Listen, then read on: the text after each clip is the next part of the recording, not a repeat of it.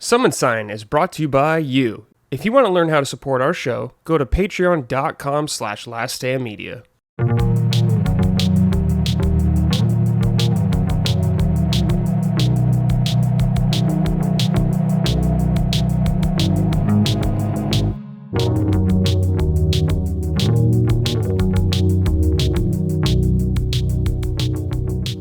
Hello, everyone. Welcome to episode 36 of Summon Sign, Last Stand Media's weekly in-depth gaming discussion podcast. I'm your host, as always, and joining me this week is just Colin Moriarty for a very cozy and intimate episode. Colin, How you doing, man? I'm good. Here I am. Good to be here with you today.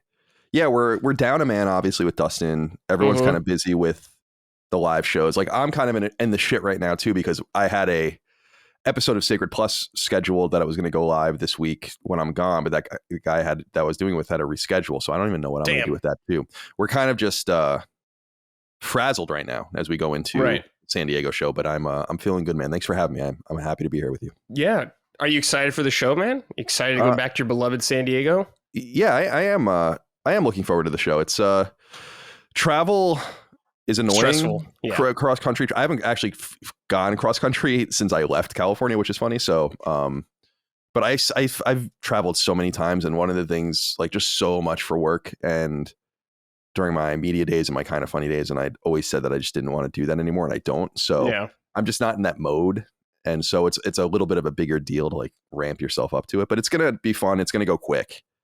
It will. And I'm excited because football starts right when it starts the day I'm flying out, but that's first Sunday, and the Jets play Monday. So yeah, I'm in good spirits. Excited for the show. Excited to see everyone, and looking forward to it. Damn, I don't know how back in your IGN days you traveled so much. I would have hated it so much. Like I know you, not like I do know you pretty well, and it's like I can't imagine you being on some of those long flights because I can't even imagine myself doing a lot of those.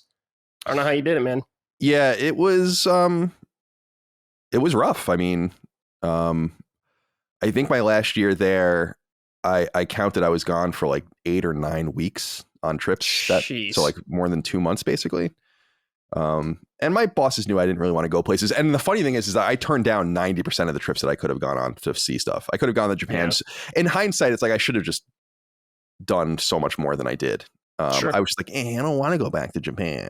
I don't want to go to Europe. I don't want to go to Australia. And that was like always the case. I just didn't want to do any of that shit. And then it's cool. I've been overseas by not for work, but most of my world travel has been for work. So I'm over it. The United States is fine. If I never left this country again, I'd be completely fine with that. What was like the best trip you went on for work? We were like, damn, that was sick. The Tokyo Game Show. I went to Tokyo Game Show twice, and that was I went in 2011. What was it? 2000. The last time I went was 2014. It was like 2011 or 2012 and 2014, and I went to Gamescom. One year I went to it was E3. Then I went to Gamescom. Then I went to Tokyo Game Show all the same year, and that was like really rough. But it's not really like that anymore. It doesn't really seem like you. I don't know. I don't want to be a dickhead, but I see pictures of shows, like not so much Gamescom, but like PAX and Comic-Con. I'm like, this is like a fart of its former self. Like, there's no need to be at these places at all. 10 years ago, though, 15 years ago, it was different. Sure, yeah. So I'm glad that IGN sent me to those places, forced me to get a passport and do all that kind of stuff, and send me overseas. But the Tokyo stuff was the funnest just because I got to go to Akihabara and go to Super Potato and Family and all these famous game stores that apparently like they don't even really want Westerners at anymore. That's the other thing that I am excited about, is that apparently the yen is so bad right now, which is a major reason why the PS5's price was increased, because the yen is at like a 30-year low. I've said many, many times that when I was at IGN and people would go to Japan, the rule was always 100 yen per dollar or so.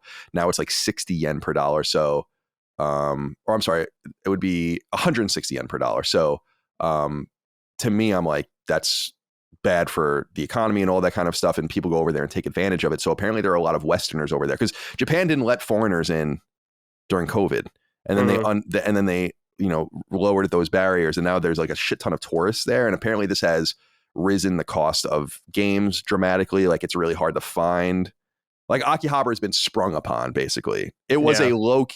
it was a little kept secret. People can go read it. I wrote a huge story about my trip to Akihabara probably in 2013 or 12 or something like that, and took a bunch of pictures and everything. And apparently these places are just cleaned out now. And you have to go to like kind of off the beaten path cities, not even Kyoto or something, but like smaller places, you know, Yokohama or something like that. And then like find the game stores there to find anything. And so I'm glad I got there before, because now I'd be very self-conscious, because apparently they're not crazy about all the foreigners.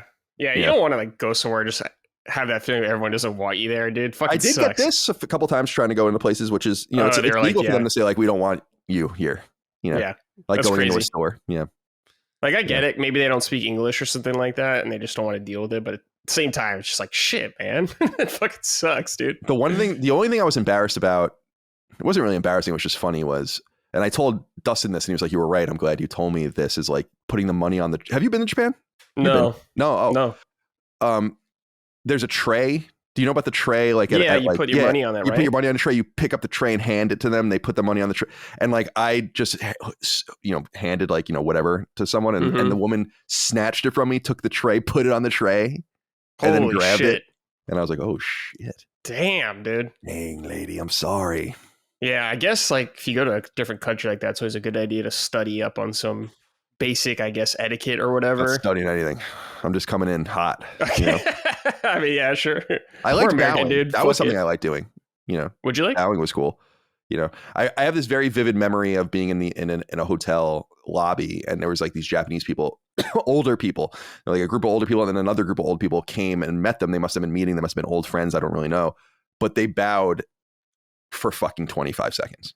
Damn. Like lower and lower and lower. Like, I'm like, what is going on? This is cool. Yeah. A little taste of Japan. Nippon. Yeah. Did they do any shit bows? Did you get a shit bow? What does that mean? Like a bad bow? You remember in Curb Your Enthusiasm? Yeah. Larry's like, how the bow was insufficient. Yeah. Shit bow. Yeah.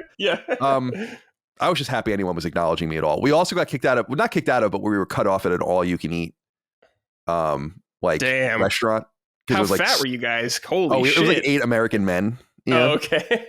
And it wasn't quite like, and which I also think happens in Curb Your Enthusiasm, actually. Yeah, I think so. But yeah, we that's another funny memory. We're just in the middle of, actually we're in, what the fuck is it called? Makuhari, which is a town south of Tokyo, I think, or it's within Tokyo Prefecture or whatever, but it's where TGS is, and Tokyo Disney is there as well. Oh, okay. And so we were at like one of these restaurants, and yeah, we were just eating. I forget the name of it, but it's a place where you grill your own meat. Oh, yeah. Like Korean barbecue style. About. Yeah. So like they give you all the raw shit and you just put it on the flame in the middle. And then they're like, they basically came up to us and they're like, because we kept ordering more, and they're like, yeah, basically you guys are done. Yeah. And I'm like, come on, man. That's so funny, dude. All you can eat. Yeah. We have different standards. We sure do. Yeah. I have portions, I assume, are much larger here. And a couple of the guys I was with were definitely, tanks. So, yeah, the big boys. Yeah. Oh yeah. No names said, but in a good way. In a good way. Man. How was it hanging out with Shuhei there?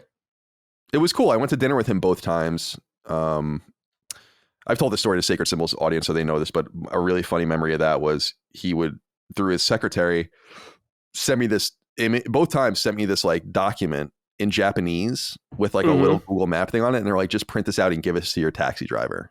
And both times they just brought me to where I was going, and then they'd like point or whatever. And then I'd go up to one of these restaurants on the second floor or whatever. And I've said before that the second time I ate with Shuhei, we ate at the place where Kill Bill was filmed, that Kill Bill restaurant. That's cool. Which was kind of cool. Yeah. Damn, that's fucking sick. So, you went to Square Enix and stuff, right? Mm-hmm. Cool, there was an earthquake when I went to Square Enix. I was there. Shit. I was there playing Final Fantasy Type 0 or Type O. What is it? Is it I think Type O? I think it's Type 0. Yeah. I'm not sure now either. And that was a PSP game. They ported it to PS4, I guess, or maybe it was PS4. And there was an earthquake when I was there, and it wasn't like bad, but what I remembered about it was like no one gave a fuck. I was like, and there was like a woman over the speaker and all sorts of things, and everyone was just like kind of going about their business, and that was a funny memory. It was cool. Damn. I went to Bandai Namco, and yes, I went to Japan Studio, and Sony HQ. So few cool things there that I did. Yeah, that's sick, man. Bandai Namco's building is crazy. People should go look at it. It's like a huge pyramid. It's sick. Really? That's awesome. And it's like it's like this huge, if you go inside, it's like a massive space and then just windows going all the way up and like corridors going into offices. It's super cool. Damn. Yeah, you'd like it there. I went there The to talk to Bandai Hideo Baba, actually. The old producer of Hideo Baba is a cool name, dude. Yeah, he was the producer of Tales for many years. And when Tales Studio doesn't exist anymore, so I don't know where he ended up going, but because they do it just kind of more internally now. But he was one of the guys I would say knew who I was, which was super cool because I was a big Tales fan. I am a big Tales fan. So Bandai Namco definitely targeted me for like a lot of things over many years. And he didn't speak English, but I would see him at different shows and he would know who I was. And I was like, this is awesome. Like it was like when he knew who I was, when Iga knew who I was, and certainly when Inafune knew me and knew who I was I was like, yes. But I never went to Capcom in Japan. I never went to Konami. I never went to Koei Tecmo or anything like that. So damn, dude. I think the only time I got recognized by like devs was like the Final Fantasy VII reaction. I don't know if you ever saw that like way back in the day. But when the Final Fantasy VII remake got announced, and I was like Game Trailers, they like recorded our reactions to it and it went viral, I guess. So I got recognized for that, but never like on the levels. Like, I guess you guys were IGN though, the big boys. So everybody knew who you guys were. Well, yeah, it wasn't because, I mean, you realize in hindsight how deeply you were used by PR of people. Course. Yeah, of course. And that's good. It's like one hand washes the other. It's exactly. Totally fine in some sense, like access and all of that, but they didn't give a fuck about me. I've said before, and you know this, I'm sure that like these companies, publishers have like deep files and information on like all the critics. Like this is what they like. This is what they do. This is what they've said. This is how they feel about all sorts of shit. And they know you very deeply. And then they target the shit out of you when it's time. Yeah. So I never had to deal with PR as much as you did though. Cause everything went through my kind of boss about it, Daniel Bloworth. He handled all the PR codes and everything like that. So I never had to really deal with much of that stuff, but yeah. So you wouldn't know them then very well, but I did know them, like some of them pretty well, but like not all of them, you know? So it made my life easier though, I guess. I didn't have to like think about it. Sorry, I dropped my notes. There were certain companies that I knew very, very well. And then there were companies that I didn't know. Sony I knew. Like yeah. Sorry, I'm coughing. Sony I knew very, very well. And of course, yeah. I mean, you ran the PlayStation. Yeah, and they have like 20 PR people. The thing about them is probably more than that was they would have like a squadron of PR people and then they would be attached to different things. So there was like Al De Leon, who I think still works there, is like the hardware PR person. And Alyssa Cassell is kind of like the captain of all of the PR people. And Jen Clark is like the kind of the executive level of all of them. And then underneath them, they have like, you know, Aram Jabari, who's going to be really into like Japanese shit. He was really into did guerrilla stuff and people that do second party stuff. And so you get to know all of them differently. Yeah, I think I worked with Aram a couple of times. That's Aram used to be at Atlas and before Sega bought them. And then he ended up at Sony probably after Catherine came out, somewhere around there. Because I recall Catherine being the last game I dealt with him with over there. And then I remember dealing with like Killzone Shadowfall and shit like that with him. And because they would basically send the PR people and detach them to go like install at the different studios for months to like learn the game, learn the craft, talk to everyone. So he would go to Amsterdam and be over there. It's a really interesting world. I don't know what the fuck Sony PR people do anymore because they don't talk to anyone. They don't say anything. Now they don't talk. I mean, we don't have a relationship with them. Right. I was looking into it. I don't think I've talked to Sony since 2018, which is crazy. Wow, that's crazy, dude. Holy shit. And they've not reached out to me once. Like we have very cold energy between us. Yeah. Which is good. I think that's good. I don't want to be adversarial and mean to people, but I don't want to have a relationship with you guys anymore. I don't need you anymore. Like, right. You know, sure. There was a time like at IGN, if I needed you and you certainly needed me, and they don't really need me. I think, first of all, they definitely listen to all these shows, but the thing that I think is most interesting is that they just, I just don't like the access game anymore. So without needing access, what can they do for you? There's nothing they can do for you. Nothing. Zero. Absolutely.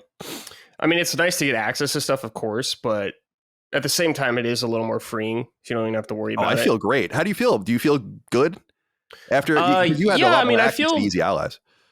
So the thing about Easy Allies which was good about it is usually with review stuff, I didn't like have a gun to my head about embargoes or anything like that. I mean, I'd always try to hit them, but I never put out a review until I was done with it, essentially. We're going to talk about that with Star Wars because that review embargo was very, very small from what I've heard. So I'm very curious about how many people rush to that fucking game and kind of ruin the experience for themselves in some way. Because I think playing a game under burnout like that and doing reviews is a bad idea.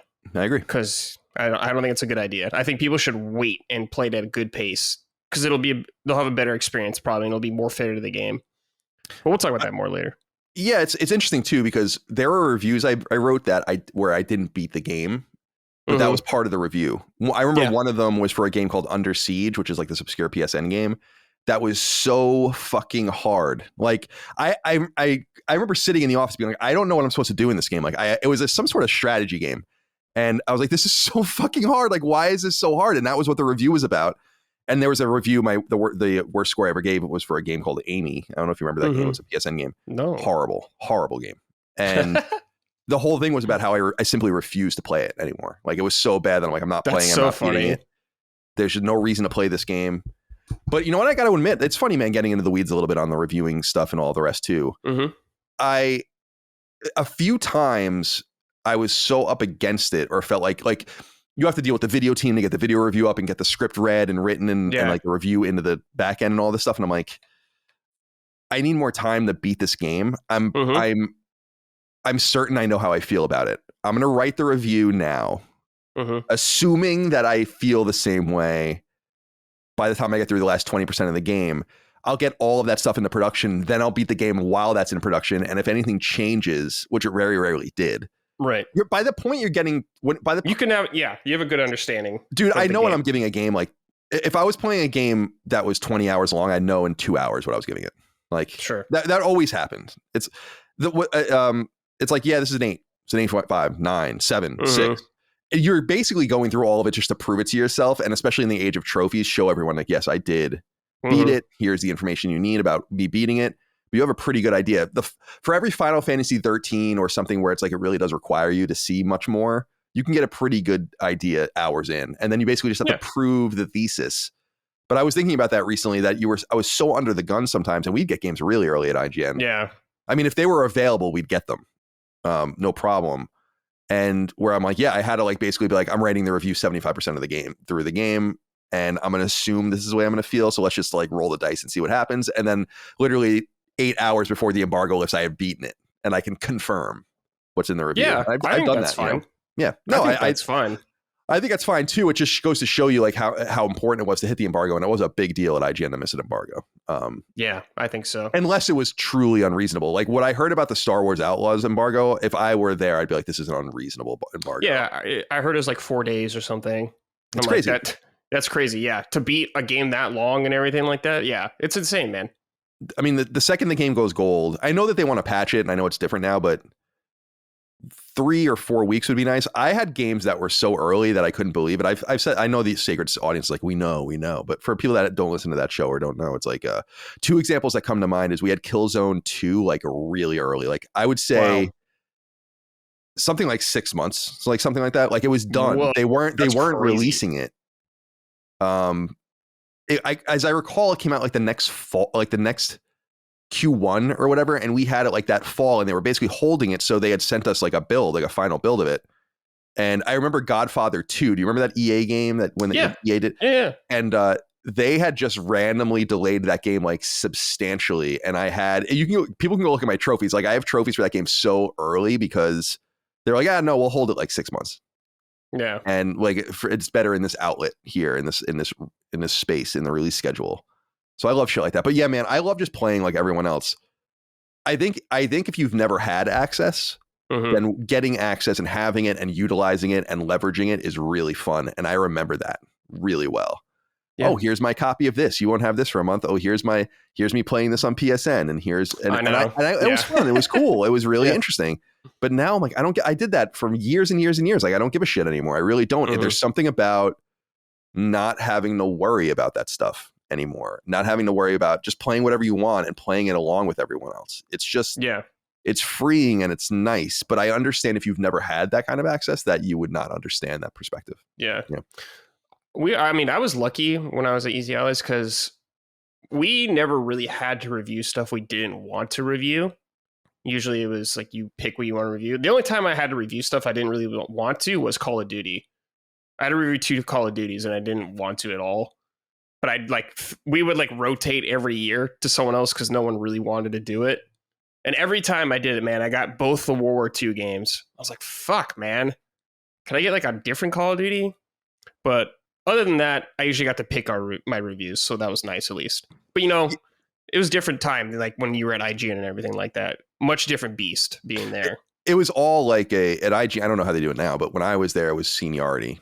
Like a game would be available as long as it made sense for you. We also hired Dan Stapleton, ended up coming in from PC Gamer, I want to say, and like basically, IGN was run by like a republic for many years, like when I was there and for most of my time there, where it was like there was a decentralized system of IGN Xbox, IGN PlayStation, IGN Nintendo, IGN PC, IGN Movies, IGN TV. And then there would be like central, it was almost like when the Roman Empire split into two, like all the entertainment guys had like their emperor and all of the games people had their emperor. And then all of these little like statelets and city states and shit like that.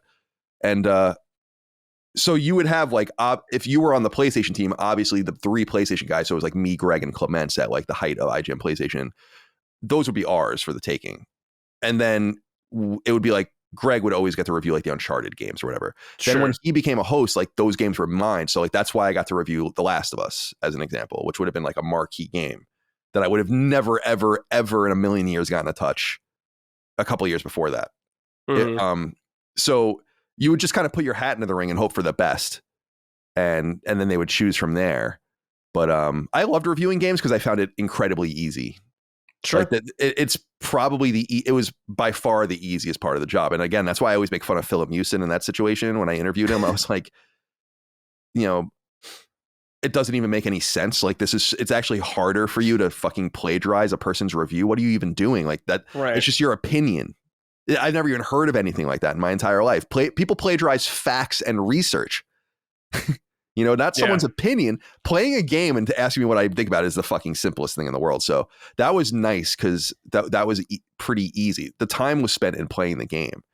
But I would keep a notebook and not even write real notes in it. Just be like, write words or statements. Yeah, I'd do because that reviews too. Are not supposed to be about everything. It's supposed to be about what stands out, good, bad, indifferent, whatever.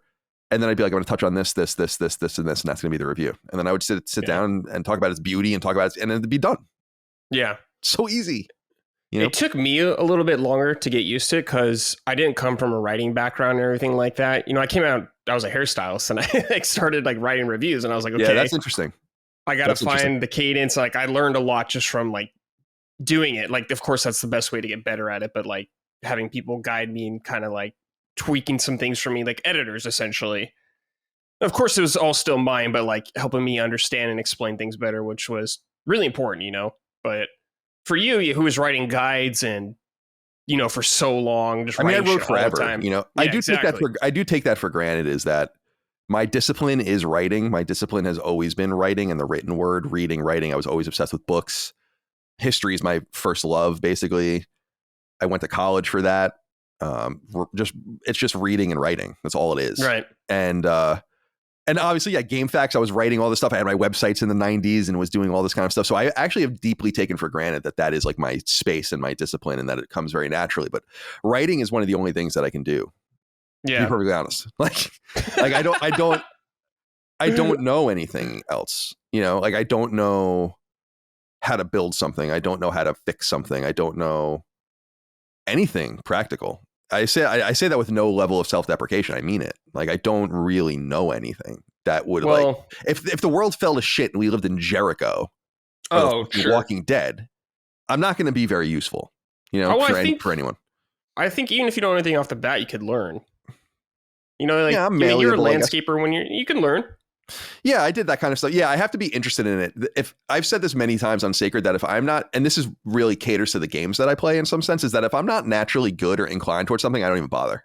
And that's gotten more and more solidified in my mind as I've gotten older. That's why I don't like Souls games. Sure. It's like I don't want to really try this hard. Like this, like I want to have challenge. I don't want to blaze through a game. I like playing games. I mean, look at my trophies. I like playing many games on hard play a lot of games, yeah. And hard ones, but I need to be naturally good at them. Like a boomer shooter, that's really hard, where people are like, damn, this game's so hard, and I platinum it. It's like, that was hard, but I can do that. Something like Souls, it's like, no, this requires work. Just like in school, like math. Sure. It's like, no way. No.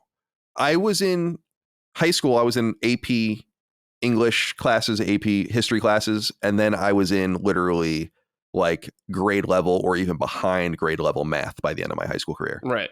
Where I was taking sequence 2 in New York. There's sequence 1, 2, and 3 are the math classes in high school. Sequence 1 is like 9th grade, but you can take it in 8th grade and so on and so forth. I took sequence 2 in 12th grade because I like had put it off for so long because I'm fucking bad at it and I'm stupid at it and I don't want to try and I don't care. Yeah. Like same thing with foreign languages. You know, I took French for fucking 8 years, dude. I should be totally fluent in it. Right. I can read it a lot better than I can speak it. And I can understand it a lot better than I can speak it. But it's just if I'm not good at it, I'm just kind of there. And, you know, and so I don't find myself with I'm glad I have the talent for writing, but I don't find myself like, you know, I am a polymath in my curiosity, but I am not like a polymath in my ability. Sure. I'm not like fucking Leonardo da Vinci or something. I get that. Yeah, game-wise, I guess if you're just not having fun, then it's like, you know, I'm kind of like at the point where I like to get out of my comfort zone in games a lot now, just to see what's out there and broaden my horizons. And it's been very enjoyable for me in a lot of ways. You know, I'm not going to like everything, of course, like all the sad teenager and high school games I don't give a fuck about or any of that kind of shit. Life is Strange. Life is Strange 1 was okay. Like, I understand why people like those games. I've never really cared for Telltale games. I don't like the Quantic Dream games. Like, I don't care about Supermassive games. I've played plenty of them. I just don't really like games like that much. Interesting. Yeah, that's good. I get why people enjoy them. Like the Until Dawn remake, like I could give less of a fuck about that game. Oh yeah, I love Until Dawn. I'll definitely play that. I'm more. I get what you're saying though. Like I need games every once in a while, even like walking sims, where I'm like, there's no lose condition, and I can just kind of chill. And then a game that's like real white knuckle, I'll totally be into that too. I think the first time in modernity that I hit a game that I was going to play anyway, that I literally couldn't play at the level it was requiring me to do what I wanted to do in it, was Wolfenstein 2.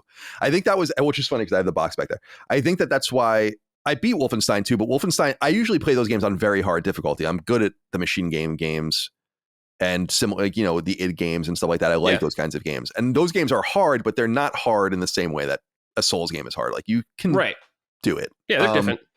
But Wolfenstein 2, especially with the Mein Leben, like no death run kind of shit, I was like, dude, this is so beyond me. I can't. And that was that's kind of when I started to capitulate to the difficulty of games in my mind. So that was 2017, where I'm like, I'm just not here. I'm not mentally here. People are really, I'd watch videos of people doing the Mein Leben deathless run, and I'd be like, this is insane. Yeah. You know, I'm way beyond my abilities. And I'm not even going to bother to try. So I like challenging games, but it just depends on the game. Not every game that's challenging is a good game, I would say. You know, it's about finding that sweet spot. I like difficulty if I think the difficulty is well adjusted. That's kind of why, Colin, I like games without difficulty, because it's all balanced around one single difficulty, and I really appreciate that. But I have no problem, with games having difficulty. I have no problem with like the walking sims and all that shit. I totally get it, man. Sometimes you just want sometimes you just want to be at peace, and relax while you're playing the game. But maybe I'm just like a weird fuck, and I like the challenge, and that is kind of semi-relaxing to me, I guess. I don't know. It gives me something to focus on. I don't know. I get that. It's weird. But thank God there's so many different types of games for everybody. So we all win in the end. It's just, I think about the difference between, so like playing The Last of Us Last of Us Part 2 on Grounded, very hard, right? Is really difficult, but doable if you're patient, and it's excellent. And it's not like doing Elden Ring standard. Elden Ring doesn't have difficulty levels, but just playing Elden Ring for me, where I'd run into a boss, 20 hours into the game, where I'm like, what the fuck do you want me to do? Yeah, sure. It's not that like I can even, when I die in The Last of Us Grounded, it's like I didn't pick up the ammo here. I got a little too flippant here. Should have headshotted that guy there. I can do this. When I play those kinds of games, I'm like, I don't understand. Like, I guess I procedurally understand what it is you want me to do, but like, why is it like this? This is crazy, Sure. So and it's funny, I come from a very grueling 2D background, and I am much better at 2D games than I am at 3D games, like much, much better at them. But yeah, that's just based on, I really think that's just born into me from a very young age. A person would pick up a game like the original Metroid or Kid Icarus or something like that and get their fucking ass beat, and I would beat that game very easily. But then that person would play a veteran Call of Duty run, and I would have a very difficult time with that. Yeah. So it is what it is. Yeah, I mean, I guess we were battle hardened by a lot of those old NES games and stuff because they're just hard as fuck. A lot of them, and that's all we had. So it's just like they're insane, and that's all we had. So we learned to deal with it, just overcome it. The thing with Souls, it sounds like to me, Colin, you like to, based off Last of Us, it sounds like you like to be able to play out the scenario in your head, like you're saying, pick up ammo here, take out this guy. If you could piece together those steps, then you're like, okay, I just do this different that time. Mm-hmm. I think with Souls, it's just like, okay, learning how to dodge that, learning their pattern. Okay, they're doing this. Now I can do this kind of thing like that. You have the technical skill to do it. I know you do because you're good at a lot of games. It's just whether you enjoy it or the patience for it. That's all it comes down to. I think one day I'll probably take a really deep dive back into these games, but it's just Bloodborne remake. Yeah, Bloodborne, and I'd even like Demon Souls at launch at PS5. I didn't play, Yeah. And some people say that's the most beautiful game on the console. It's so good looking. Holy fuck. Which is so funny. I still think Horizon Forbidden West is probably the most beautiful game I've ever seen in my life. But I've not played Demon Souls. I've only seen it, in renders and on videos and stuff. So I'm open to getting to it eventually. The situation I find myself in right now is just I'm really overwhelmed with things to play. Like that. Yeah, again, I know it gets back into the central my central notion lately in this year, let's say, which is just the complaining about there being no games and me being on the complete on like a completely different universe. And I know people are tired of hearing about it, but I am also tired of hearing about it because I do this professionally like you do, Brad, and so I really live and breathe games, and I try to really limit my exposure to games. Like I play maybe if I'm really into games a specific week, I'll play maybe 30 hours or something like that. And I think that's pretty excessive, but yeah. I have to do what I have to do to play. And sometimes I'll get a little crazier, and a lot of times I'll get a little lighter than that. And I am overwhelmed. So I just can't relate to this. And I find myself so busy with things that I want to play that I don't really need to look for challenges and look for ways to stay busy. It's so different than it used to be.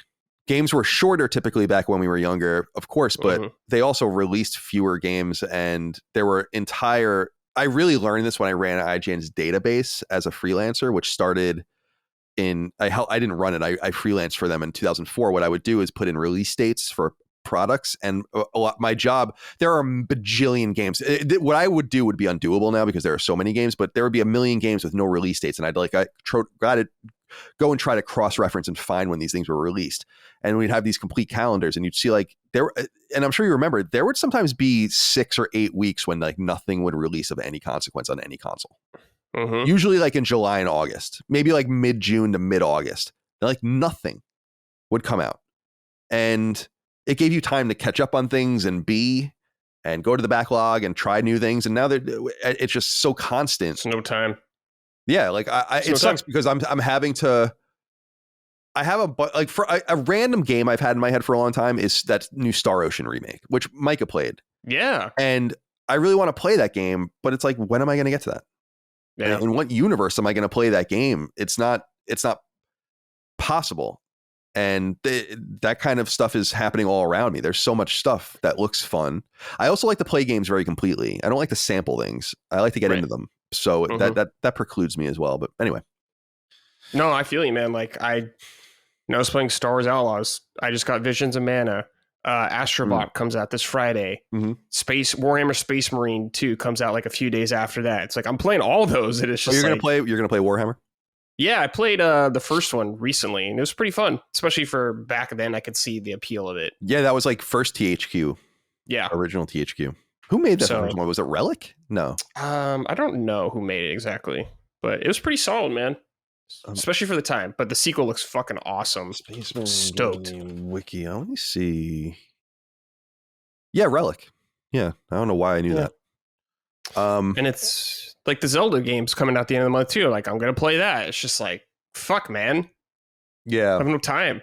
Yeah, I am whelmed. I'm not gonna play. So I pre-ordered Astrobot yesterday and downloaded it, so it's ready to go, but it's not time unlocked yet because you get 100. You get extra points in PlayStation Stars for pre-ordering it. So I I did that because I usually don't like pre-ordering games. I will like pre-order in quotes the day before a game comes out or whatever to just preload it. I don't like sending them that data. I want you to earn me a little bit more than that. You know, and you're like, oh, I'm so excited. You know, even for games I really want. I know I'm going to play Silent Hill. I know I'm going to play fucking Suikoden. I know I'm going to play all these games, but I'm not pre-ordering them. Just not doing it. You know, so I don't like sending them that kind of data. But yeah, I downloaded that game. That's one of them. And that comes out the day of the live show. So that'll be ready when I come back. Yep. From California, which is cool. And yeah, the games I'm playing now are going to keep me busy for a while, I think. And I got to get back to Kimitsugami as well. I just haven't. It's been weeks since I played that game, and I do like it. I feel like it's getting a little long in the tooth, or maybe not that, but maybe it's too samey. It doesn't need to be so long, I don't think. But I like it a lot. It's nothing about the mechanics of the game or anything. It's just whatever. Yeah, that's a game I want to play, but I just don't have time. Yeah. I don't know when I'll get to it. I need to get to Like a Dragon, Infinite Wealth. Haven't gotten to it. I've beaten every Yakuza game, and it's just like I haven't even played that one yet. Just too much shit, man. And Metaphor comes out next month and all this shit. It's Silent Hill next month, dude. I'm dying here. Fuck anyone that says there's no games, dude. Yeah, I'm looking. Get a grip, dude. I'm looking at let's see, Push Square, like popular games by release date. Let's see if we can get. No, I guess it's not really going to show me. Dragon Age coming out in October as well. Yeah, I don't give a shit about that game, but that's gonna keeping be an eye on it. That's gonna be a big one for sure. I think. I mean, I assume that's gonna be a big one. We'll see. Mm-hmm. But yeah, there are a lot of cool. There's a lot of like small shit coming, like Shadow of the Damned remake. Oh, dude, have you played that? No. Dude, Shadow of the Damned's a cool game. So I wanted to check that out. I recommend it. Metaphor comes out. That Lollipop Chainsaw re-release comes out. I want to check out. Silent Hill 2 comes out for sure. I'm going to check that out. Metal Gear comes out. Going to check that out for sure. Metaphor. Did I already say that? Yes. Comes out. Yeah. So I'm really looking forward to that. There are quite a few things that are coming this fall, and I would just love a year of no games, to be honest. Totally unrealistic, but to really get to just really get a grip, plug those holes. It's just really tough right now because there's not it's no there's breaks. not a lot of room. You just didn't have to choose, dude. Like there's something so romantic about an NES catalog where you could literally you wouldn't own every game unless you were a modern collector, but today you could familiarize yourself with all of it if you really wanted to, you know. And you're not going to show me an NES game that I've never heard of. That's the other thing. It's kind of cool, you know, to like really know it. You know it. If you put up 10 NES game titles in front of me and 5 of them were fake and 5 of them were real, I could tell you. Like, it's easily. It's fucking too crazy, man. Yeah. It's like, oh yeah, Fantasian's coming out. It's just like, dude, all these long, huge games, dude. It's like, fucking hell. Yeah, like I mean, they're gonna be great, but just time. What is going on here? GameSpot, upcoming games. August, September. Okay.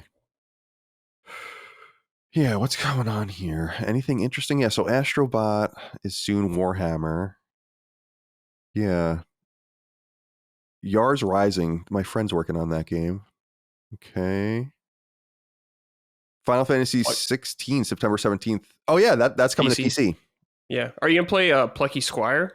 That's coming out real soon. No, I don't think so. I mean, that does look cool, but I think that's just one of the games that's just it's got to fall apart. Oh, also like Epic Mickey is coming back. Like there are just things that Until Dawn, I'm definitely going to play. Yeah. So yeah, there's cool things. I'm just looking through. Yeah. God, there's so many fucking games. Oh yeah, East 10. Yeah. If you're into Life is Strange, there's a new Life is Strange game. Yeah. Oh yes, Slitterhead. Definitely going to play that. Oh my God, I forgot about Slitterhead, dude. I have to play that. So yeah, busy times. Yeah. If you're complaining about no games, dude, just take a look. I know. Like, actually look what's out there. Stop being annoying. Yeah, that's true. Stop being annoying about it. Holy shit. All right, Colin, let's actually... So, over the weeks, we've been doing everyone's GOTYs for the past decade. You're one of the last people we need to do. So, Colin, we're going to go through 2014 through 2024. Of course, 2024 is not over yet, but we'll just do your current one right now. Okay. Let's start with 2014. 2014. What do you got? All right. So I wrote this down here on my little legal pad. When I got instructions to do this, I actually wrote it by hand and was able to kind of do it with very little research. But then I went and double checked things, and I'm pretty confident with this list. All right. So 2014 Shovel Knight. Oh, yeah. That makes sense for you, especially. Wonderful game. Certainly. Delightful. Complete masterpiece in every way. That game is absolutely Fantastic. astounding what you can do with a little bit of time and money, and in the old school style, of course. And I love its melding of different properties in subtle ways. It really is. None of it is really down to aesthetic. A lot of it is down to the design of the game, which is, we're going to talk about Vampire Survivors and the problems I have with the game's design in some sense from a different perspective, from the opposite end of that, wherein I think that Shovel Knight paid homage to things without stealing any of it. So the world map it's Mario 3. Like, that's the world map. But it's not. And the villages are Zelda 2. Like that the home hub is Zelda 2 or Faxanadu. But it's not. And the combat is DuckTales. But not really. And the bosses are Mega Man bosses. But kinda. And it's a huge melding of that. Shovel Knight is a masterclass. And I love Yacht Club. I know those guys and I'm friends with them. So you can take what I say with a grain of salt. I should throw that out there. But it's just such a master class. And I can't wait for Mina the Hollower, which I don't know if it's going to make it this year. It was supposed to come out this year. I don't think it's going to. I doubt it.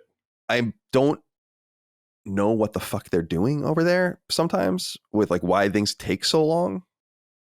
But, and I think they should take their time. They made a lot of money. They can take their time. They have that luxury. But I think that they've kind of, if anything, the shame of Shovel Knight is that it's 10 years old and we have really nothing to show for it since then. Some great DLC expansions, but they really should have made a second game. And I know that they eventually will. And I know that their plan was always to make a 3D game, but I just feel I look at the Mega Man 1 through 6 line of how vital those games are to my upbringing and how this rapid iteration kind of beat something into the ground, but it gave us a lot of really good stuff. And I wish that they kind of followed that path with Shovel Knight. But that was an awesome game. And highly recommended. Oh, yeah. Shovel Knight's great. You should play that immediately if you have not. Get on that. Okay. 2015. This was an interesting one because there were a few options, I think, here. But I went with a game that I played extensively in 2015, but didn't actually beat till later. But I will call it 2015's Game of the Year because it's from 2015 and it's that good, which is Dying Light. Oh, yeah, sure. Techland. Dying Light's another masterpiece level game, in my opinion. A very natural melding of open world mechanics with almost completely unseen before parkour and movability in an environment in first person. It was so much better than it had any business being. That's what I remember thinking when I played it. I was like, where did this come from? Right. It was a really exceptional product. I played a little bit of Dead Island when it came out. That must have been 2011-ish on PS3. And I was like, yeah, this is fine, but I don't really want to play this. What I remember about that game is there were so many things to open. There was like endless luggage and shit to just open. You're constantly opening things. That's what I remember about it. Someone can write in if they have the same memory of that game. And I'm like, I can't fucking do this.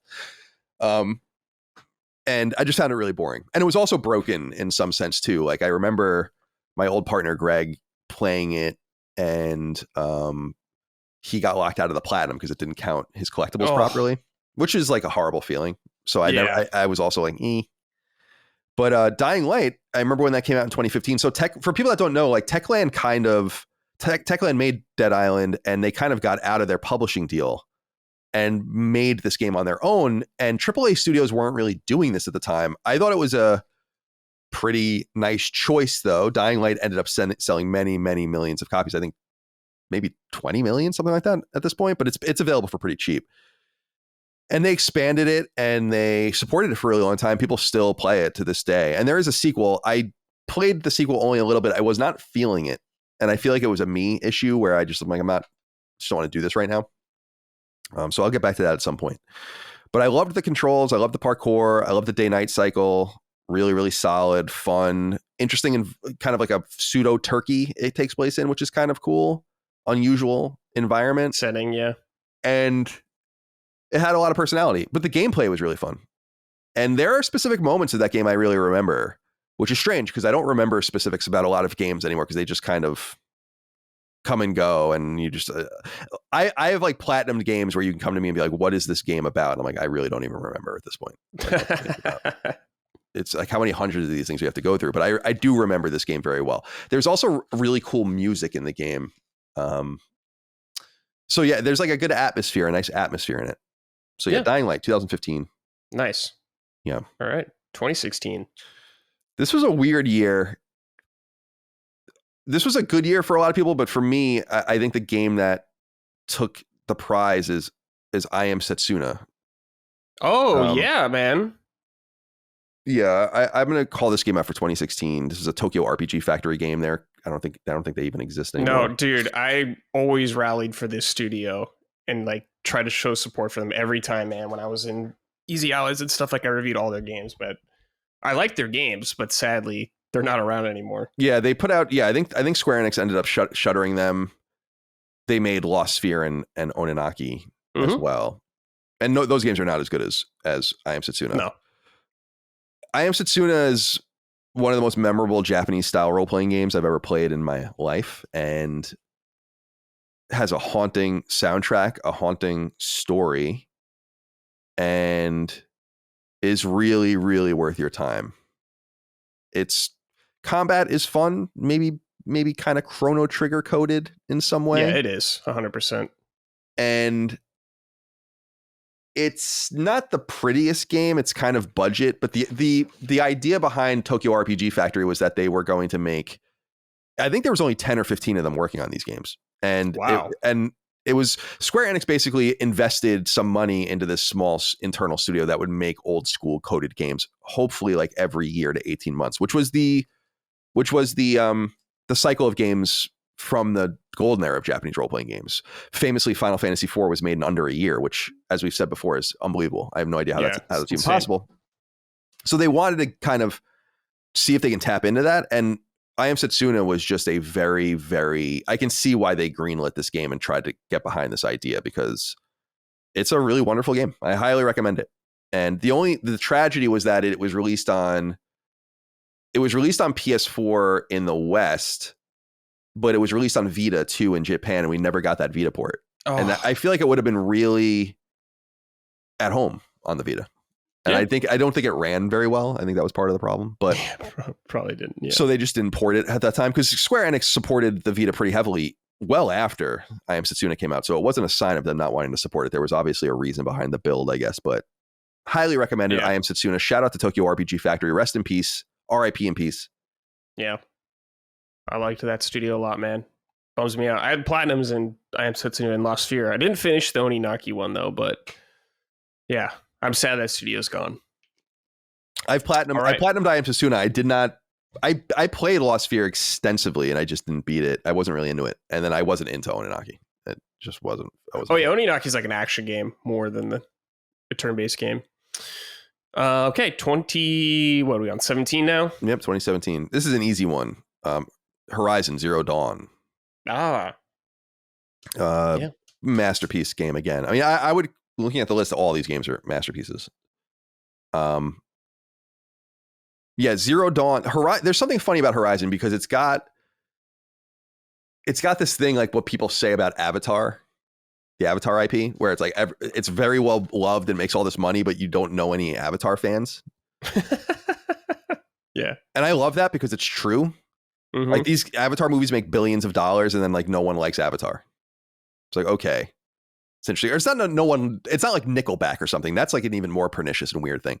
It's something like no one has an opinion on it. Mm-hmm. Like, oh yeah, Avatar, okay. And Horizon seems to have similar energy with a lot of people, but I truly believe Horizon is a really special IP. I really love both games. I think the second game is fucking sick. And spoiler, we'll get to that. But the original Horizon, I remember playing, you were probably at the E3 when they first showed, like, had it playable behind closed doors. That must have been 2016. Yeah, I was probably there. I didn't see it though. And I played it for like an hour. They put you like in the open world and just like tell you to fuck off. And I knew at that time, I was like, this is fucking awesome. Mm-hmm. This is going to be really, really exciting to people. And it was. And I felt that way just from a mechanical standpoint, where I was like, this is fun. This feels great. The bow and arrow, the melee combat, Aloy's movements and all the rest. Then you mix in the whole robot dinosaur thing, which I think is really ingenious. Yeah. I think that that's a really underrated component of, it's not an underrated component of what makes Horizon sing. I think everyone knows that it's a major reason. I think it's an underrated idea of being like, wow, this is a really unique thing you've come up with here. There's so much sameness in everything. Another fantasy game, Dragon Age, and it looks like every other fucking fantasy game you've ever played in your entire life. Here's another Call of Duty.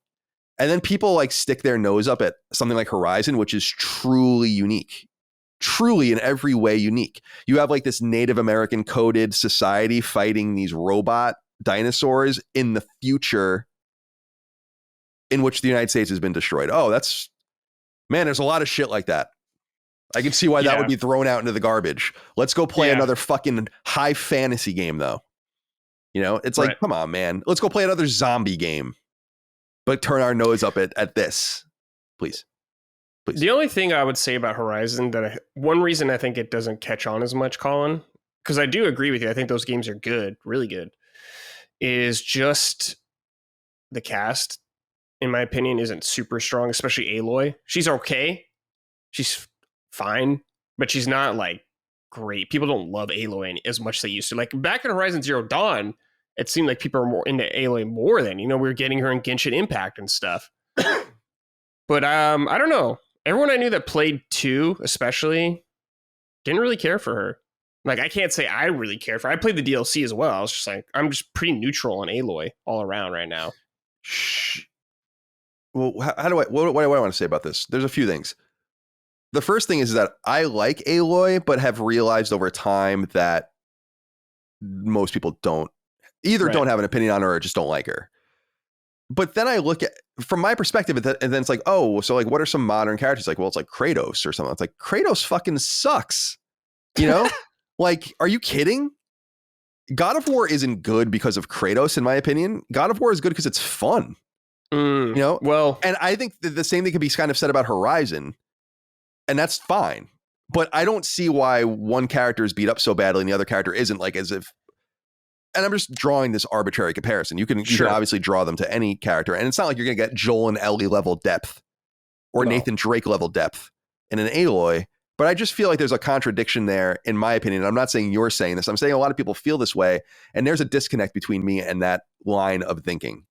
Yeah, where it's like there's a lot of depth in Sad Dad God of War, and Horizon is a throw, especially in the second game, which again we'll get to in a little while. Is like the second Horizon game is fucking sick, in my opinion. The story is awesome. The story is crazy.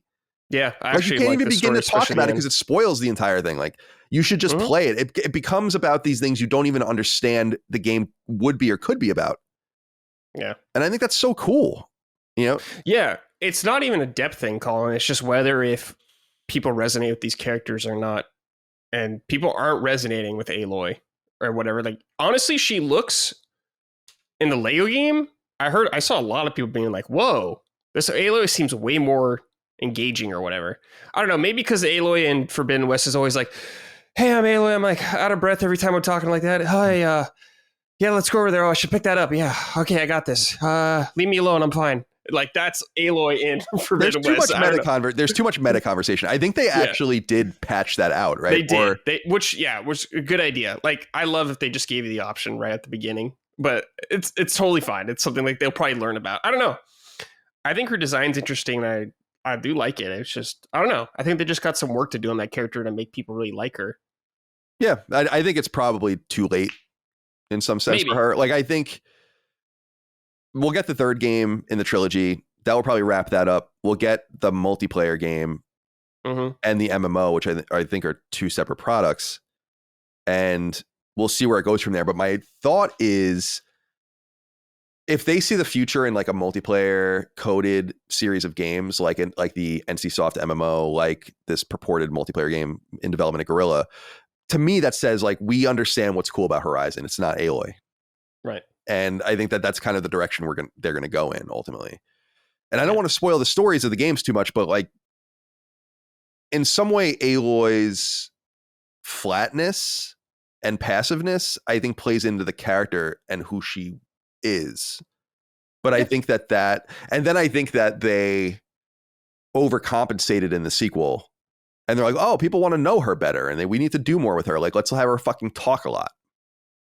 Yeah. And that was a bad idea, but I think that was a reaction to it. So they understood that, but I think that they're going to try to ultimately get away from Aloy and really focus in on the fucking amazing design of the whole world and and the story, you know? Yeah. Well, yeah, I'm very defensive about Horizon, as you can see. That's okay. Yeah, that's fine. Like, I mean, if you're passionate about it, I want you to speak your mind. That's totally cool. Not everyone's going to agree on everything. But as an outside observer, I guess, or as a neutral party, that's just kind of how I see it. Well, I think a lot of people agree with you. I mean, it's one of those things where I'm frustrated that it doesn't shine through more to people. That's just, I get why people don't like a lot of things.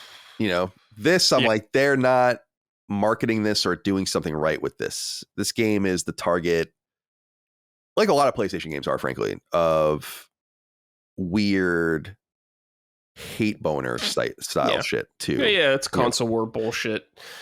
I think honestly, these games coming out when they didn't do them favors. Of course, they sold very well, so maybe it doesn't matter. But from like a mind share perspective, first one came around Breath of the Wild like a month after.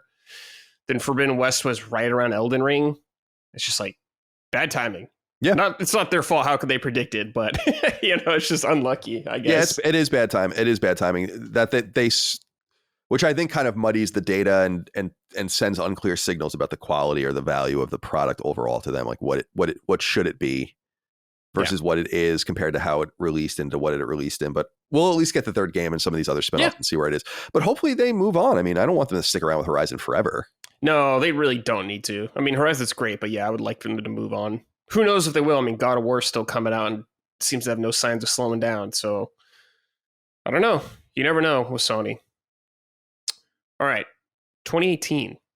This one's easy. I think that everyone would agree with this is Red Dead Redemption 2. Probably the most fully realized video game ever made, which I think will probably be taken, that perch will be taken by Grand Theft Auto 6, just because when you have a high level of talent, like at a studio and a family of studios like Rockstar, literally thousands of people working on your game, and you pay them well, and it's a very tight ship. Things don't leak. No one talks. These things are in development forever.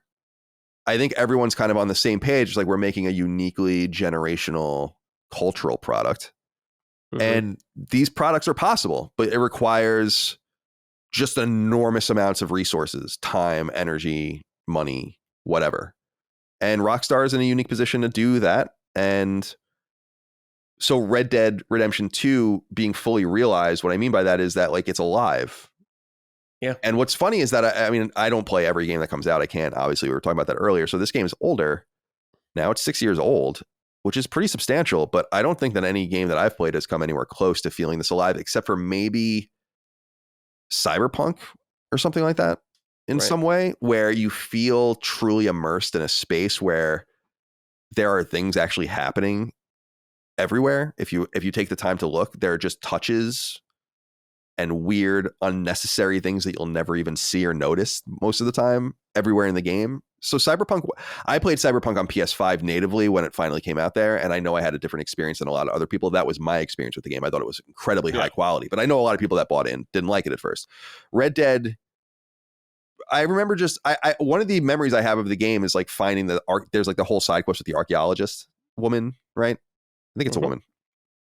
And I was just walking around like looking for stuff and late in the game and encountered this and then like read into it online. It was like, wow, there's this whole deep arc. I didn't even know any of this was in this game. And then like you start going down this path, and then you encounter that stuff constantly.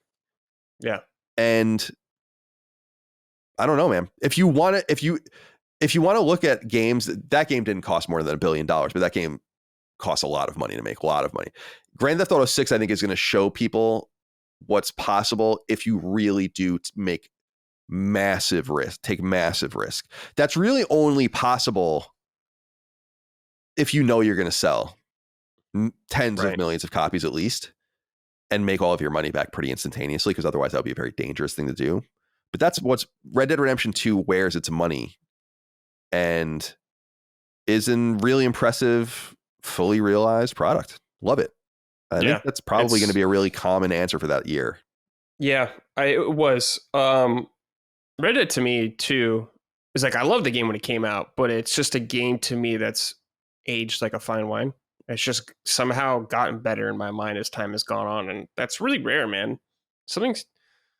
They're fucking cooking over there, dude. That's a special game, and Arthur Morgan, dude, one of the best characters of all time. Just fucking love. Like, I was like, when I found out you were gonna be John Marston, and I was like, man, no John Marston, really, or whatever is the main character. Who's this guy, Arthur? I like Arthur more than John Marston now. The writing in that game is just so fucking good. It's unreal. You said, the world's alive. Yeah. I'm sorry. I didn't mean to interrupt you. No. I was just gonna say the world's alive. Like you said, it's insane. That game is a masterpiece. Not every game can be or should be that. But it's cool that games of a very high quality like that exist, like a universally high quality. Strangely, and I haven't played Red Dead since probably around the time it came out. It's one of the last games we played early for the show, actually. And one of the only times I ever had to personally sign an NDA to get a game. Oh. Like really sign something, as opposed to just kind of having like the friend DA, as they would call it, or the email chain, the honor system. What I remember the most about it was like, if anything's lacking in the game, it's gameplay, and that it doesn't really matter, I think says a lot to like what you want the experience to be. Because you play it and you're like, why isn't this more arcadey? But then you realize like kind of the groundedness and the animations and the stiffness of it is necessary to make it all read, you know? Yeah. The controls are like sometimes ridiculously complex. Like, I know so many people that accidentally like shot someone or whatever just because controls are weird. That shit's funny too, you know, like that shit like that even happens. There is a method to the madness. It can't play like Dying Light, or it's going to look fucking crazy, you know? Like, it challenges our perception of what's fun in a game and forces you to kind of ground yourself in an environment where it's not going to feel great. And for some reason that makes some level of sense. That's why I'm really interested to see Grand Theft Auto 6 and how it feels, because they could maybe overcome that in a game that is inherently more cartoonish and overwhelmingly ridiculous, like a GTA game. So, but yeah, Red Dead 2, I mean, what can you say? Really, really excellent. The only negative effect about Red Dead I have now is it's not even a part of the game. It's an outside problem. Is fucking Chris ruined it, dude. With his, no, why'd you say that? His fucking, dude. Yeah. I think of that too much. I mean, Mike and I say that to each other all the time. Like, why'd you say, and that part's like, why'd you say that? No. You gay for me. You gay for me. Yeah. It's so dude, that video good, rules. dude. And if you go to the video on YouTube, it's like all comments about his podcast, Snark Tank and Sacred Symbols. Oh, really? That's awesome, dude. Which is funny. So we're sending a lot of people to it. That video is fucking awesome. You gay for me. It's so good. All right. What do we have? 2019 now. This one was tough. This was one of two where I kind of had to like think for a little while, because it was between. I picked Control, but it was between that and Death Stranding for me.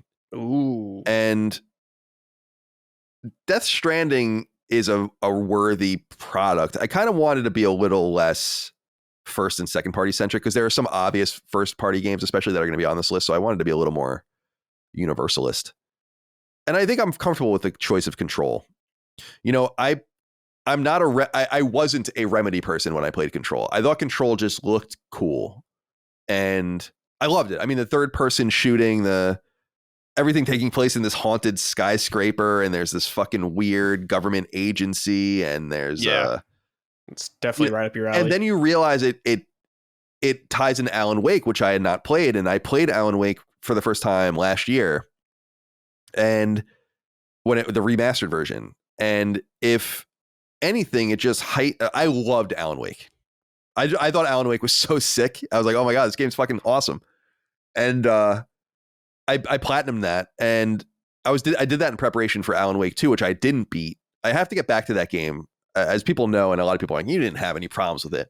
But I had like crazy technical shimmering issues with it that apparently are gone. You played now. on PlayStation. I heard, I heard that was not great at launch. So I was just like, I'm not doing this. I just can't do this. So I think that's probably better now, and I should get back to it. But it only in hindsight heightened my appreciation of Control and the interplay between the two games. And first of all, I'm so excited for Control 2. It looks like Annapurna invested with Remedy to publish Control 2 and to do, I think more importantly, TV stuff with that universe and film stuff if they want to. Alan Wake would be an obvious miniseries TV show, I think, that you could do and would be sick. I can't speak for Alan Wake 2. So I'm excited for them to get into the cross-media space.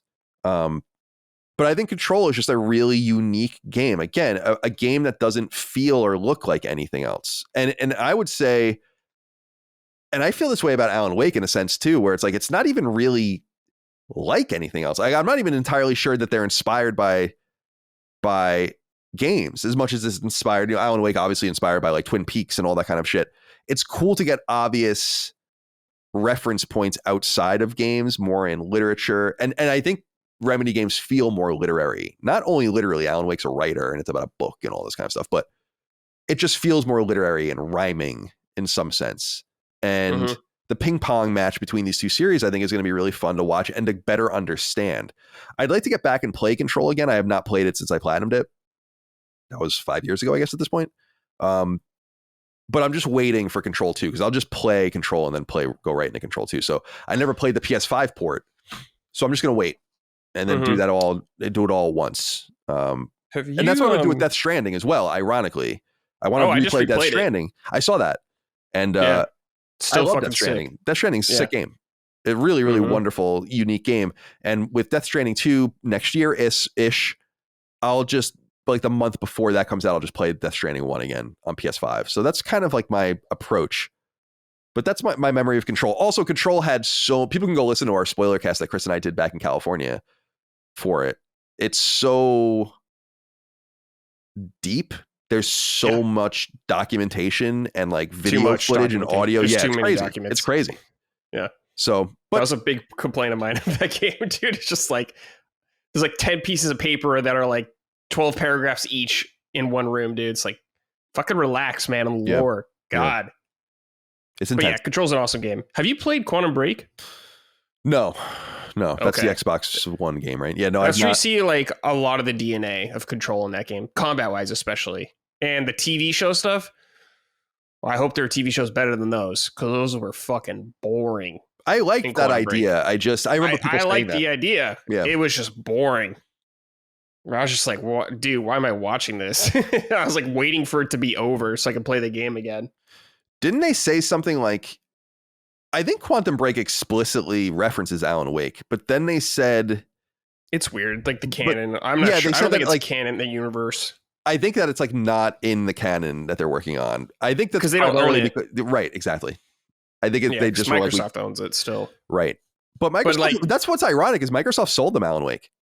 Yeah. You know? I don't know. They wanted to hang on to Quantum Break, or they didn't want it. I don't know. Because it's like the main character in Quantum Break's in Alan Wake 2, and he's the sheriff or whatever. It's like the same actor. Oh, I didn't know that. Yeah, it's the same guy. Interesting. All right. What are we on? 2020 now. This one's going to be easy. Everyone knows this. Yeah, this is an easy one. The Last of Us Part 2. The Last of Us Part 2 is the best game that I've played in years, in my opinion. Maybe, I don't know, man. I haven't done my favorite games of all time. I haven't sat down and really thought about it in a long time. I have these old standby answers about my favorite games, my favorite role-playing games, all this stuff, but I don't really know how to vet it anymore. Because a game like BioShock might really be one of my favorite game or my favorite game of all time. And then obviously my standby is Mega Man 3 and all this other stuff. But The Last of Us Part 2 is certainly in that conversation. I think The Last of Us Part 2 is the most fully realized narrative experience and, pardon the pun, but grounded gameplay experience that's ever been realized in video games. We were talking about Rockstar and the broadness of their games and how they make their worlds feel alive. The other side of the coin is doing that kind of game in very limited linear ways, which is inherently easier, but in some sense not, because you're not relying on the world to tell your story. The experience you have is going to be based on their creative decisions as you go through this linear path, or generally linear path. It all brings you to the same place. You can have these wide open areas where you're searching around, like the university in the original Last of Us and stuff, but you end up in the same place. And The Last of Us Part 2 is the game to me that I'm most defensive of that's probably ever been made, where I feel like it's the whole conversation around it was corrupted before it even came out. And yes, it was. And really undercut its ability to impact the player. I mean, it was spoiled deeply for me by nature of, and that's fine. I mean, it is what it is. I got spoiled in a Twitch chat. Yeah, like, exactly. It was like people were spoiling it to be assholes on our Patreon. This was one of the things that Patreon got rid of the message board, like the community wall stuff, and like the ability to just write on it over and over again, because people would just spoil things there. Mm-hmm. And I had to delete it and deal with it. So I was spoiled immediately in all sorts of different ways. It didn't ruin my experience with the game, but it was disappointing because it was done to poison the well, and that's so obvious. Yeah. And you can I appreciate that a lot of people that played the game didn't like it, but I think a lot of the noise comes from people that really didn't play the game. And and maybe know what it's about, or watch some gameplay or some footage, or watch a playthrough or whatever, but it's hard for me to imagine how a person who loves video games in the style of The Last of Us. So you like third person narrative driven action games. Doesn't have to be a shooter or whatever. If you like those kinds of games, it is unclear to me how The Last of Us Part 2 fails in any way whatsoever. Not in a single way does it fail. It has no sacred characters, obviously. It tells a very harrowing story in which it tries to turn things on its head and make people think about the consequences of decisions from the perspective of random characters that don't seem to be relevant, but are. It opens up the world of The Last of Us to show further factions and the degradation and disintegration of their society, while on the other hand, in places like Jackson, where it's alive and burgeoning again, like buds coming out of the soil in the spring, but like just miles away, you have horrors beyond comprehension. From a gameplay level, I think it's the most visceral. I thought The Last of Us 1 was the most visceral gameplay experience I ever had, and then The Last of Us Part 2 is now the most visceral gameplay experience I've ever had. They just do a really nice job of making you feel the deaths of the characters, make you feel the humanity of not the clickers, obviously, but especially the human characters that you deal with, the other factions and the highwaymen and all the kind of stuff that you encounter throughout these games. I don't really understand anything about, and I've read deeply about like what people have a problem with and all this kind of stuff. It all boils down to Joel. And yeah, a lot is Joel. Mm-hmm. I don't know. I guess you could have that level. I mean, you could feel however you want about the narrative and the characters, but I feel like that was such a bold move and heightened the tension, the sadness, and the choice making. And again, it's a linear game, but you feel like you're going through the motions as Ellie. I feel bad for The Last of Us Part 2, and in a lot of ways. Not because, again, I know people that worked on it and I care about those guys and all of the rest, but because there's a total disconnect between the quality of the game and the conversation around it. Mm-hmm. And I just know that. It just is what it is. There's almost no game that reaches this level of quality in any way. So, and that's still true all these years later. And the next game that will likely hit the level of quality in many ways, in the way that The Last of Us Part 2 does, is The Last of Us Part 3. Yeah. Or whatever their next game, I guess, will be. Do you think Last of Us Part 3 is the next one coming out, or do you think there'll be one in between it? I don't know. I do have a theory that they've been working on The Last of Us Part 3 for a lot longer than people think. But I also know that The Last of Us Online heavily consumed that team for hundreds of people worked on it for 4 years. And so that means that there's some sort of loss of productivity in there somewhere. And I don't know how that affects the cycle.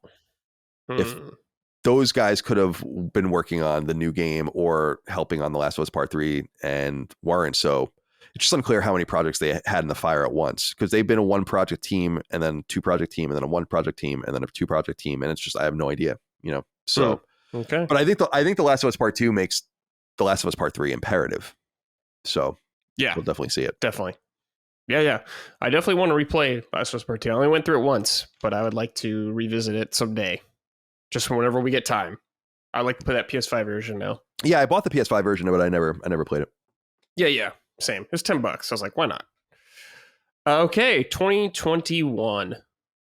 This was another year where I had a couple of answers that I think could have been valid. A kind of a dark horse for me this year was actually Outriders, which I really loved. Oh, I thought that game was really, really fun. And yeah, I played through it. And I really, really liked it. I liked the story a lot in the game too. But I actually, in hindsight, settled on Returnal.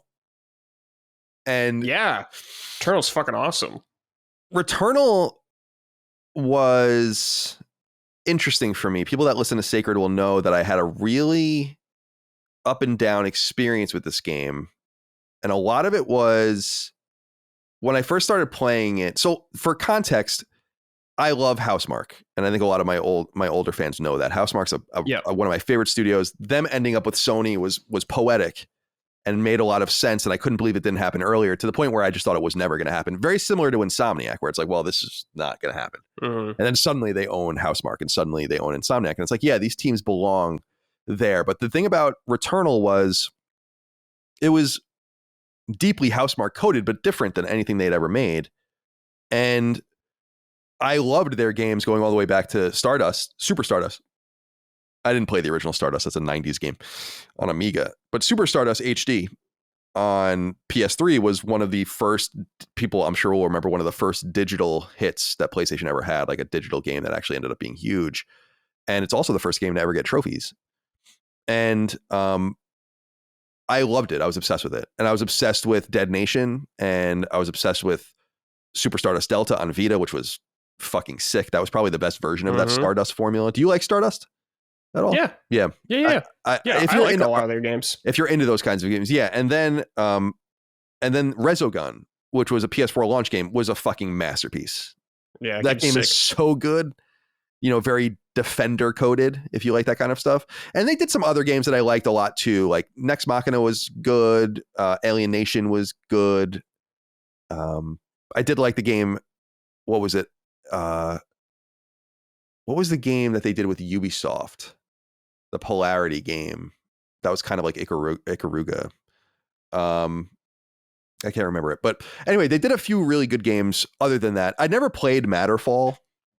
Yeah, I never. That was like their last kind of old style game.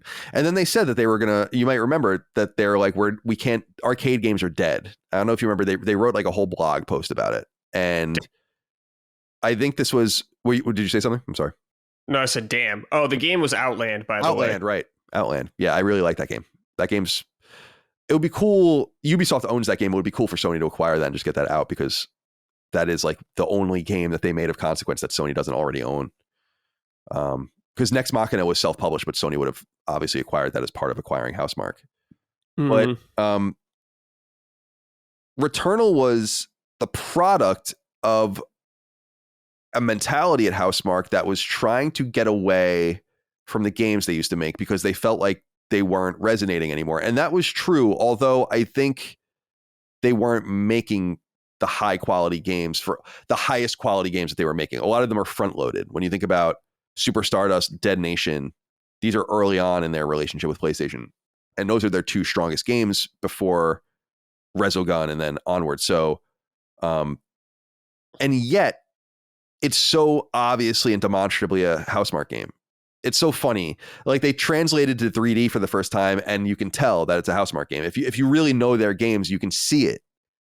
And I remember being so astounded with like a smile on my face playing it in the first stage, and there are enemies firing bullets at you and they're just 3D representations of like Resogun.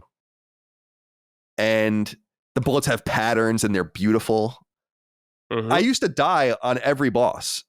Like when I would first encounter, because I'm like, this is the most beautiful thing I've ever seen before. Like you're just like visually struck. Yeah, like I couldn't stop staring. All the bullets would like come up and like all the flashes of light. I'm like, this is an astounding design and art and lighting, you know. And but the contradiction in it was I was really bad at it. And people that listen to the show will remember I was like getting really fucking annoyed. And I was like, I don't think I don't see what's fun. What I was annoyed about with it, and this does annoy me in roguelike games, is no permanent upgrades. Really, you were upgrading. You were in Resogun or in Returnal, you are upgrading access to weapons that are stronger. If you still have to find them, but there's nothing like in a menu, like in a Rogue Legacy or something, where it's like, okay, now I have more hit points, and now I have more strength, and I get more experience, and there's nothing like that. You just have to get good. And people know I'm not, when games are like get good to me, I'm like, I don't think so. Right. You know, and we were just talking about that earlier. But Returnal broke me. I'm like, I loved the experience because I played it for like 70 or 80 hours. And I was like, I'm not letting this game break me. Like, there's just something about this game. I'm beating this game. And I did. I ended up becoming really good at it, which was really funny. And I discovered the preferences for certain weapons that made it very playable. Specifically, and this is a weapon that a lot of people hate, but the lobber weapon. When I discovered the beauty of that weapon, I'm like, oh my God, like I can like kill this game. And I just loved it. I said earlier on an episode where we were talking about cross-media stuff that I actually think Returnal is like prime movie candidate. Yeah. For Sony, if they can make that happen. I like the whole feel of it. It's weird, but I think it's beautiful. I think it's fun. I think it's playable. And I'm really excited to see what Housemarque is doing next. It's been a while. We could be in the realm of possibility of seeing their next game soon. They did make DLC for Returnal, but they've been moved on for 3 years, I would say, at this point. So are we going to get a Returnal sequel? I doubt it. I don't think that's what they should do, but maybe. I don't know. If they do a sequel, though, I'm all in. I loved Returnal. I think that game was so fun. If they do something else, though, I'm totally cool with it because their gameplay is just so fucking good every time, man. The movement in Returnal, the shooting, they use the DualSense really well, where we like hold down the trigger harder and it would do like your secondary shot, man. All that stuff was really well done. Super awesome game. If you have a PS5 or PC and you haven't played that game, dude, check it out. Oh yeah, it's on PC. That's going to be a great place to play because it probably looks so. Mouse and keyboard on that too, dude. Whew. Oh yeah, that. I don't play mouse and keyboard, but I know that's like an unfair advantage for people that are able to comparably. Yeah, go check that game out. It's so wonderful. Really, really high quality stuff. Awesome game. Okay, 2022. This is Horizon Forbidden West. We spoke a lot about Horizon earlier, so I don't know if there's a whole lot more to say about it. I just think that this game. So one thing I'll say about this game is that it's the most beautiful game I've ever seen. It's an insanely good looking game and how well it runs too. It's so impressive. With no level of disrespect, when I hear that developers can't get comparable games to run at 60 frames, so like, I don't want to pick on Avowed, but that's just the one that comes to mind. But other games where there's like, we're getting this running at 30 frames, wherever, I'm like, dude, I want you to look at this game, and figure it out. because your game is nowhere near on the level of beauty of this game. Right. And I know that first of all, it's Decima, it's bespoke, and they've probably really worked something out on an engine level that's very unique and interesting. And I appreciate that. I also appreciate the level, like Avowed will run more like Fallout or Elder Scrolls, where there's things in the environment. There's a lot of tracking of items and things that it's using processing power. I totally get that. I know it's not apples to apples. I'm just saying it's crazy when a game like this runs at a smooth 60 frames and is the most beautiful game that I've ever played. And then people are like, oh, I can't get this game that looks half as good to run at fucking 60. It's like, no excuses. That's why I'm excited to see what the best of the best can do on PS5 Pro. Because if they can extract that on PS5, I think there's still power to be gotten.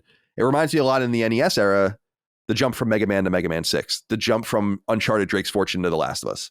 Like, there's still room to go, I think. Yeah, there's still a lot of room to go. Yeah. Gorgeous game. All right. 2023. Final Fantasy 16. Mm-hmm. Yeah. Final Fantasy 16 sick. Yeah. Just absolutely. It is. Perfect realization of the evolution of Final Fantasy. To me, it's very deeply a Final Fantasy game. That was what was so fun about it. It felt like a Final Fantasy game for the first time in many iterations, and that people were going around saying, like, what makes this a Final Fantasy game? It's like, what don't you get? Right. Final Fantasy games combat's always evolved. It's not been about that. Final Fantasy 1 to Final Fantasy 15, many evolutions of combat within there.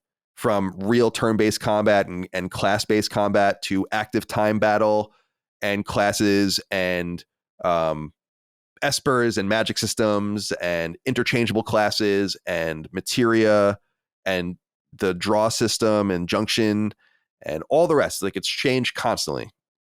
All the way to 13 with the paradigm shift and all. That was such a nonsense changing argument.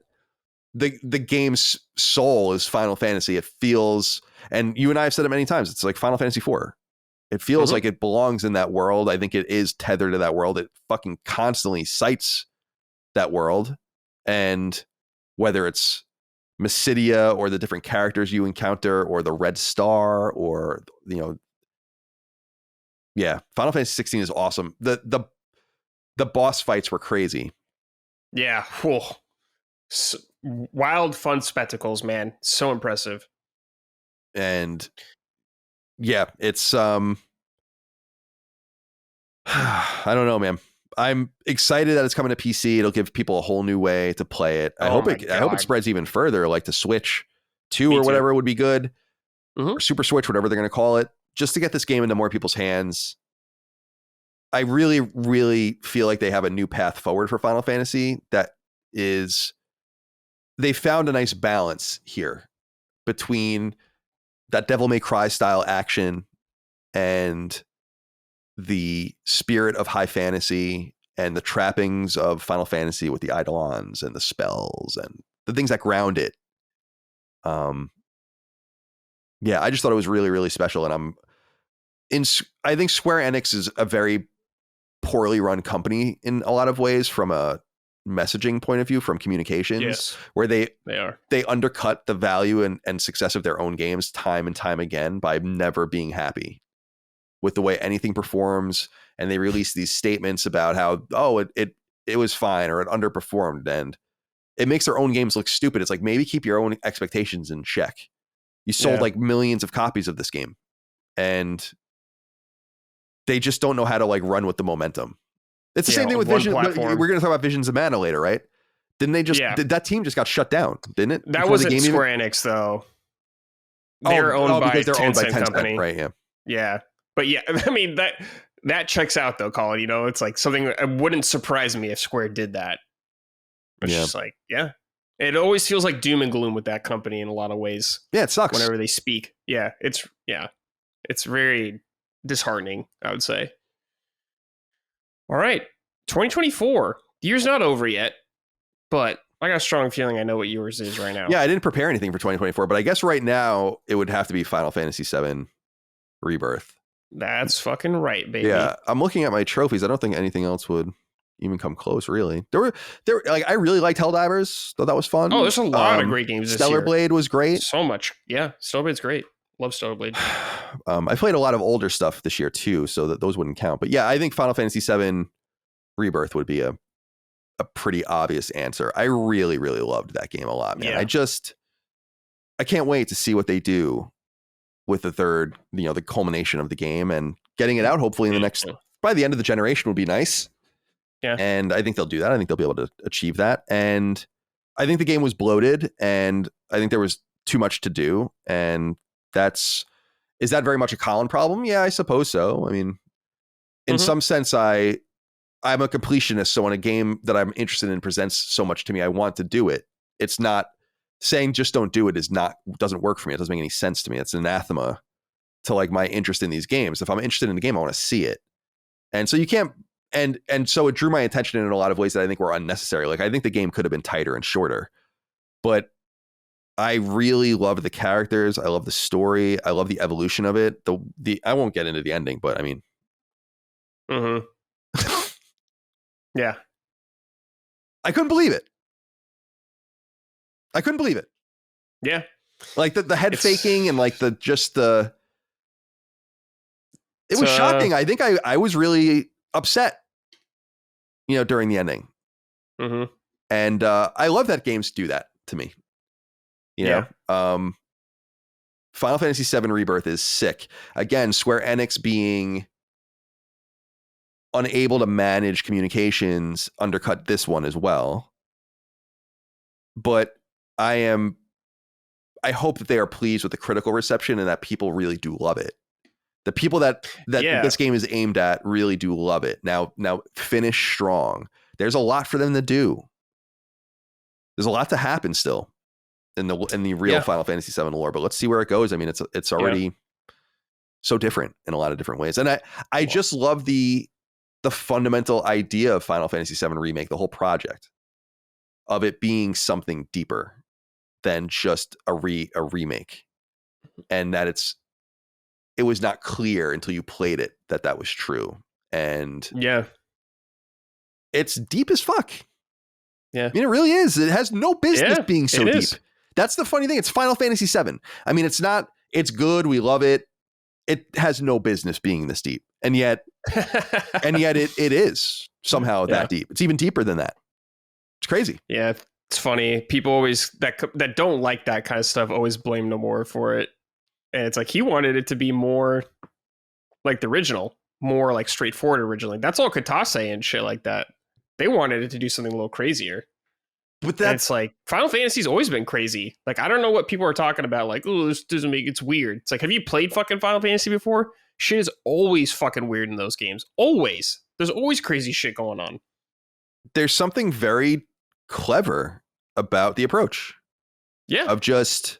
They've pulled it off. Right. Of saying, in some sense, what if both things happened? Literally. That it's not a reimagining of a game. It's a parallel universe. And that's pretty epic, in my opinion. It's simple. Reminds me of what I always loved about Battlestar, right? Something simple, which was like the robots are religious. It's like, what? And like that whole thing just drew me in and threw me for a loop. It's like, that's so simple. It's a switch. And you turn it on and suddenly you're like, wow, this is so engaging on a weird meta level that I've never imagined in my entire life could be possible with this sci-fi thing about robots and people fighting and nuclear bombs and all this kind of shit. And it's the same thing with Final Fantasy VII. It's like, it's about environmentalism and eco-terrorism and the world. And it's a very 90s game with 90s messaging. And they made it so that it's still the same, and that they've wedged it into this other direction of also instead of or. It's pretty cool. Yeah. Fucking awesome game. Yeah, we can't. Part 3, man. It's gonna be a good time. So stoked. All right, Colin, great list. Loved going through that with you. Thank you. I looked at everyone else's, by the way. Oh, did you? Okay. There was a Reddit post. I looked at the Reddit, and there was a Reddit post with everyone else's. So I looked, and some people had mine's the best, but it still has everyone else's is good. So you should go check it out. Nice, very humble. All right, Colin, let's talk about what we've been playing, actually. Okay. Let's get into that. So I'll start first. Please. I've been playing Star Wars Outlaws. Now, I am like 7.5 hours into this game right now, and I am playing on PC, so I'm going to let you know that right away. And man, I have heard about the stories about this game. Not even, let's talk about outside the game, I guess. The whole save fiasco going on there, like erasing your saves, people paying early access funds for that and getting their shit erased. That's unacceptable behavior. Like, I don't know how the fuck you're making this happen. What are you doing to make that happen? That's unacceptable, though, to have that kind of shit happen to your game. And the only reason it's probably not be talked about more is because it's fucking Ubisoft and people are just like, whatever. I expect that from you. No high standards, I guess, in that sense. Fucking ridiculous. I'm more annoyed, Colin, already that they had like $130 edition early access. By the way, everyone, early access is going to be coming to every game company you love. Mm-hmm. It's going to happen one day or another. It's going to happen. We're all going to do it on something. They're going to get us with one game. Totally. It's going to happen. That's what I keep saying. We're all going to get got by this. We're going to get got. They're going to do Final Fantasy Part 3. Pay $30, get 3 days early. Me and Colin are going to fucking do it. Definitely. If anything, to avoid spoilers, like it. Exactly. In some sense, that's the really sinister part of it. Is that it kind of, it's the imperative of, it's like a tax, really, in some sense. Yeah. It's not a perk. It's like your spoiler-free tax cannot be spoiled, Yeah, exactly. Like Last of Us Part 3 comes out like that, you bet your ass I'm doing that because I don't want to get fucking spoiled again. Because it's brutal. It is my sincere hope when The Last of Us Part 3 comes out that they have no early access for any media. Like, no access. I would love that if they, no early reviews, no nothing, no leaks. Nothing. That'd be fucking great. I would love that. And I think that's within the realm of possibility considering what happened to them. Well, I guess they have the power out of all the studios to say that kind of stuff, don't they? Naughty Dog is pretty important to them, so maybe we'll see. They don't really need reviews for that game. Even physical copies, which are usually manufactured weeks before, I would say no physical copies are being shipped until the day the game comes out. So, like, if you want a physical copy, unfortunately, that's a minority of our customers, and you're gonna have to wait. Like, it will go up on PSN at this time, and everyone will have it at that time. Mm-hmm. I hope they do something like that. I really do. But the Outlaw save thing, no, I couldn't believe it. Like, and then they offered people like in-game currency or something. Yeah, like 100 Ubisoft points. It's like, that's unacceptable. Cares, I saw some anecdotal evidence that people were getting refunds from PSN. You have to like go and it's not like Steam where you just through the hoops. Yeah, you have to, but they do it. They do refund you if you complain about shit. And people were doing that. And I'm usually like, like you get what you pay for. I don't know that unless something is fundamentally broken. Cyberpunk is an example that you should get your money back necessarily. This is one of those things where it's like everyone should just get their money back. Yeah, that's fundamentally broken. That's like that kills the game for you. You're like, I'm not going to play. You play 10 hours, your game gets erased. You're like, well, I'm fucking done. Yeah, no, exactly. If that happened to me, I'd be absolutely out. I would probably in the future years maybe go back and be like, I'll just play this another time. I'm definitely not doing this now. Yeah, and forget about it forever. Oh, it sucks. Oh my god, I'd be fucking so mad. Yeah, I'd be so mad, dude. So only a few games that would make me like replay it. Like that happened to me with Lords of Shadow. My game just got corrupted at the end of the game. And I was like, what the fuck, dude? I had to restart the whole game. That's like that's why I like cloud saves, especially, is because at least you can go back like a day. What I'm so curious about cloud saves are fucked up too, though. Apparently. Well, because I think they fucked up the ability for you to I'm like conspiratorial about this a little bit because that's such a catastrophic thing to happen. I'm like wondering what they were doing because there's a specific thing in the PR statement, Brad. It says something like, if you continue with your save file without updating, you will run into like blocks that will not allow you to proceed. And I'm like, so what were you like? What happened here? Because that seems intentional. In other words. Yeah. Like they were willing to do this because something was really wrong. I don't know. Yeah. So I'm a little bit more conspiracy minded than them saying like, whoops, we fucked your saves up. That's like a heads roll sort of thing if that just happened. Yeah, it's a whole fucking disaster. But I've been playing the game on PC now. I playing on the Ubisoft Plus thing. I paid $17-$18 just to have it for a month, because like that's all I need. I don't need to buy this game right now. And most Ubisoft games I don't buy early nowadays, because I know after playing so many of their games, like it's better to wait. Well, this is like a general rule in video games nowadays anyways, is you get a better experience if you wait. Launch day is like beta test day for a lot of games. 100%. So just keep that in mind. But yes, I've been playing on PC. Just quickly, I'll say, I think the game's good. Like, I'm enjoying my time with the game. I can understand why people don't like a lot about the game. And I haven't beaten the game yet. I'm, like I said, I'm only like 7 hours in maybe. So I still have quite a ways to go.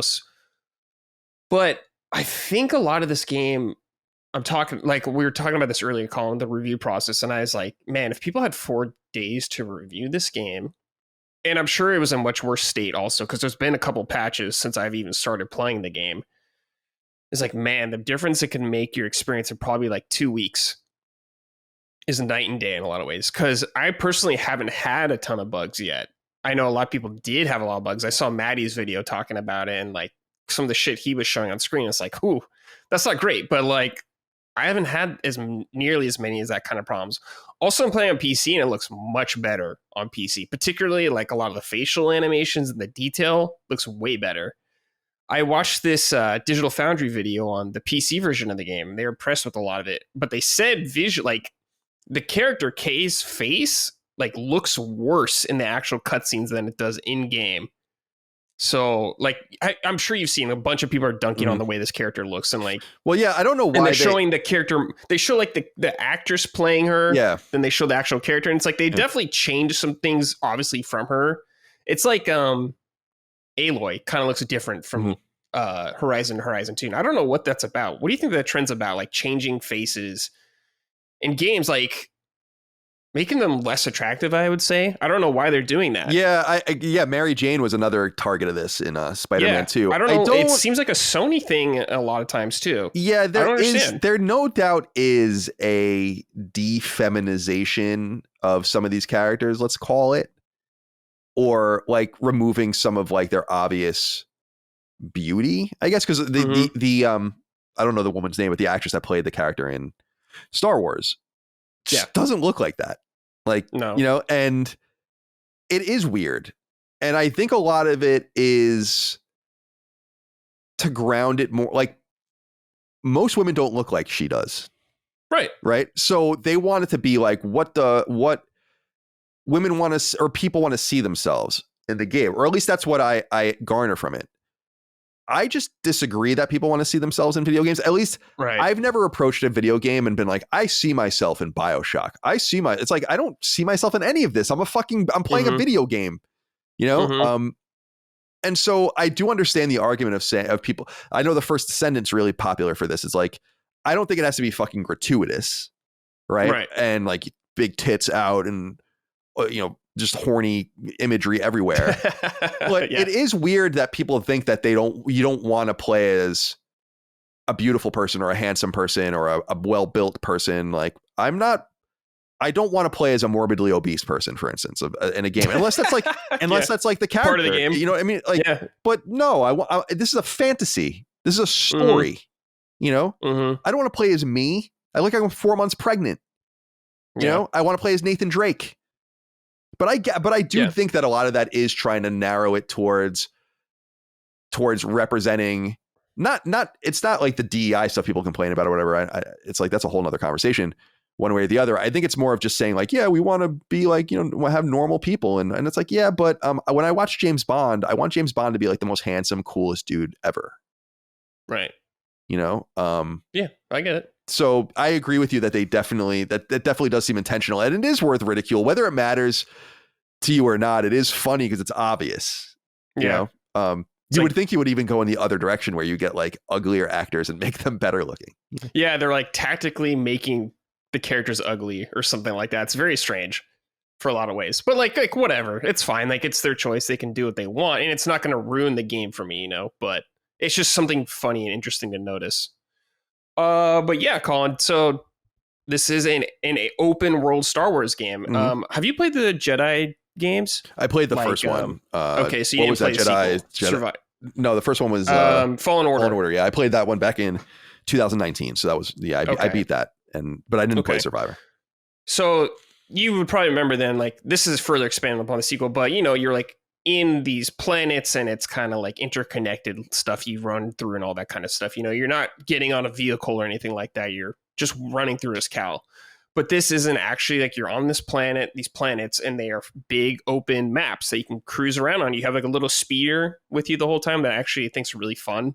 And I like zooming around. And it has like a good sense of speed actually too. Like you're moving pretty fucking fast on this thing. So I really like that. I don't know how many planets there are, Colin, but I've only been on 3 planets. You start on like one for the introduction of the game kind of thing. The first planet, Colin, is the casino planet from The Last Jedi. Oh, that's so I was like, oh boy, here we go. Well, that's interesting because I always loved the idea of casino planet. Is cool. I'm like, that's fucking sick. That's like where all the debauched shit happens is on this planet. Yeah. But they fucking dropped the ball on that one. Yes, and it actually like works well in the game. So. Makes total sense. Cool. Like, right, I actually think that's pretty neat. Yeah. Yeah. So you start there, then you get to your first planet. I don't remember what it's called, but it is like a big kind of like desert, rocky canyon planet with trees. I mean, kind of reminds me of the savannah almost, but like some canyon aspects to it. It's not like Tatooine where it's like all sand dunes or anything like that. I think Tatooine's in the game though, but I havenn't gotten there yet. It definitely is because I think Jabba the Hutt's in the game. So yeah, there's like faction stuff, and the Hutts is one of them. But yeah, you're on this planet and it's kind of cool because the sections of the map are divided up onto different territories of factions. So in the game, there's multiple factions that you can work for. There's the Pikes, there are the Hutts, and there are the Crimson Dawn, I think they're called. They are like, did you ever see Solo? Yeah, I did.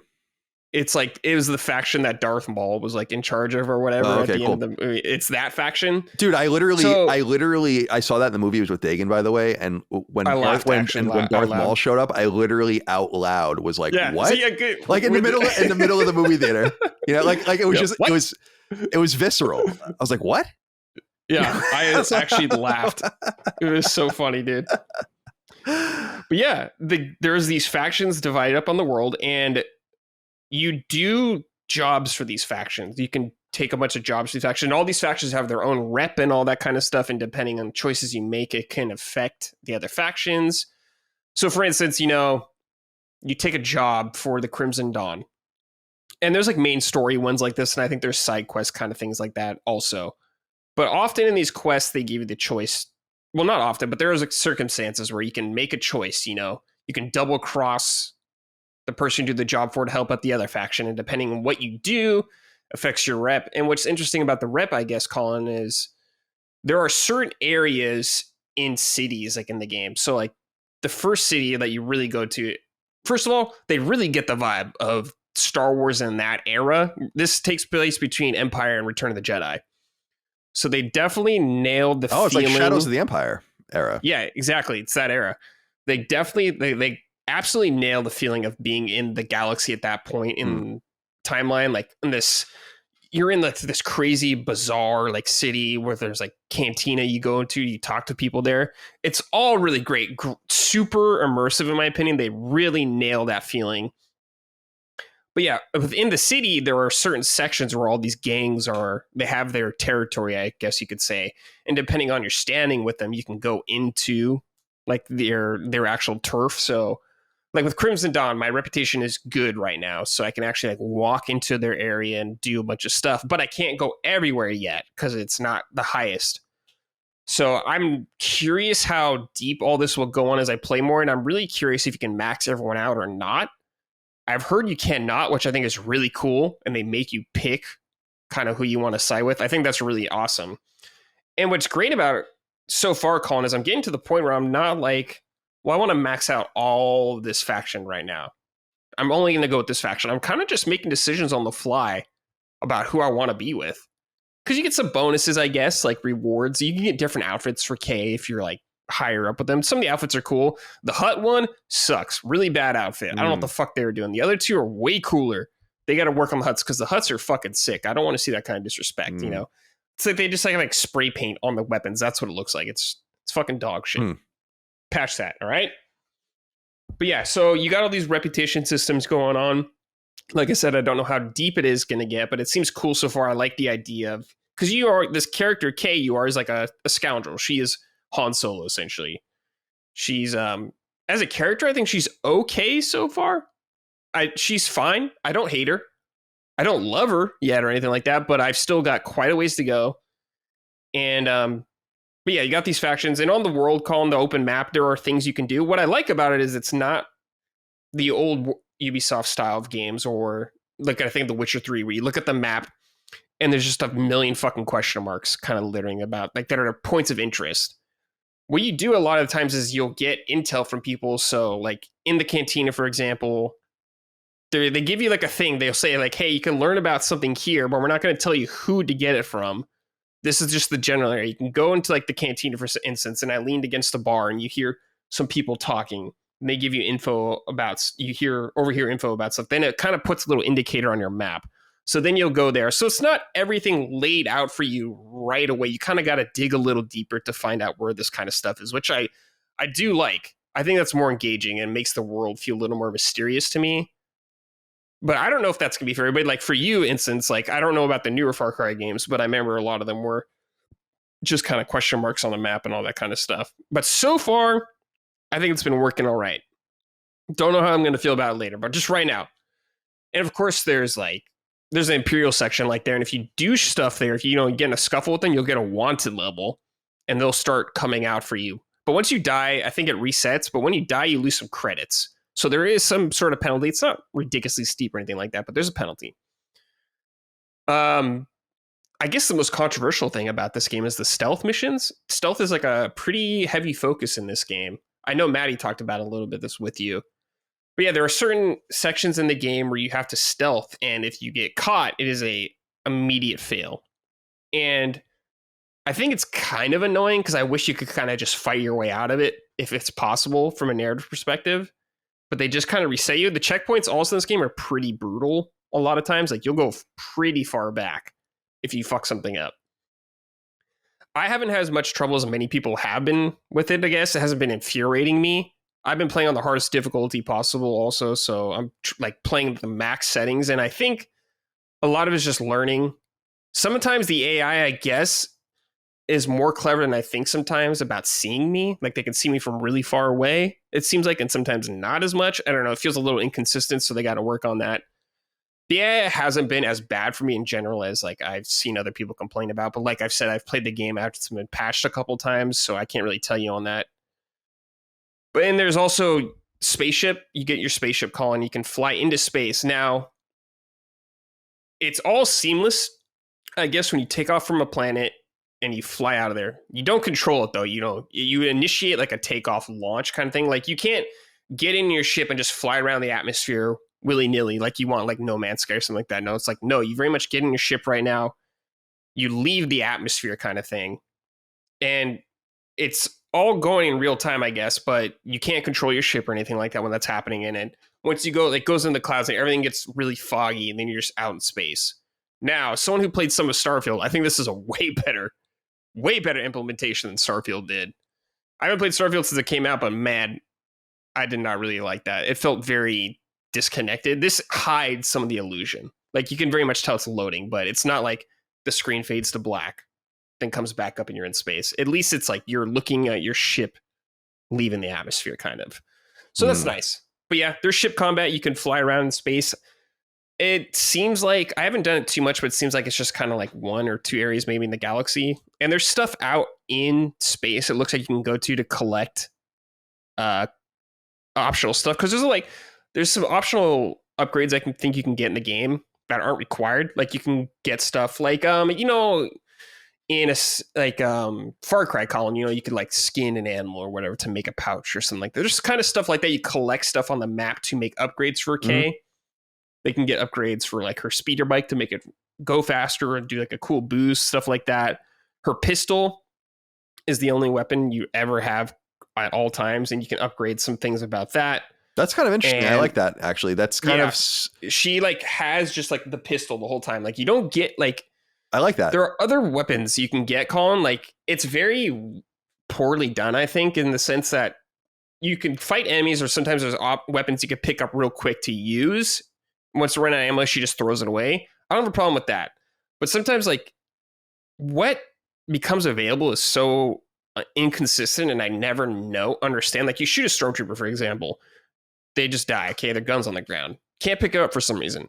But you shoot another stormtrooper for some reason, theirs will be available. And I don't really know. Like I can't make a tactical decision like I'm going to take this guy out because I want his gun specifically. Tell me with this encounter. You can't really do that. It's just kind of like feels like a dice roll almost like that. Like something is crunching in the background, like when a weapon is available. And it's kind of annoying because like if you like get in a like let's say for example this happened to me. I was in a fight in like an Imperial fortress or something like that. There's a ladder. I had a gun in the firefight. Climb the ladder. Kay just throws the gun on the ground. I'm like, fuck no, Kay, I need that weapon. So it's all very consistent, kind of messy. I do like the idea of her just keeping that pistol. Like that's her main weapon. I'm totally cool with that. But I think you just need to tighten that up to make it feel more reliable. Like I know what I'm getting into, where I'm just not like feel like I'm constantly rolling the dice about if I'm going to be able to get a weapon or not. And you have some like thermal detonators you can get, which is fun, like on all that kind of stuff. So personal's pretty limited in that sense, but well, it reminds me a little bit of it's what I love. I love a lot of things about Uncharted, but it's one of the things that I really think is great about Uncharted is that you just start usually with one weapon, like a pistol. You'll have a pistol with them, and it makes sense. Like Drake goes into the temple and he has a pistol on him, and he doesn't expect he's going to run into any trouble necessarily. And he's going through, but he's got this thing protected, and he gets into some firefight, and then he picks up one of the guy's AK-47s, and now he's got a pistol and an AK-47, and it's not nearly that smooth though or reliable. When you kill that guy, you're like, okay, I'm in this firefight. I'm going to get this gun. I'm going to be able to get this gun if I want to. I just got to put in the work. And this, it just feels like more like a dice roll. And I don't even know. Yeah. It's a little too random, I would say. I guess what I'm saying is just, I'm sorry to interrupt. I was just going to say from a perspective, just to put a point on it, I love the idea of the limited nature of just having, I hate the fucking inventory shit in a lot of games. You don't need a weapon wheel or anything crazy like that. No. I don't think so either. I'm totally fine with her having like one main weapon the whole time. I actually think that's pretty exciting and cool because, she's just a fucking scoundrel, she's like a smuggler or whatever. So to me, I don't want a weapon wheel with her necessarily like that. It might have made the gameplay feel a little more rewarding in some fights, but when you do get a weapon and it can really get you out of a jam. So I appreciate like you can get the classic blaster, you can get like a sniper rifle and stuff like that. So it's cool and I get it. I just don't know when I'm going to get it or if I can count on it at all. So a little too random for me in that sense. But quickly just back to space combat, you can fly around, boost around, shoot guys, collect stuff out in space. You can also like upgrade your ship a little bit like the other parts. It seems fine. But I just got to a new planet, which is like the second planet you go to, which is the snow. I think it's the snow planet from Empire? I want to say it's in Rise of Skywalker. I want to say it's like one of those planets. I don't remember what it's called. It's thinking with a K, I think, but I think it's that planet. But I just got there, so I don't really know what I'm going to get into. There are new factions showed up, which is cool. So I'll see how that goes. Oh, also you have this little companion with you, Nyx. He is like, your BD1. He's this little like alien dog thing. He's cool. He can do a couple things in combat. He can distract guys.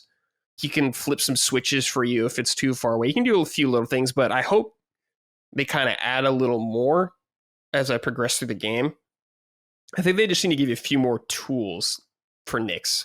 He's cool, but like I'm getting to the point where I'm like not relying on him as much as I want to. I'm just using him for like mandatory stuff nowadays where like I can't get that switch because it's in a little cabinet, so I can send him in and he can go get it and stuff like that.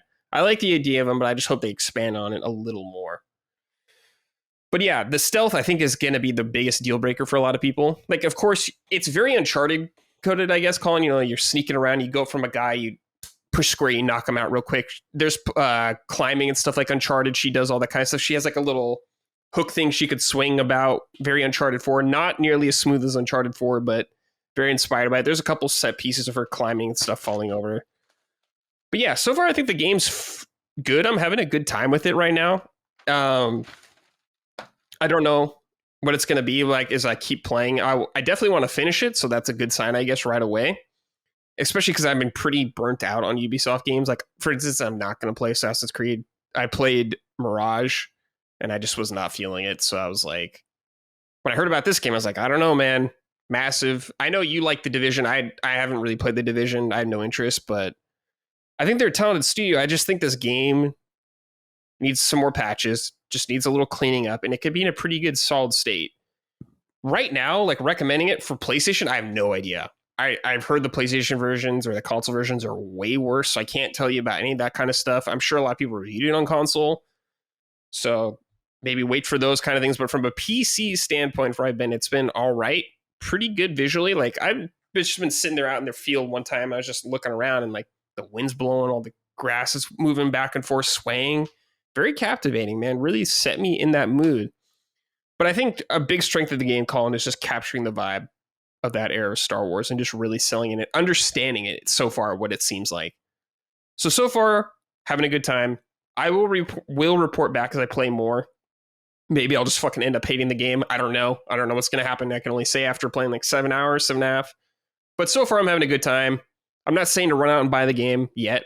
Dude, it's Ubisoft. They'll put the game on sale in like a month or two. That's just the way they always do things. So if you're curious about it, maybe just wait a little bit or do the Ubisoft Plus thing that I did, which you can do on PC and Xbox. So if you have one of those platforms, you can check it out there. But yeah, I'm enjoying it so far, but we shall see how it goes. Yeah, Massive is interesting because they just seem kind of overextended, you know? Yes, they just did Avatar like less than a year ago. Yeah. And obviously these are all different teams, but I just didn't know that Massive plus the Division 3. So I just didn't know Massive was so big, and there seemed to be like a central wheel to the Ubisoft machine at this point. Yeah, man. But yeah, I can see potential there. I can see potential in this game. So I'm hoping it finishes good. I hope I feel good at the end. And if they ever do a sequel, they could probably learn a lot from it. So could be exciting. Let's read a couple write-ins about this game. If you want to write in the show, by the way, I put a thread up every week on Saturdays asking for your submissions. We do this for all of our shows on different days, but that's how you can submit questions to this show, as well as our other shows on patreon.com/laststandmedia. If you want to support us, we greatly appreciate it over there. Let's get in from Sean Galvin. Hey guys, it feels like the knives are out for Outlaws.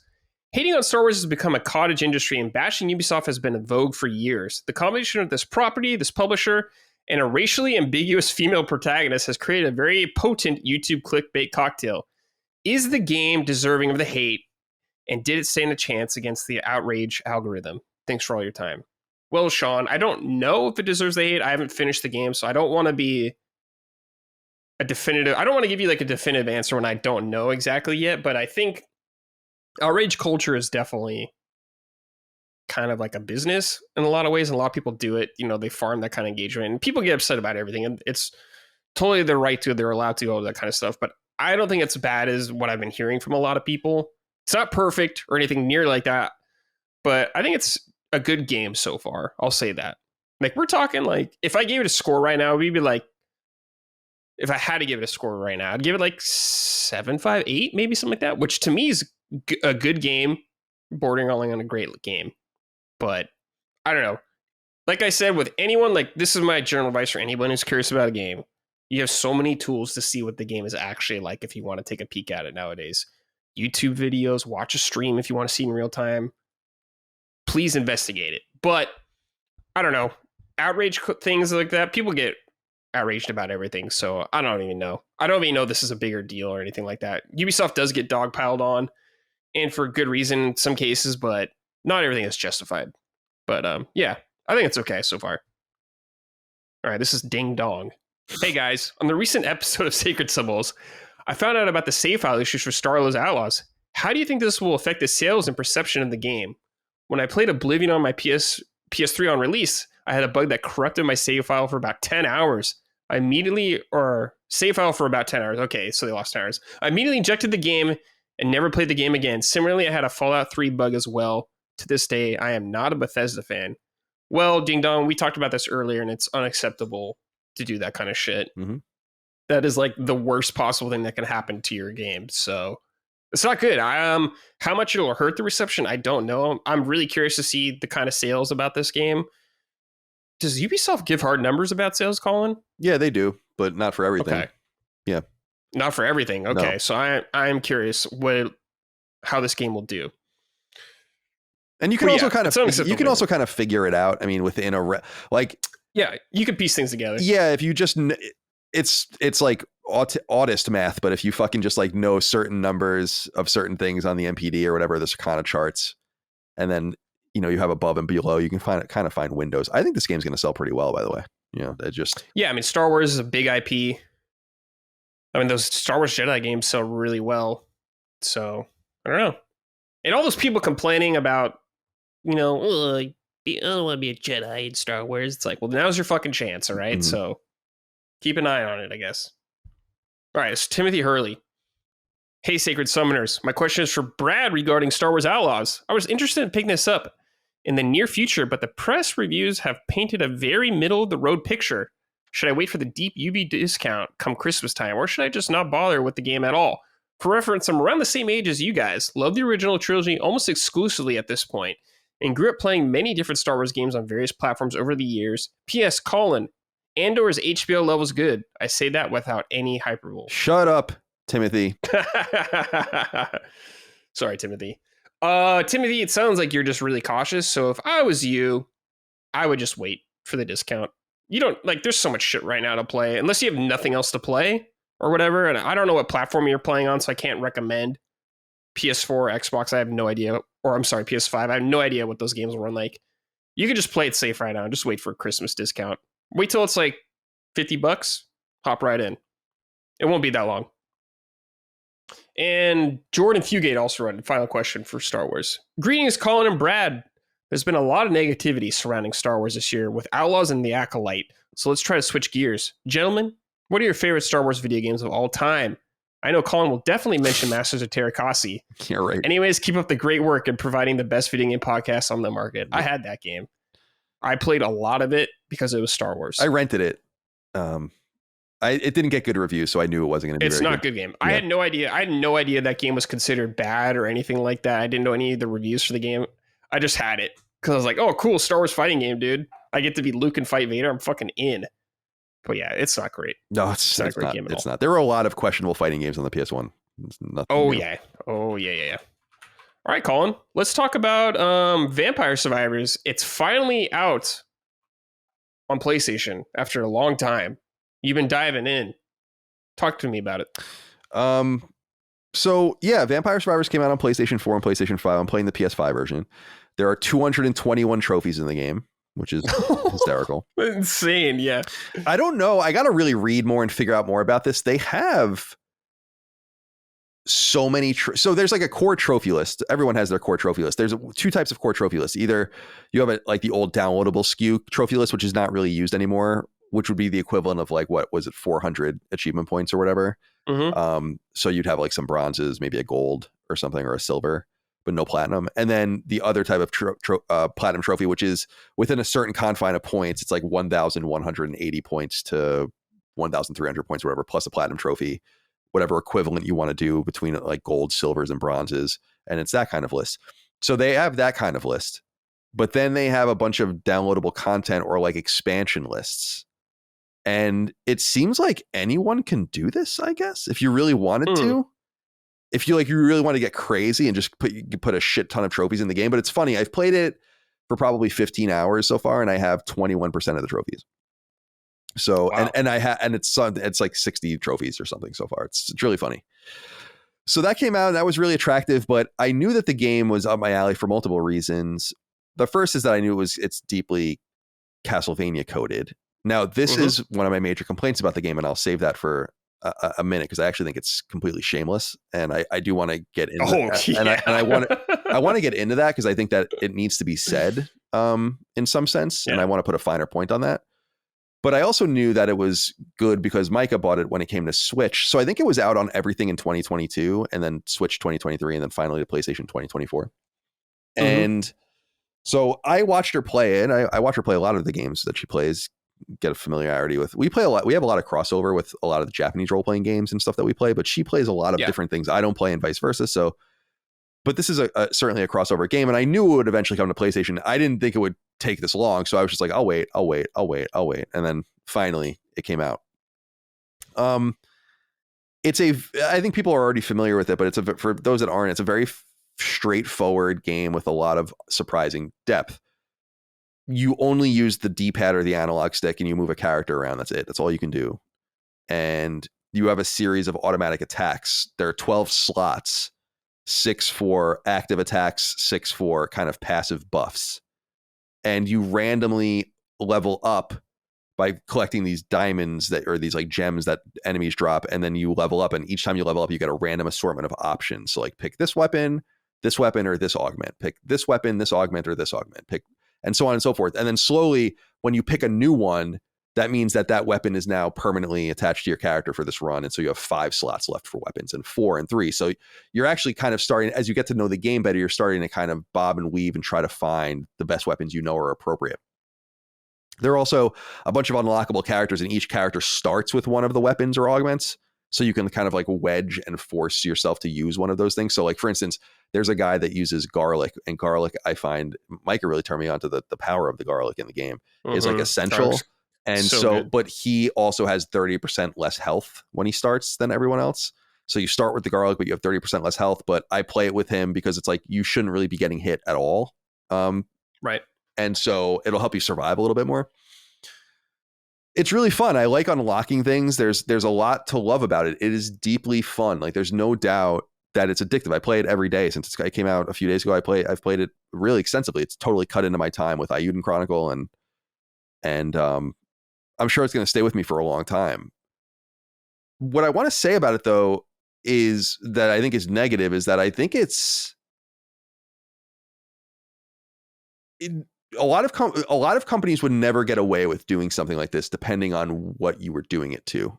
And I guess what I mean is, if Vampire Survivors was Mushroom Survivors and copied Mario like this game copies Castlevania, it would have never, ever saw the light of day. Nope. And it seemed to me it's kind of twofold. The first thing is that this game didn't need to copy anything to be good.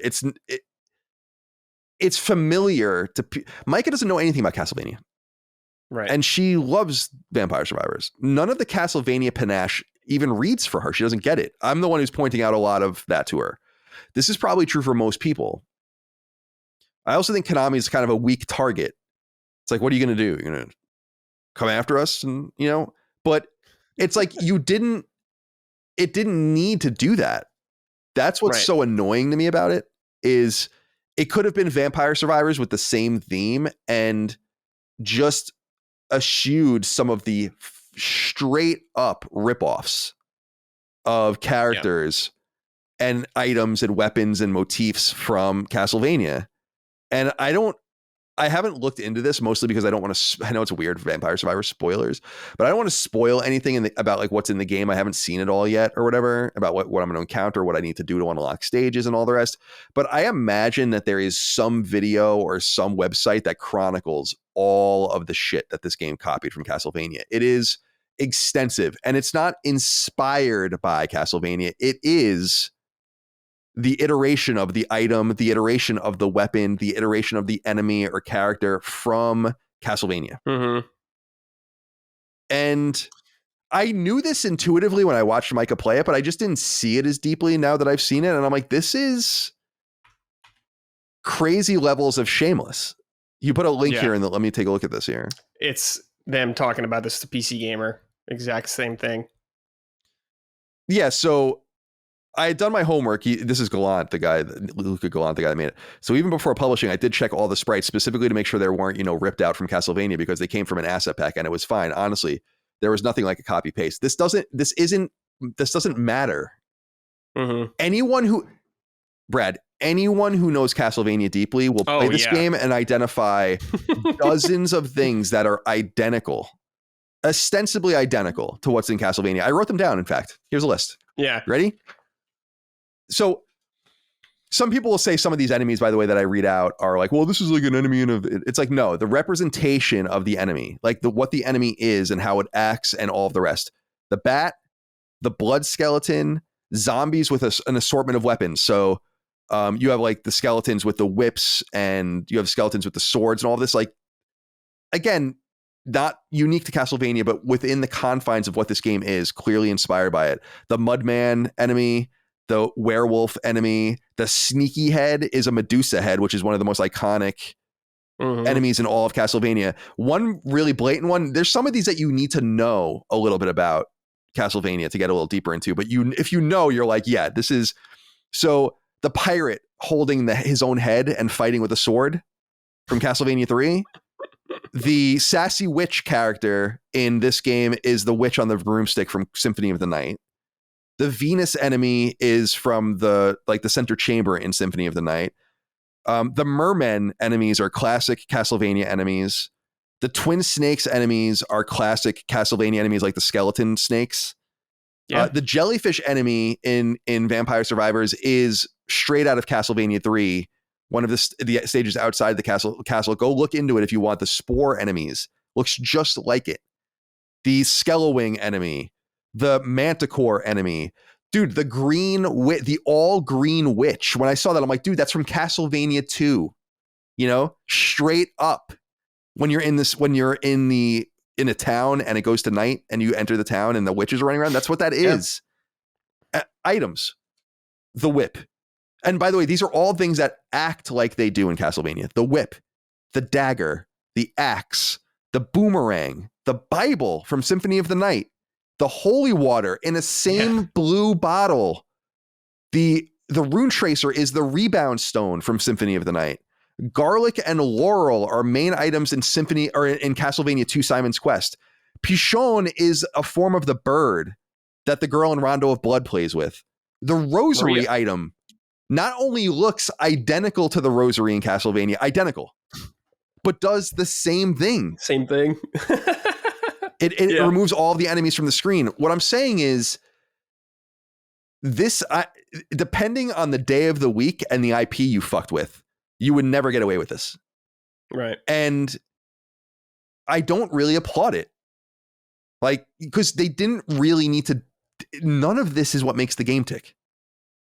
It's actually all a distraction from the game. It's like, oh, cool. You have these enemies that are kind of unique and novel.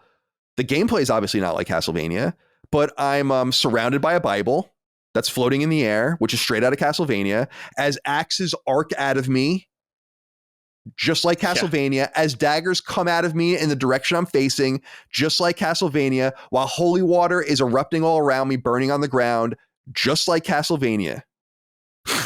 It's like, why is, I don't know. It's, do what you got to do, support what you want or whatever. But I guarantee you, if this was Mario, if this was Halo, if this was something else that bigger companies were attached to and that there was more popular energy around, it would never have happened. If this game, even if this game got away with copying Mario to the extent that this game copies Castlevania and then got away with it legally, it would still get fucking made fun of for doing it.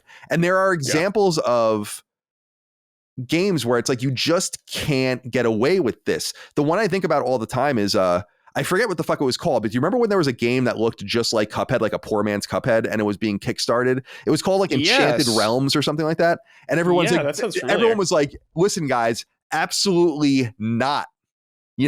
Are you going to do this? Like, this is such a Cuphead ripoff that it's comical. And people like erupted in fury about it because it's a fucking copy of Cuphead. Yeah. The idea has been done already. If you want to do something with vampires, there's a million things you can do with it that didn't have to take from Castlevania. So it's not that I mind it. It's not that I dislike it. I love Castlevania. Castlevania is, everyone knows this, that listens to these shows. It's like one of my favorite things in all video games. I just don't think they needed, that did nothing to it other than distract me. And it's so repetitive and blatant that I can't help but to call it out for what it is. It doesn't mean Vampire Survivors isn't great. It's awesome. But it is shameless. Yeah. Oh, it's shameless. And I feel like that's not, and I don't mean that in a complimentary way. You pick and choose things. I've said this many times in the games that I've written. They are deeply inspired by things. The generation ships in one of the games comes from my love of the show Ascension. The wormhole around Mercury comes from the wormhole around Saturn in Interstellar. I pick and choose, and all great artists steal, but it's not Interstellar. It's not just Ascension. I get it. I don't know. Yeah, you don't have Matthew McConaughey in your fucking game or some shit. So I'm not saying that they ripped off the sprites, that they ripped off, like that they used them. Oh, I'm saying that like they are yeah, basically those things, and they act like them. The Medusa head, their sneaky head, isn't only a Medusa head copy. It acts like the Medusa head. yeah, Moving up and down like this, just like a Medusa head does. Exactly the same. Yeah. This is after updates too, by the way. I think they've changed sprites over time. Because I remember when I first saw this game on PC, I was like, what the fuck? I'm like, that's actually just a Castlevania sprite. What's going on here? I just think that they picked on I don't know if they was intentional or not, because it's an ode. And I'm not saying that they, like, we're taking the piss out of Castlevania. It's like, no, I don't think that. You're copying it.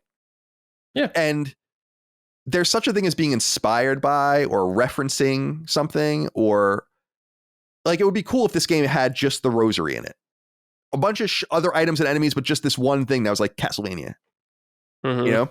You know it, you see it, you identify it. It's a tip of the cap. But when I'm on a screen and it's all Castlevania, but it's not. And what's even funnier about it to me is Konami's down, because they worked. They're like, whatever. Yeah, they did like the Contra stuff, and it's like, that's cool, man. I think that's a choice. I think some of your more litigious brothers and sisters in the industry would have been like, again, imagine if this game was like, oh, there's a one-up mushroom, and there's a fire flower, and there's Lakitu, and there's a Goomba, and Tanuki suit. Right. Yeah. It's like, come on, man. At some point you're like, I don't know. I don't know about that. So that's all. I mean, I don't want to like, it's dissonant because I think the game is really fun, and I don't think they should change anything, and I don't want them to get in trouble, and they're not going to get in trouble and all of that. But I am surprised that this wasn't a bigger controversy, because it is, again, capital S, shameless. Yeah. And isn't part of the mechanism that makes the game work. They could have copied all of, imagine if the axe was a scythe. Imagine if the dagger was an arrow. Imagine if the boomerang wasn't a cross. Mm-hmm. Yeah. Come on. Yeah. I mean, that's all true. Yeah. But you're having a good time with the game. Yeah. I mean, that's the funny thing, is it's fun. It's like crack rock fun. Yeah. It's the dopamine rush, dude. Dopamine hits constantly. And there's just a million things. The one, maybe there is an endless mode. I don't know. The 30-minute cutoff is pretty interesting, because I think that the game basically you become so powerful that the game, you really will never die. So I understand that they feel like you need to have a limit to what you can do. But there are some design things I would change. But I think generally speaking, like, they've hit on something really special and really interesting, very straightforward, very playable, console agnostic, in terms of you can play it really on a phone, I'm pretty sure, pretty easily. Mm-hmm. And so I think, again, it could have just been anything else, Yeah. Anyway, yeah, it's a cool game. And it's $5, by the way. Yeah, it's so cheap. Yeah. Definitely worth checking out. All right, let's hear from Grant here. Hi, Summoners. I heard the designer of Vampire Survivors used to work on gambling software, and I'd say that this game has an addictive loop similar to slots or video poker. While I found the game fun at first, I'm a bit turned off now by how manipulative it feels. 30 minutes can pass by faster than maybe any game I've played. This is often the mark of a good game, but am I wrong to feel that Vampire Survivors offers a highly addictive but ultimately shallow experience? I know there's build variety, but ultimately boils down to walking around and choosing power-ups. Sort of feels like a video game equivalent of scrolling TikTok to me. It's not a bad game, but some critics giving it their GOTY felt kind of wrong to me. Love the pods, gentlemen. What do you think about this line specifically saying about it's shallow? To me, yeah, it is shallow, but I don't see the problem in that, especially when it's $5. It's just like a little arcade game. It's deeply shallow. I also think that 9 out of 10 times this game just wouldn't work. It's a one of a kind thing. Yeah. It's kind of like Hotline Miami or something, where it's like, it's an approach that's at Hotline Miami is a lot deeper, but it's like, it's a unique approach that you've never really seen before that would be obvious to have been replicated somewhere else. And it's just a one of a kind. In other words, like, I don't want a Vampire Survivors like. I'm sure they already exist, and I'm sure more are going to come. But it's like a walking simulator, let's say. No interactivity, but movement and a different outcome. You can obviously die in this game, and you do. Mm-hmm. But I just I don't think its shallowness works against it. I think its shallowness is part of the charm. It's like Angry Birds was very simple, but there's something dynamic and fascinating about that game. Dude, I and love it's Angry or Birds. Tetris. Yeah. So I just don't think I also wouldn't confuse the lack of inputs with the depth of the game. I think that's an error, you know? I really, I agree with you, Grant. And by the way, nice name, considering we're talking about Castlevania, perhaps a Grant Dynasty reference if you're a Castlevania 3 fan. Perhaps. But maybe it's just his real name. But yeah, is it like scrolling TikTok or like some brainworm shit? Definitely. Yeah. But, and is it, like you said, this guy worked on gambling software? I can see that. But that's part of the magic of the game, I think. And part of what really does make it work is that it does, if something's baiting you after you spend $5 and it asks nothing else of you, nothing else is required, and then you just want to play it over and over and over again, that's you. You know? So you got a problem, Grant. Get help. And that's good games. Like, it's not, see, that's what's it's not as bad as you're making it seem, because it costs nothing. It's not like you're gambling. Like video poker, you can lose everything just sitting there. Fucking around and being addicted to it. But this is an addiction of a different kind. And I can see a lot of people, the time does just go by when you play it. Yeah. All right, this is from Danny Dongless. Sorry, Danny. Aloha, Sacred Survivors. I gotta know how Colin is getting along with Vampire Survivors. Specifically curious about how you feel about the way trophies are set up. Are you vibing with the general gameplay loop, music, art? Personally, I'm loving this Castlevania tinged dopamine hit. Tinged, huh? Yeah, Castlevania tinged. Yeah, that's one way of putting it. Drenched. Ironic given Konami's penchant for making pachinko machines of their beloved IP. Hope you're all doing well. I'll hang up now and listen. The trophies. The trophies are cool. Like I said earlier, I love the core list plus this really just infinite list of trophies. There's so many trophies that, and it's not unique to this game on PS4, but there are others that do it, but it's rare. If a game gets to a certain level of trophies, they actually have to publish a totally separate list of trophies. That's like a downloadable content list that also is imbued into your trophy list when you start it up. So you have like this DLC spinoff. And on PS5, you can just have them all on the same list, which is kind of cool. So there's a lot there. On PS5, I must admit, I don't know if this is a system level bug or a game level bug. And it's not that I'm not earning the trophies, but if I earn more than one trophy at a time, which I usually do, it's kind of like a Quantic Dream game where you earn all your trophies in the end screen. Like you don't earn them as you go. So like it doesn't interrupt gameplay. So then they'll conceivably pop up one after the other. Sometimes they do. Sometimes only one pops up. And then you go to your list and you realize you've earned way more trophies than has been shown. I think because you're earning so many trophies, there's something at a system level that they're not able to deal with it on an OS level or something like that, which is strange. Because there's a whole in-game achievement level list too. So if it'll say after a stage, it's like you've earned 4 in-game achievements. So you know you're going to get 4 trophies and then one pops up. But it shows 4. So you're getting them, but it's as if your notifications are off. So it's cool. I love the meta of the trophies in the game in the sense that it is all about the dopamine hit of one more try. And the trophies are keeping you going for a whole different reason that are also about that same dopamine hit. And so I actually think it's quite circuitous and they feed into each other pretty well, which is nice. The gameplay loop, like we've already spoken to it. It's fun. I really, do you have like a specific lineup of weapons? And do you remember what you like to use? No, I haven't played it since it came out, so I couldn't really tell you anymore. I remember the garlic was good though. Yeah, I remember that. It's cool too in that there are a bunch of combinations of items and weapons you can have where if you upgrade both of them all the way. So again, you have 6 slots for weapons, 6 slots for like augments. And then you collect one augment, and then one of the options you'll find after that when you level up is a level up for that augment. And each one can level up 3, 4, 5, 6, 7 times. If you have certain items that are in certain combinations and level them both up, then you can find basically a new permutation of that item. So like a stronger garlic, a stronger Bible, all of theirs, which is really cool. So there's a lot of really cool systems in it. But yeah, I love the garlic, the Bible, which like rotates around you, and then really good. the Rune Tracer, I love. It's like that's it's the rebound stone in Castlevania Symphony of the Night, the sub weapon.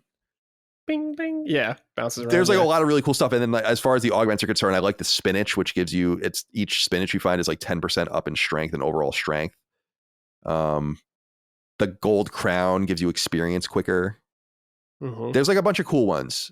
And it's fun about kind of bobbing and weaving and making choices because you have to choose one. When you level up, you can't be like, I don't want anything. It'll give you 3 options. And sometimes you don't want any of those options, but you realize that you have a slot, and you have a limited amount of slots, but you must take one. Yeah. So it's pretty cool. Must. Yeah, it's a cool game. The cycle works well. The music and the art is nothing special, but I think it works well for the game. It's perfectly fine and functional. I don't think it needs to be more than that. Another thing that's ripped off of Castlevania, blatantly ripped off of Castlevania, are the numbers. Like the fucking font of the hit numbers is Symphony of the Night.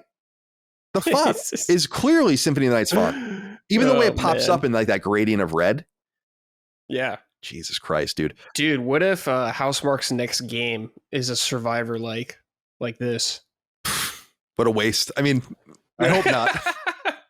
No, we're talking like big budget though. That would be kind of cool. Budget. Yeah, I doubt it though, but that would be kind of cool.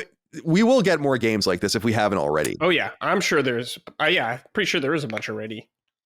All right, this is from Phil McCarthy. Hey boys, this one is for our Lord and Savior Colin H. Christ. Whoa, and it's a simple one.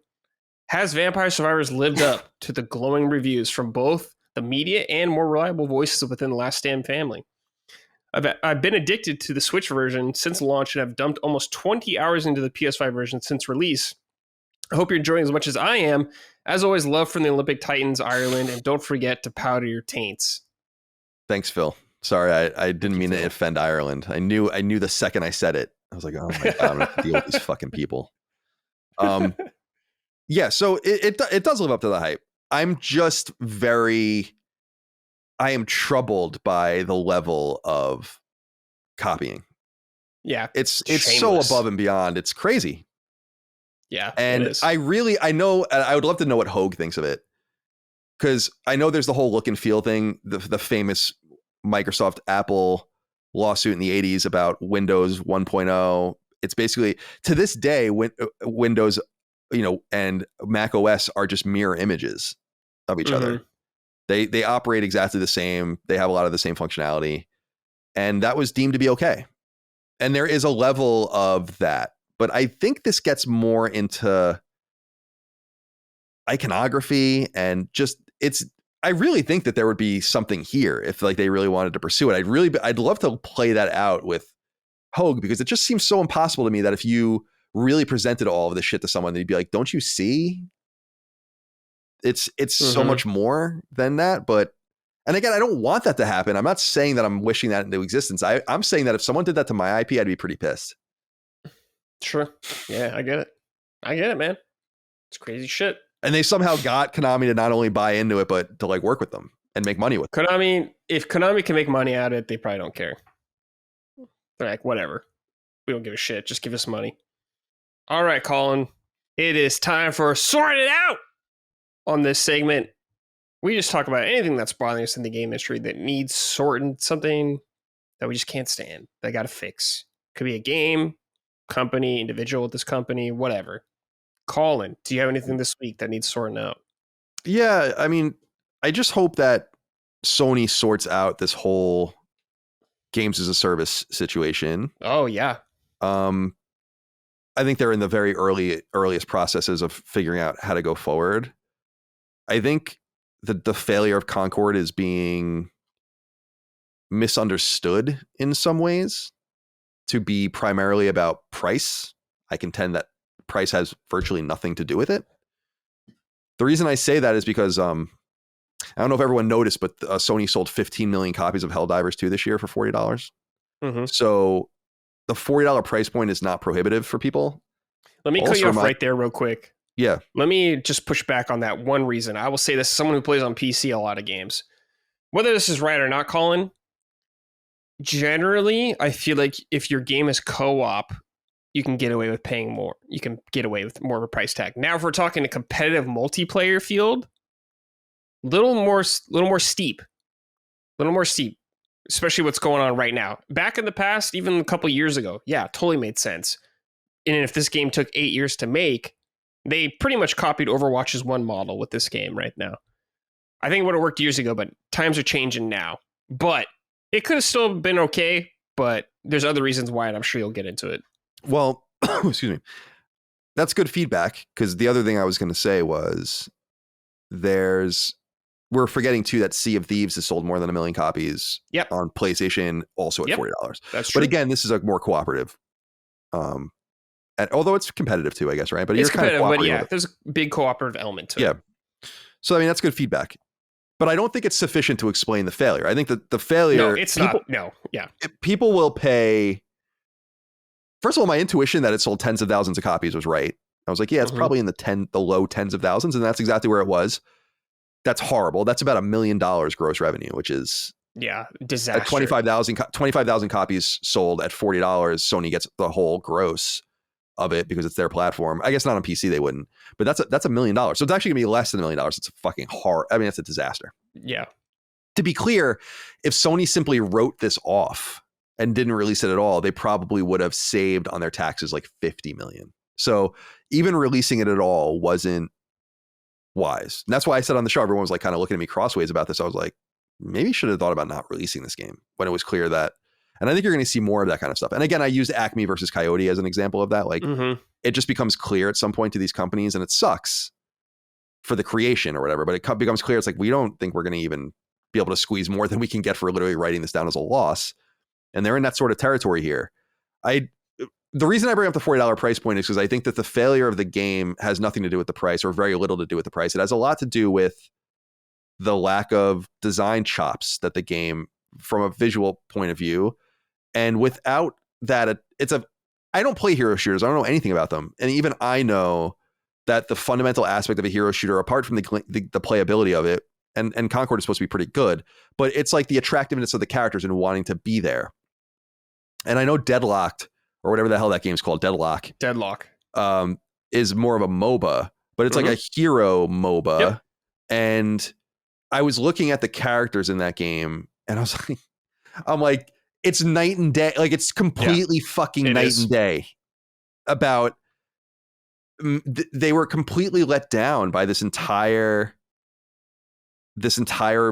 art aesthetic and character design. Like, it completely let the game down. And I think that without that, you have nothing, whether it's free or whether it's not. Maybe some people would be interested in trying it if it was free and dicking around with it, but it's not going to save your game. No. And so I just reject that the price component has much more to do with it than some other big elements. And I just, so Sony's just getting weird data, and I hope that they're able to literally sort that data out, because on one, they're probably looking at it being like, man, this is kind of all fucked up. And what do we do about fair games and other things that are certainly coming, the Horizon multiplayer game and other things? They have a lot to figure out.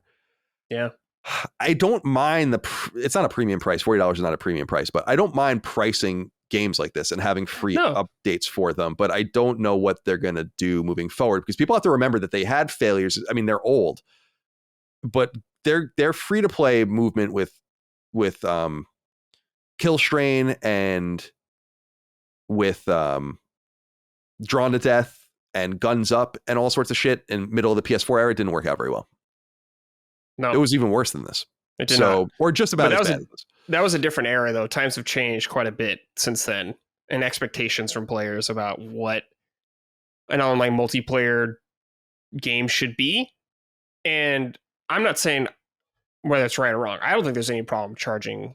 And to me, it makes sense. Like, if you're interested in a game, paying $40, getting everything for free, I guess forever or whatever, how they're going to do it. I don't have a problem paying for that. I just know how a lot of people think, Colin. A lot of people won't give it the time of day. And like you said, the visual aspect of the game probably hurt it the most. The tone and the visual aspect of this game immediately killed that game for so many people. And I mean, I've played some of Concord. I played a couple hours of the beta, and it's like, it's a mechanically solid game, you know? There's some fun to be had there, but there's just a lot of competition, man. That's what I'm saying. Like, making a good game is insufficient. There's so many good games. Good play nowadays. You need the trap. You need the visual aspect of it, the appealing visuals of it, dude. So they went in the complete opposite direction of what most players want nowadays. Maybe this could have worked 8 years ago. I don't know when they were designing the game or whatever. But yeah, it ain't doing well right now. Yeah, it's there's a lot to think about here. Yeah, a lot to think about, a lot to learn. Yeah, and turning the ship. If I were at Haven, I'd be very nervous right now. Oh yeah. But I believe, and I have felt like this. We've only seen Fair Games that one time in the reveal trailer, and I went back and watched it last week, and I'm like, I think there's something here as far as visual flair and excitement around it. It is way more promising from that perspective than Concord, in my opinion. I know a lot of people feel like this is like Mr. Robot fucking derivative, whatever, and I'm like, yeah, it's about your exposure to it. It's very similar to the Marvel exposure. And why certain things wash on people, like why I was able to enjoy Immortals of Avian while a lot of other people are like, this is like fucking B tier Marvel writing. And I'm like, well, I just don't watch Marvel, so I find it somewhat endearing. I think that Sony needs to figure out the best path forward in an environment. I don't know if you saw like first of all, Hyenas was like shut down, wasn't it, before it was even released? Yeah, it was. X-Defiant is dying. It's not looking good out there. Even game like Blue Protocol getting canceled. It's hitting all service games. And Blue Protocol, I heard, was not good. That's why it had a very small player base, because no one liked the game. I didn't. The only thing I saw from Blue Protocol, I knew it was out in Japan, but there was a round of Western previews last year. I don't know where people played it, and they seemed to like it. So that's why I was. Yeah, my old coworker played it. He said it was all right, but with an MMO like that, brief 20-minute demo or whatever, not nearly enough to get a hang of that game. You gotta play those games for a while to get it and see the cracks kind of start to show and all that kind of stuff. It's funny because I think you're saying like Blue Protocol is not very good. This is an example of what I'm saying though. Like, it's not sufficient to make a good or decent game. No, you gotta do more. You gotta do more nowadays, especially in that space, man. It's cutthroat, dude. Like, you gotta think about who you're competing with. You're competing with giants in there. Fortnite, like, you gotta consider all live service games when you're talking about your game, because so many people just stick to maybe one live service game, maybe two, but like that's their kind of, they stay in their lane a lot of times, or they'll hop around kind of thing. But this is what I don't play their. This is what I don't play their games, but this is what I observe with MiHoYo is they're actually canny enough and wise enough and plugged in enough to know that they actually have to compete with their own games in order to keep a cycle moving forward. So people are always excited about the new thing, because Genshin Impact's biggest competitor is Zenless Zone Zero, or their own game. Honkai Star Rail, and Honkai Star Rail's biggest competitor is Genshin Impact. And they don't really need to do that.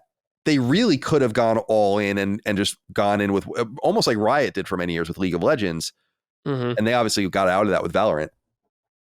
Which was good, because I think they would be in a lot of trouble. I mean, not that League of Legends is bad. It's just like, it's like, do you want to be a company like CCP and have EVE Online and that's just your thing, and like it's kind of there, and or do you want to grow? And so I've always loved, even in a space, to your point about aggression and power in that space, one of the most powerful companies in that space, which is MiHoYo, is actively spending hundreds of millions of dollars a year on these games just to kind of keep things fresh on multiple fronts.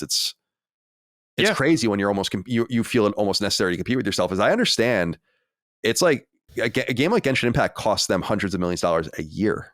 Oh, it's expensive. That might make that game amongst the most expensive games ever made. For development costs, like, because when you have a game, and certainly Final Fantasy 14 and these other long running ESO and all these other long running MMOs, but not at that level of polished quality and player base, not even close.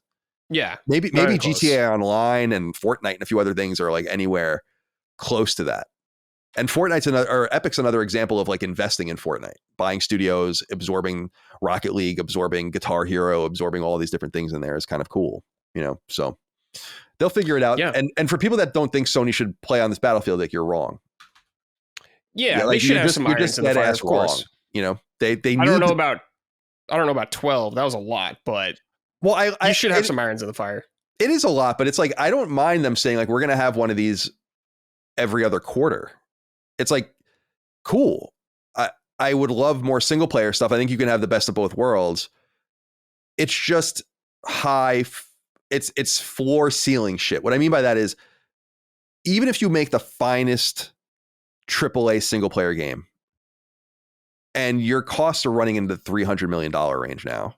We know Spider-Man 3 Spider-Man 3 has become so expensive that we know Insomniac was considering splitting it into two parts, and that their own market research showed that they'd make even less money if they did that. It's because that means that if you sell 10 million copies of your game, you're maybe walking away with $100 million in profit. And that's not really great. It's nice. That will help fund a third of your next game. And they look at something like Genshin Impact and they're like, yeah, maybe the more spins at the wheel we take, the more likely it is we encounter a Fortnite or an Apex Legends. Yeah. And the amount of money those games make are orders of magnitude in excess of what Sony would ever make on a single player game. And people need to understand that they can make a single player game like first of all, Sony has games that have sold better than Elden Ring. Many of them, not many, but a lot actually, like probably 6 or 7. And that's great, but it's not enough. It's a very unsafe way to do business in a market where Sony has an advantage, just like Microsoft does, of knowing firsthand what the numbers are because it goes through them. Right. And then they pay out 70% of the money, on average, gross income from these services. And they look at it and they're like, holy shit. Yeah. That it's like, so you can't blame them. No. Yeah. Yeah. I just think whoever's making the calls on some of these, though, like, is really fucking up. Like the call on Concord, who made the call to buy that studio and everything. Like, yes, fucking rules.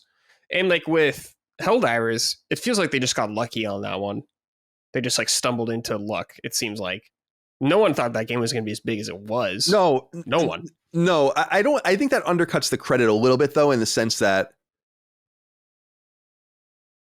the original Helldivers was in development for a long time, too, and came out in 2015. And it has an audience. Thousands of people are still playing Helldivers at concurrently, the original one. And Sony bought into Arrowhead, not literally, but bought into the vision of Helldivers 2. And it took them almost 8 years to get the game out.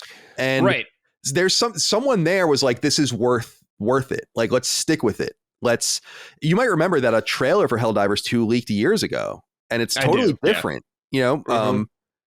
And so I think what I would say about Helldivers is that no one thought it was going to be big or even great, but no one thought it was going to be bad. No one thought it was going to be bad. Concord was dead the minute it was shown. It was over. It was over. And that's really sad and unfortunate, but you're right that no one knew. I know some of the people at Sony and the acumen that they have for games, and some people knew. So it's like bad choices were made, and this might Jaffe and I were talking about this. This could be partially explain Jim Ryan's exit. This could explain Connie Booth's exit.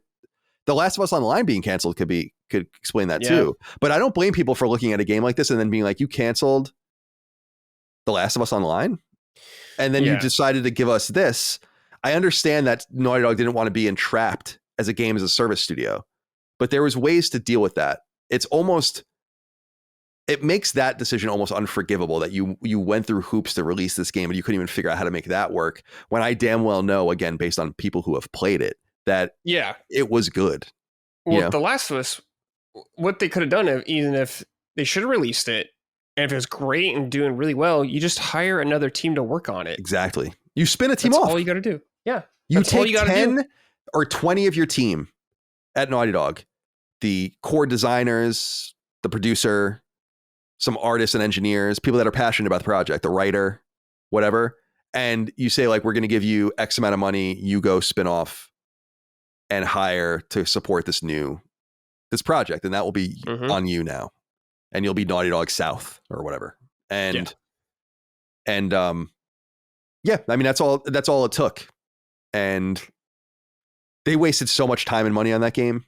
Yeah. It can't be understated how much time and money they wait. It wasn't some side project. That was a fundamentally large gravitational Naughty Dog project that had lots of people working on it and lots of money spent on it. And it was no light decision to cancel it. But I think that that's frankly part of the equation, is what I was saying earlier, is like, well, we can write this down. It just, you wonder why decisions weren't made differently with other games. And I just hope that Fair Games has an advantage, which is it got to see how everything went. Got to see how Helldivers went, got to see how Concord is going. And you can at least adjust based on that. You have time. But as we learned with Justice League, Kill Justice League, when a game is indefinitely delayed, there's really only so much you can do about it. The game is the game. Yeah. The art is the art. The style is the style. The characters are the characters. You're not gonna start making new characters and rigging up new animation and like doing new mocap. It's like you're done. At some point, you can tweak around the edges. That's what I'd love to know, is what happened in that year that Rocksteady worked on. Like what were they able to change, and what was different? Because they definitely did change stuff, but there's only so much you can do. So I would imagine Fair Games is in a position where it's like, it is what it is, but at least they can nip around the edges. And I think monetization is going to be a major part of it. You know, adjust stuff more. I mean, they have the advantage of we haven't seen the game actually. So that's a huge thing. Because like you said, they can do stuff. Once you show your game, if people don't like the way it looks right away, that's going to be it for a lot of people. And that's unfortunate in a lot of circumstances, because a lot of things don't get a fair shake, but that's just kind of the reality of a lot of things. So they got to nail that first showing. But yeah, I don't know. We'll keep an eye out for that game. It's going to be very interesting when we see that game. Very interesting. Just for my sort out, just quickly, I talked about this earlier, but the whole Ubisoft thing about your save file getting erased, so bad, dude. So bad. Can you imagine if Sony put out The Last of Us Part 3 and this shit fucking happened, dude? Ridiculous. It'd be insane. It's just so interesting to me, because I just feel like there's more to it. There's definitely more to it. But because whatever the decision was made, whatever the decision it is, but the outcome that we're at now looks bad no matter what. Well, I agree with you. That's why I'm wondering, like, what was the calculus of saying, like, it is worth it for us to break people's saves? That's what because like, what's stopping you from rolling back an update? Or I know you can deploy, I own a game studio. Like, you can deploy hotfixes on your games. You don't need to even patch it, you know, depending on what you're fixing. And it's Ubisoft probably has the most dynamic tools and the greatest access out of all the, you know, amongst the AAA publishers. They're in that group. And so it's just weird to me that you can be like, oh shit, this is breaking people's saves. Let's just roll it back and hope for the best. And maybe some people got fucked, but most people didn't, and so on and so forth. So yeah, I just would love to know the real reason that they felt like they needed to do that. And again, I feel like the other red herring there, or not red herring, the canary in the coal mine is them saying, like, if you continue with the save, you will reach unpassable blockers, basically. So it's like, oh, that's weird. Crazy shit. All right, let's hear from the audience. The first one is from Double Guns. This is a long one. Hey guys, I want to thrust a beefy, sorted out directly at the entire video game community. Apologies for the long write-in, but I feel as though this is important. The reception to Concord is the most incorrect take of the gaming community has ever had regarding a video game. Concord is, after playing 80 plus hours of it, already possibly the best shooter I've ever played. Here's a different perspective. It is a multiplayer shooter that is designed to appeal to fans of single-player shooters. This is why the marketing has been botched so badly and why it's a hard sell. It should be compared directly to the likes of Doom 2016, Returnal, Vanquish, Titanfall 2, Horizon, and Destiny 2. Instead, people will not stop linking it to Overwatch and Valorant. Game feel is the most important aspect here, not visuals. It feels like a character action game fused with an FPS. Individual interactions in this game remind me of playing BioShock, Resistance, and Infamous, depending on the character matchup. People are generally playing the game incorrectly due to Firewalk misinforming the misfiring with the onboarding of the game. I recently made a video directed straight at the Sacred Boys in an attempt to get their attention on the matter. I would love to elaborate further on the subject. Even a 10-minute private conversation would suffice. Colin, I could talk for hours about how good this game is, the massive amount of misinformation spread about it, and much more. I respect the hell out of almost everyone or every take all of you at LSM provide. You are the best in the biz at discussing video games. I urge you not to fall for what the masses are saying. For the very first time, I am in disagreement with Colin or Chris about a shooter. Our tastes are always aligned perfectly. This game is made for him, but he is playing it wrong. I generally hate saying that, but I am 100% confident in this statement. You must swap characters when you die in the game. You're missing the central pillar mechanic of the game. Thanks for reading. Love the show. Cheers. All right, Colin, there's a lot going on here. How do you want to tackle this? Yeah, so you can't ask people to not believe what they're seeing. You said this earlier, Brad. If a game is aesthetically unpleasing, it's really hard to overcome that in a visual space like video games. It's like watching a film and it's all fucked up looking, but the story's really good. It's like, okay, but it's a film. I'm not about the fidelity of art. I love pixel art more than anything in the world. I love 8 and 16-bit and 32-bit pixel art more than anything, and that stuff is amongst the most beautiful a game can be. I said many times, Symphony of the Night, one of the most beautiful games ever made. It's about design, it's about aesthetic, and those things are attractive and additive to a game. The reality is that this game was in the shitter before anyone really knew much about it because of the characters. And you can't undo that by going on and on about the way the game's supposed to be played and this and that and the other thing. Like, people understand video games and they understand how to play them and they understand how to get into them. You don't need to teach them.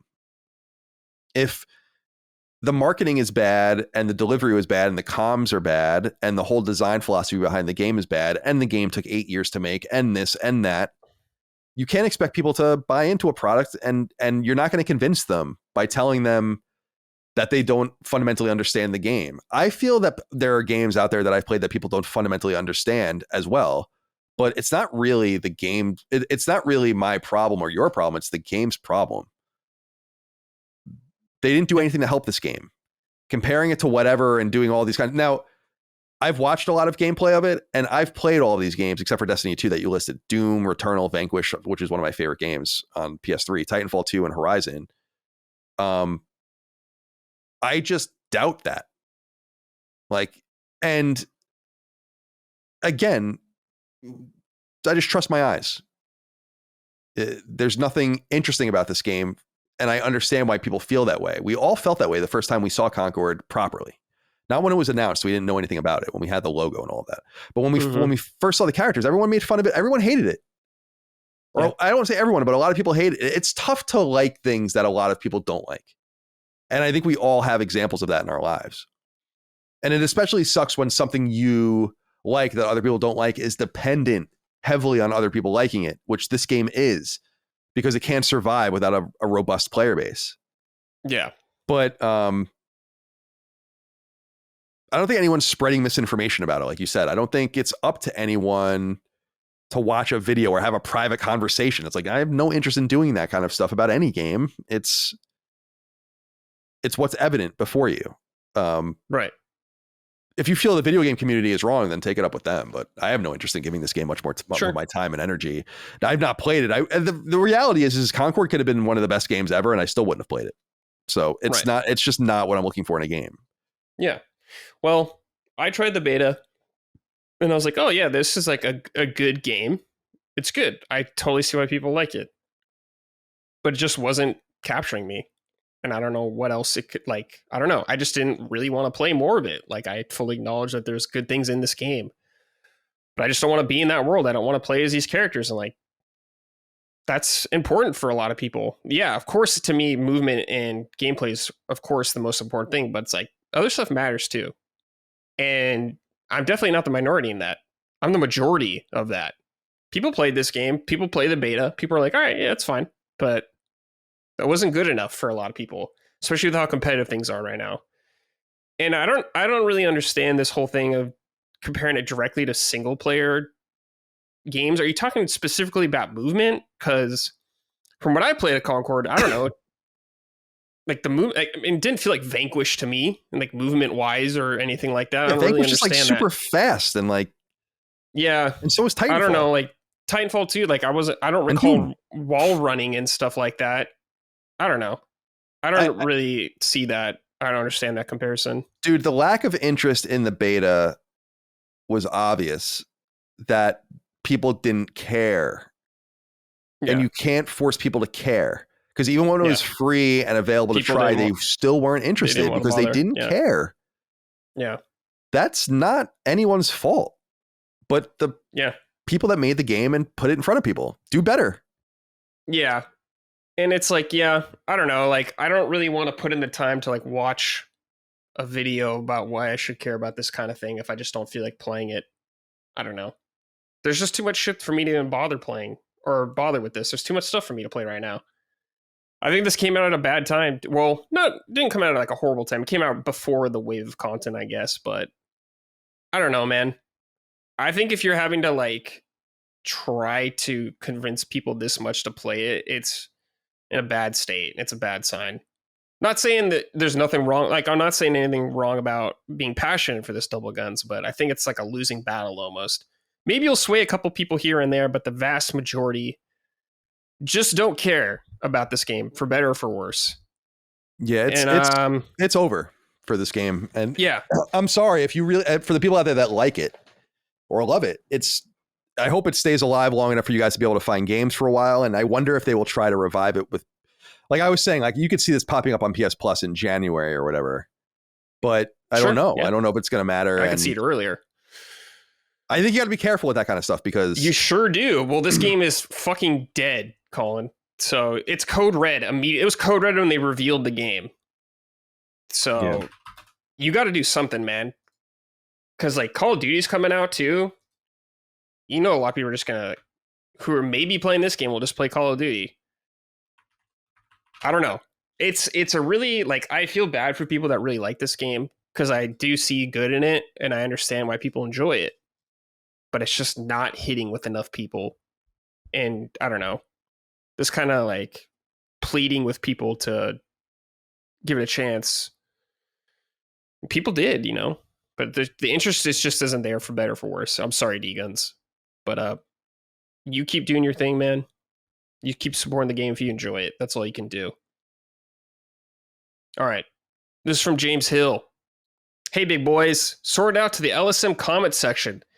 Every time there's any political, woke, or DI talk, the entire comment section devolves into the autistic kid from the Boondocks screaming in the backseat of the car. Take this 2016 energy and Pokemon Go, shove it up your ass. Caring about LSM's personality's political opinion is on par with caring about what Ja Rule thinks about 9/11. Thanks for attending my TED Talk. What do you think about this, I don't really get into the comments very often. I should be more attentive to them, but I just am not often attentive to them. And I just want people to, I want people to be able to say what they want to say within the realm of reason, and be disagreeable if they want to be, and have, disagreements with each other in the content, of course, but I just don't want it to get into any worse than that. Obviously, if anything crazy is truly going on in the comments, let people know. I think others in the company, like Ben and Micah, I think are reading the comments and trying to take care of more of the moderation of them and stuff like that. Yeah.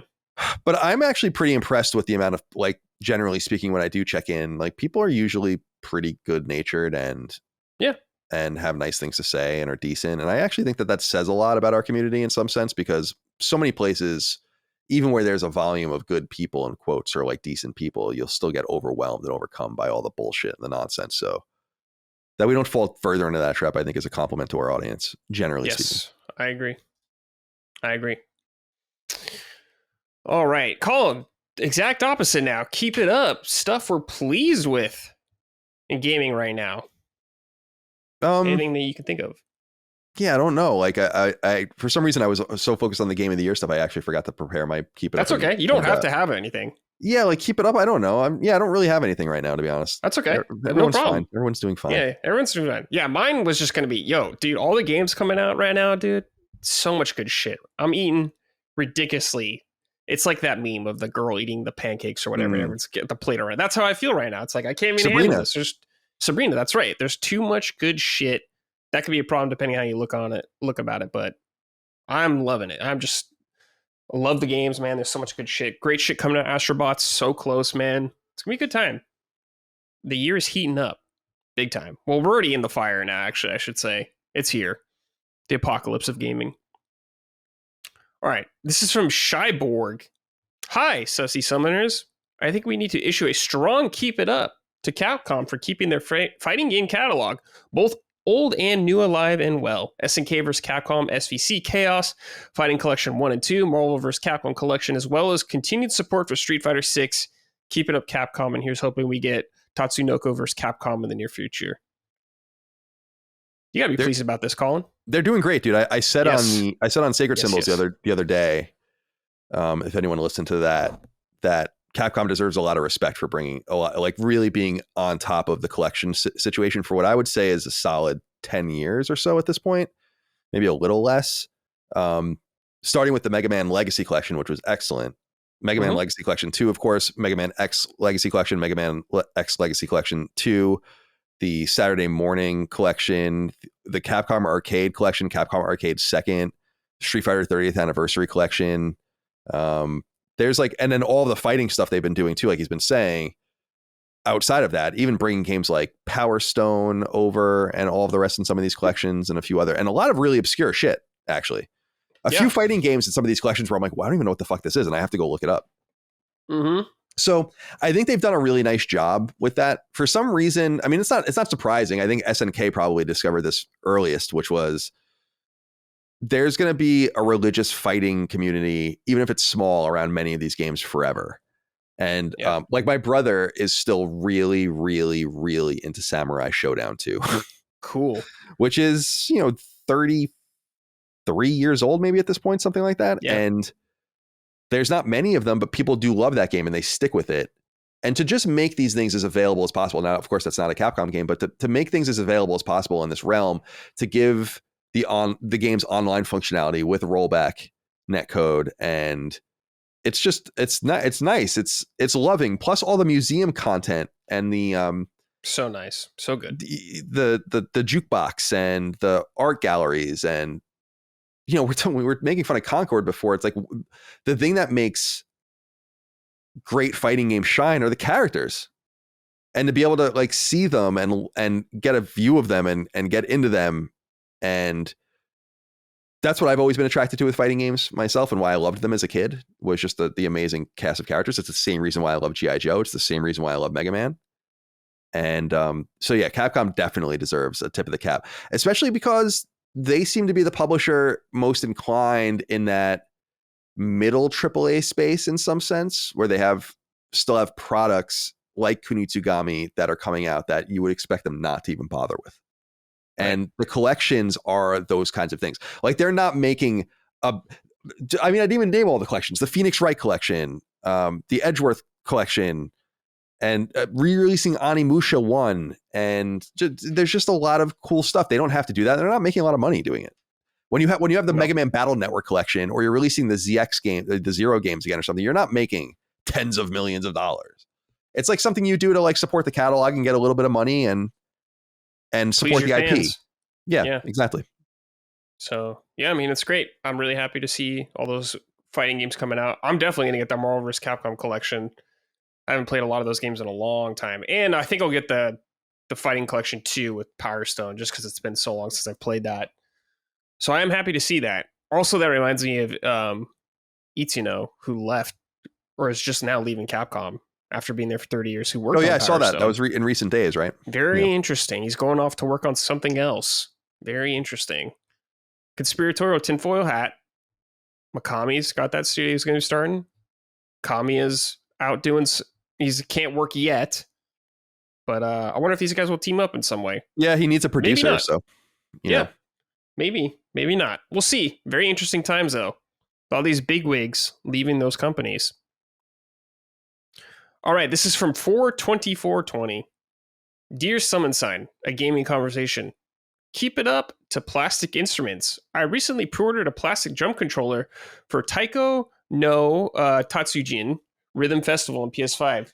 Do you guys have any experience with this franchise? I've never played it, but it's been 15 years since I was last banging plastic for the Beatles rock band on PS3.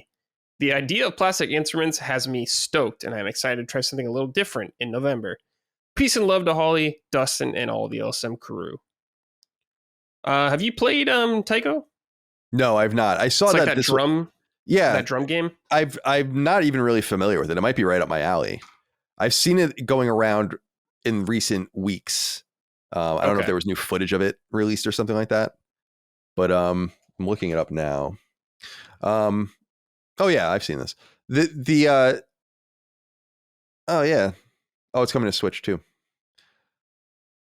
God, Switch's website's so much better than PlayStation's. Like, you know, like look at like individual games. It's so much more readable. So yeah, but the whole plastic drum controller thing or whatever, I don't know, man. I'm just not into having all these accessories. I will say though that shout out to the people that saw through that era when everyone was throwing out their Guitar Hero and Rock Band stuff and like couldn't even get rid of it or throw it away or give it away. Some people just stuck it out and has it, and apparently that stuff's kind of valuable now. Yeah.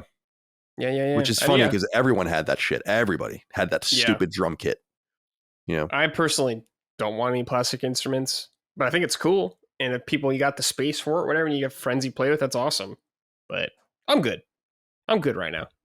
Same. All right, Colin. Let's talk about a little bit of Visions of Mana. So I've been playing this a little bit. I unfortunately haven't gotten to play a ton of it. I've played, I think, 3.5 hours. I'm just drowning in games, as you can tell. So, but I had to give it a test. I wasn't even going to buy it because I was like, well, I have no time to play this. But I was like, man, I really want to support this game. It's cool. I will play it eventually, so I'll just buy it now. And when I bought it, the studio got shut down immediately. Yeah, too late. Fuck. Yeah, which is a very sad story. I'm very upset about that. That should have been my sorted out, dude. That poor studio. I forgot they're called, but it's Uka, I think. Yeah, Uka. The day your game comes out, man, you get shut down. It's fucking unbelievable. Brutal. Because, you know, Visions of Mana is a pretty cool game, Colin. You know what this reminds me a lot of, Colin? When I was playing this, I was like, dude, this reminds me of the PS2 era of JRPGs. In a very aesthetic way, I should say. The game looks good in the town, the feel. It reminded me of like the GameCube era, like Tales of Symphonia. It kind of just gave me that vibe, Colin, when I was there. Like you start out this really cozy town. Your character, I'm like, man, this is so good. This is hitting the spot. It's like the max JRPG comfort food when you think of something like that. That's just what this game is, dude. It's not doing anything crazy. This is not the game to get you into the series or anything like that. But it's just hitting in a nice, pleasant way right now. I can't say it's like an amazing game or a great game from what I've played of it so far, but it's good. I'm having fun playing it. It looks very nice. It runs pretty damn well. There's a couple occasions where I was running the field and it just kind of like the frame rate dropped a little bit. I'm playing on PS5, by the way. But it looks nice. There's quite a bit of voice acting in the game, more than I actually thought there was going to be, because I expected this to be a more budget title, and it is to an extent. You know, it's not Final Fantasy VII Rebirth level or anything like that. It's more modest in that. I wonder how much this game costs, so I'm curious.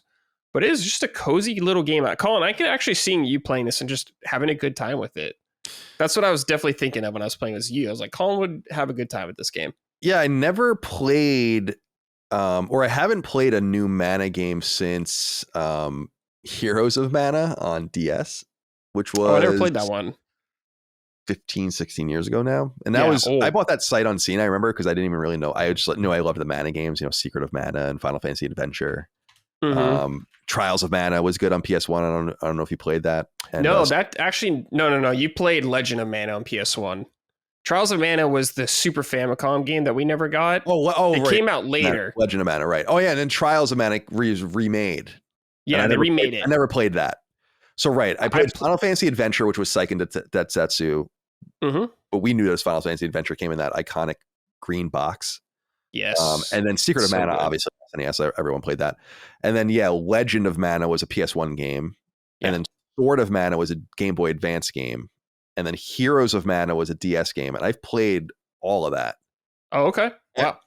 then I played Adventures of Mana was remade.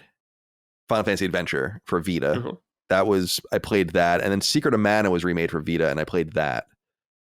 That's where I stopped. And I didn't play, like, there was some interstitial shit that I think was like phone games and stuff. Yeah, there was a phone game. But it's funny, man. I'm not even really entirely sure what a Mana game is anymore. It's yeah. These games are tethered together. They're simplistic action role-playing games. They are, yeah. And I think, and with bright, well, Final Fantasy Adventures was a Game Boy game, but the remake, like bright colors, and dude, it's so funny. This just came back to me. One of the things I remember about Adventures of Mana, the remake, there's in Final Fantasy Adventure, there's like a really annoying bug that can fuck your entire game save up if you like get stuck in these certain rooms without a key. And somehow that same bug was in the remake, and I got caught in the bug, and I had to start my whole save again. Oh no! And that just came to my mind because I was like, how the hell is that possible? That the same bug, it was like a pound for pound remake, I guess. But these games, I think, have a fairly loyal, though small, following in the West, and seem to be obviously much more relevant in Japan. And I've always been surprised. Like, I remember when Legend of Mana came, it wasn't even clear to me, where I was like, yeah, this is obviously like a Secret of Mana style game, but I don't really know what the Seiken Densetsu lore is. I think it's about like a world tree. Yeah, there's like the mana tree. Right. And so, I don't know, very similar to Ys, which we brought up earlier, which is obviously Nihon Falcom.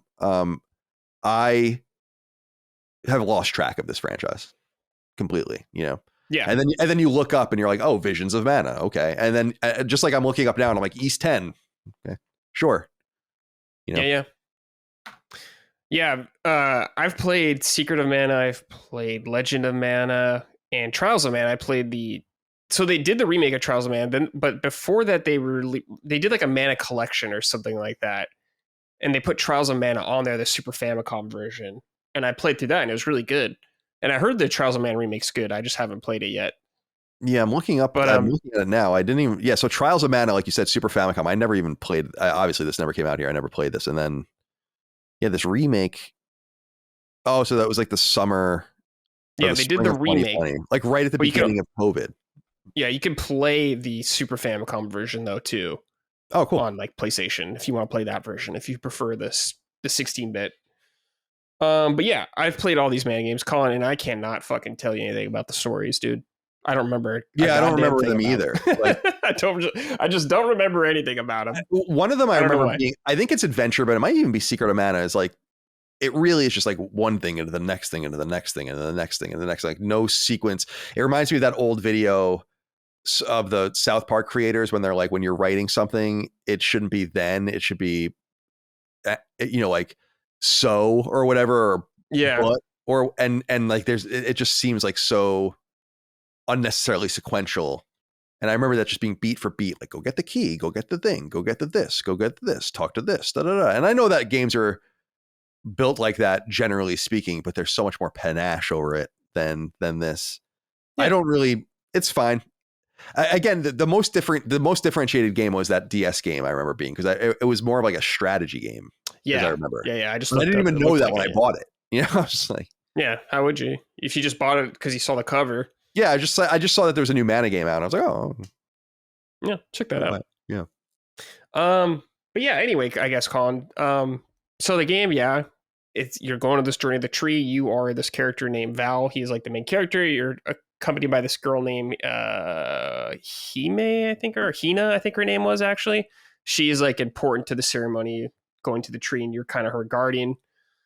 And I would say the environments look really nice, actually. Like I said, this is not a AAA crazy high budget, but the visual style is very pleasing, very nice. Some of the environments are pretty big. It reminded me of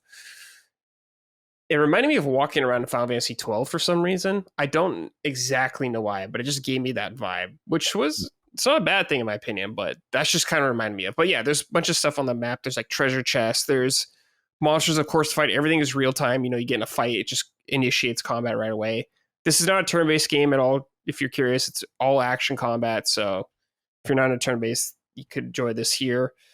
There's sometimes like more notorious monsters on the map that are more difficult.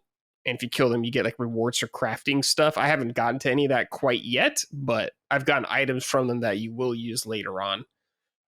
Pretty diverse environments. First one is like a nice cliffside, I guess, ocean area. There's like a nice ocean, everything like that. And the next one is like a wind. The wind elementals kind of all. Do you know? Remember in Secret of Mana, Colin, like all of the elemental guys you would collect. Yeah, all of them look exactly the same as they did in the Super Nintendo ones, like the same design wise. So that must be something that carries over throughout all the games. So I'm like recognizing the wind guy. I'm like, oh yeah, this is exactly the same wind guy I remember, and all that kind of stuff. I'm watching gameplay now. It's like it looks kind of like Dragon Quest XI. Visually, yeah, kind of. Not in its gameplay, obviously, but in just being in the environments. Yeah, kind of like a cell shading kind of element to it. Yeah, it's very pleasing. Yeah, and I think it works well for the art style. It looks really nice.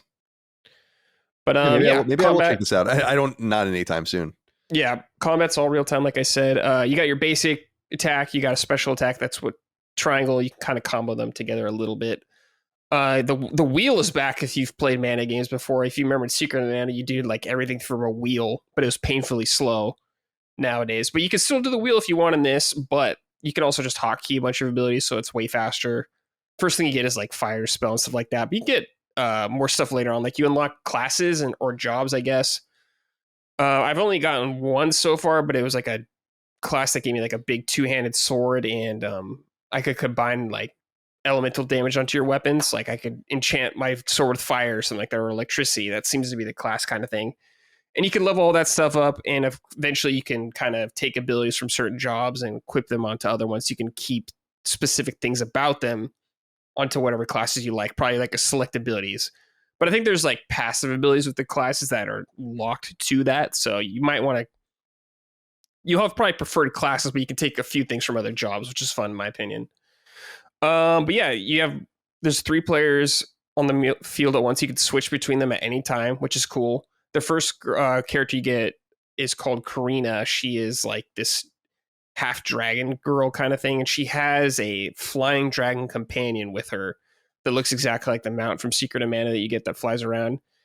And she has a kind of like a spear weapon, and she's fun. And she has this dragon with her, and the dragon attacks at the same time with her. So it's pretty entertaining. Then the next character I got was this cat guy, cat boy. I don't know what the fuck he is. His name's Morley. He has a katana. He's really powerful, and he has like a cool like Virgil. He like dashes back and does like a bunch of slashes, just like Virgil from Devil May Cry. Pretty cool. The first boss was really interesting, Colin. It is like the exact same design, the exact same enemy as the first boss in Secret of Mana. I don't know if you remember, you like fall down a hole and you fight this like praying mantis kind of boss down there. The first boss like in this was that praying mantis boss. It was kind of a nice reference, I guess. Of course, a lot of the enemies you'll recognize from the Mana games and stuff like that, like the little bunny things that hop around, the yellow bunnies. Voice acting is okay so far. The story's pretty straightforward right now. There's not like a whole lot going on, but there's some conflict going on with this character Morley that I've gotten, and his whole backstory and all that kind of stuff. So I'll see where that goes. It's very straightforward right now, very basic so far. Oh, I'm sorry. In combat also, you got those things I mentioned earlier, but you also get a couple of weapons that are linked to specific elements, like a weapon you can use on cooldown that you activate with R2. Like the first one you get is a boomerang, the wind boomerang. So you can use this in combat like once or twice, because once you use it, it has like 30 seconds it needs to fill up, but it'll throw the boomerang and it'll do a bunch of damage. So you'll also have that in combat. You also have like a limit break you can activate just by building up a meter over time.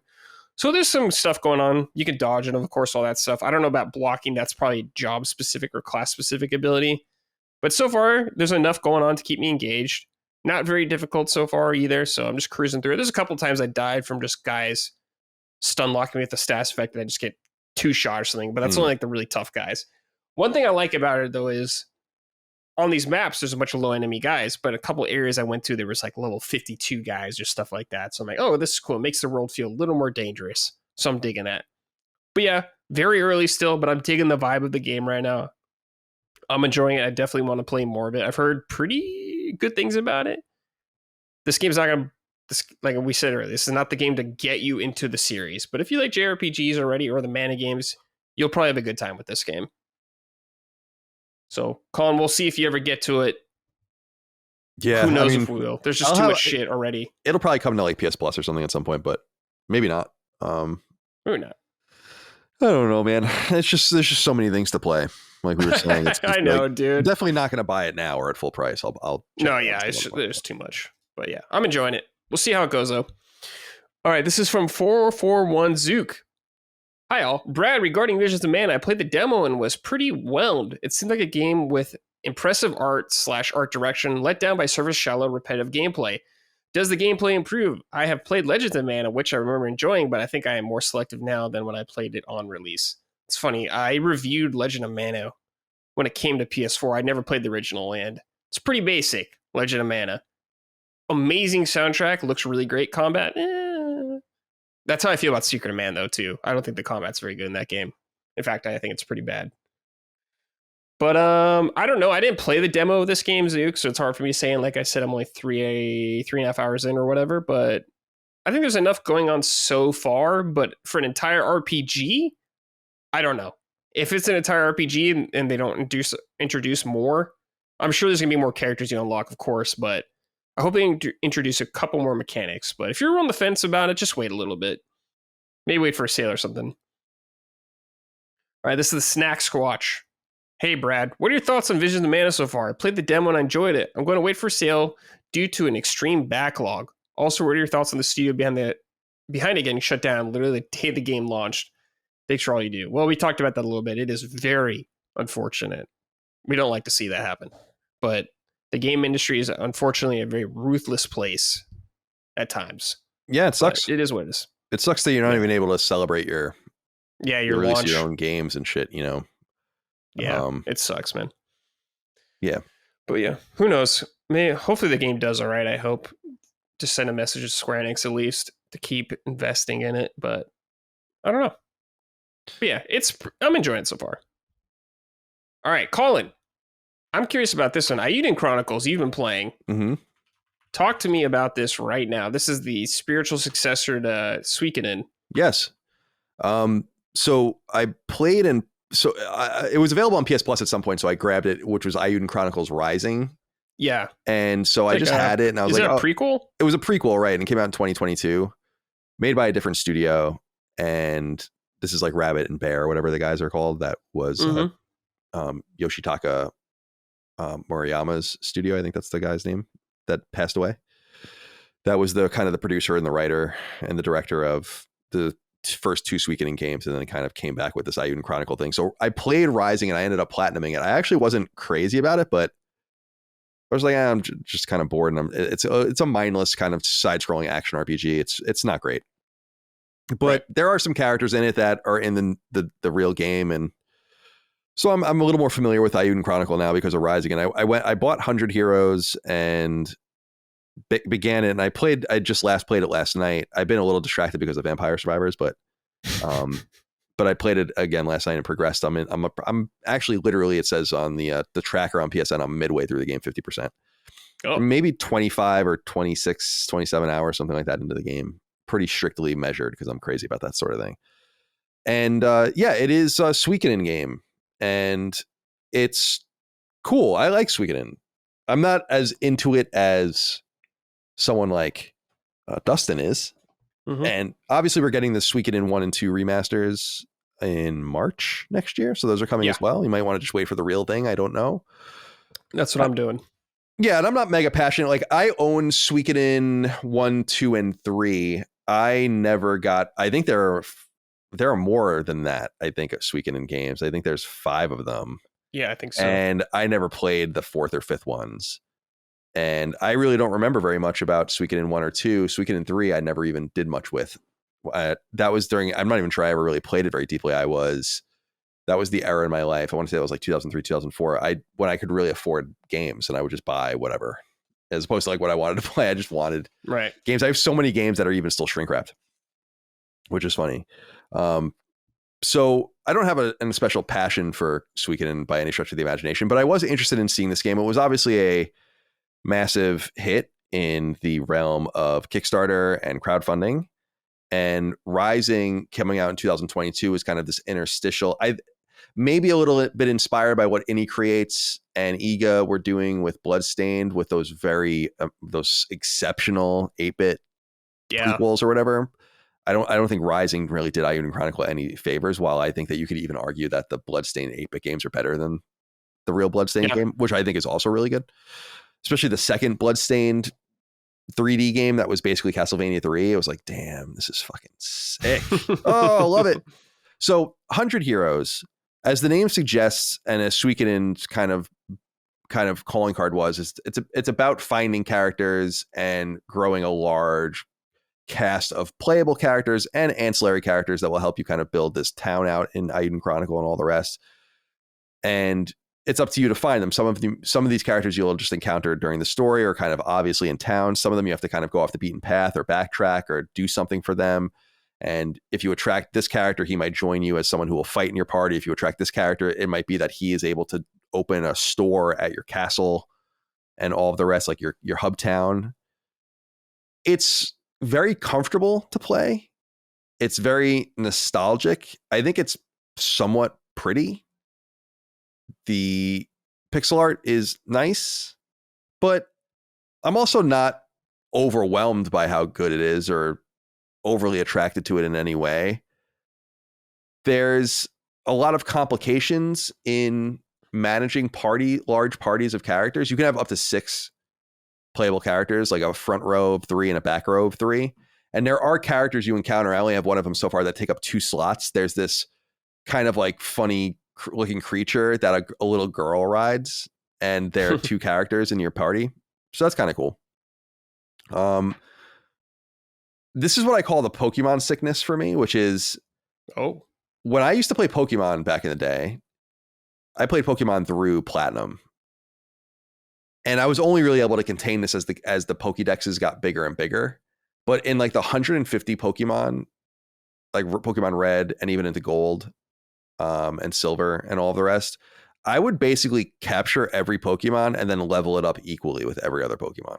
Like obsessively. Damn. Yeah, that's crazy.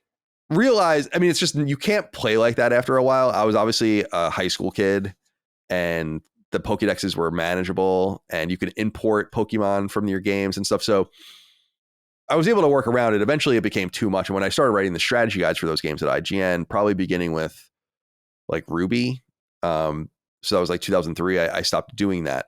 But this reminded me of that in the sense that you don't have nearly as many characters or whatever, but at first you're mixing up all these different characters. You have like maybe 15 people that come in and out of your party, and I want to level them up equally, and they don't level up if they're not with you. I think eventually there's something you can send them out on missions, but I still have not unlocked that. I have no idea if or when that unlocks. And it's actually somewhat trivial to get them up to your level, because you can just put like a level 10 person in with a bunch of level 35s, and as long as they don't get hit, they'll go up like 10 levels in one thing if you can survive. Right. But the equipment actually started to scratch me in this way, where I started unequipping people and being like, all right, now I'm going to bring this guy with me. So I'm going to go unequip this person of all their equipment and put it on this person. And eventually I just kind of got the Pokemon sickness, where I'm like, now I'm cycling characters in and out to keep their levels equal, and just equipping all of them with the best equipment that's possible. And it's totally grinded me to a halt, because I have to grind for so much money, but it makes it, but it's worth it in the long run, because it becomes so frustrating. The game is you're not able to like look holistically at your character's equipment.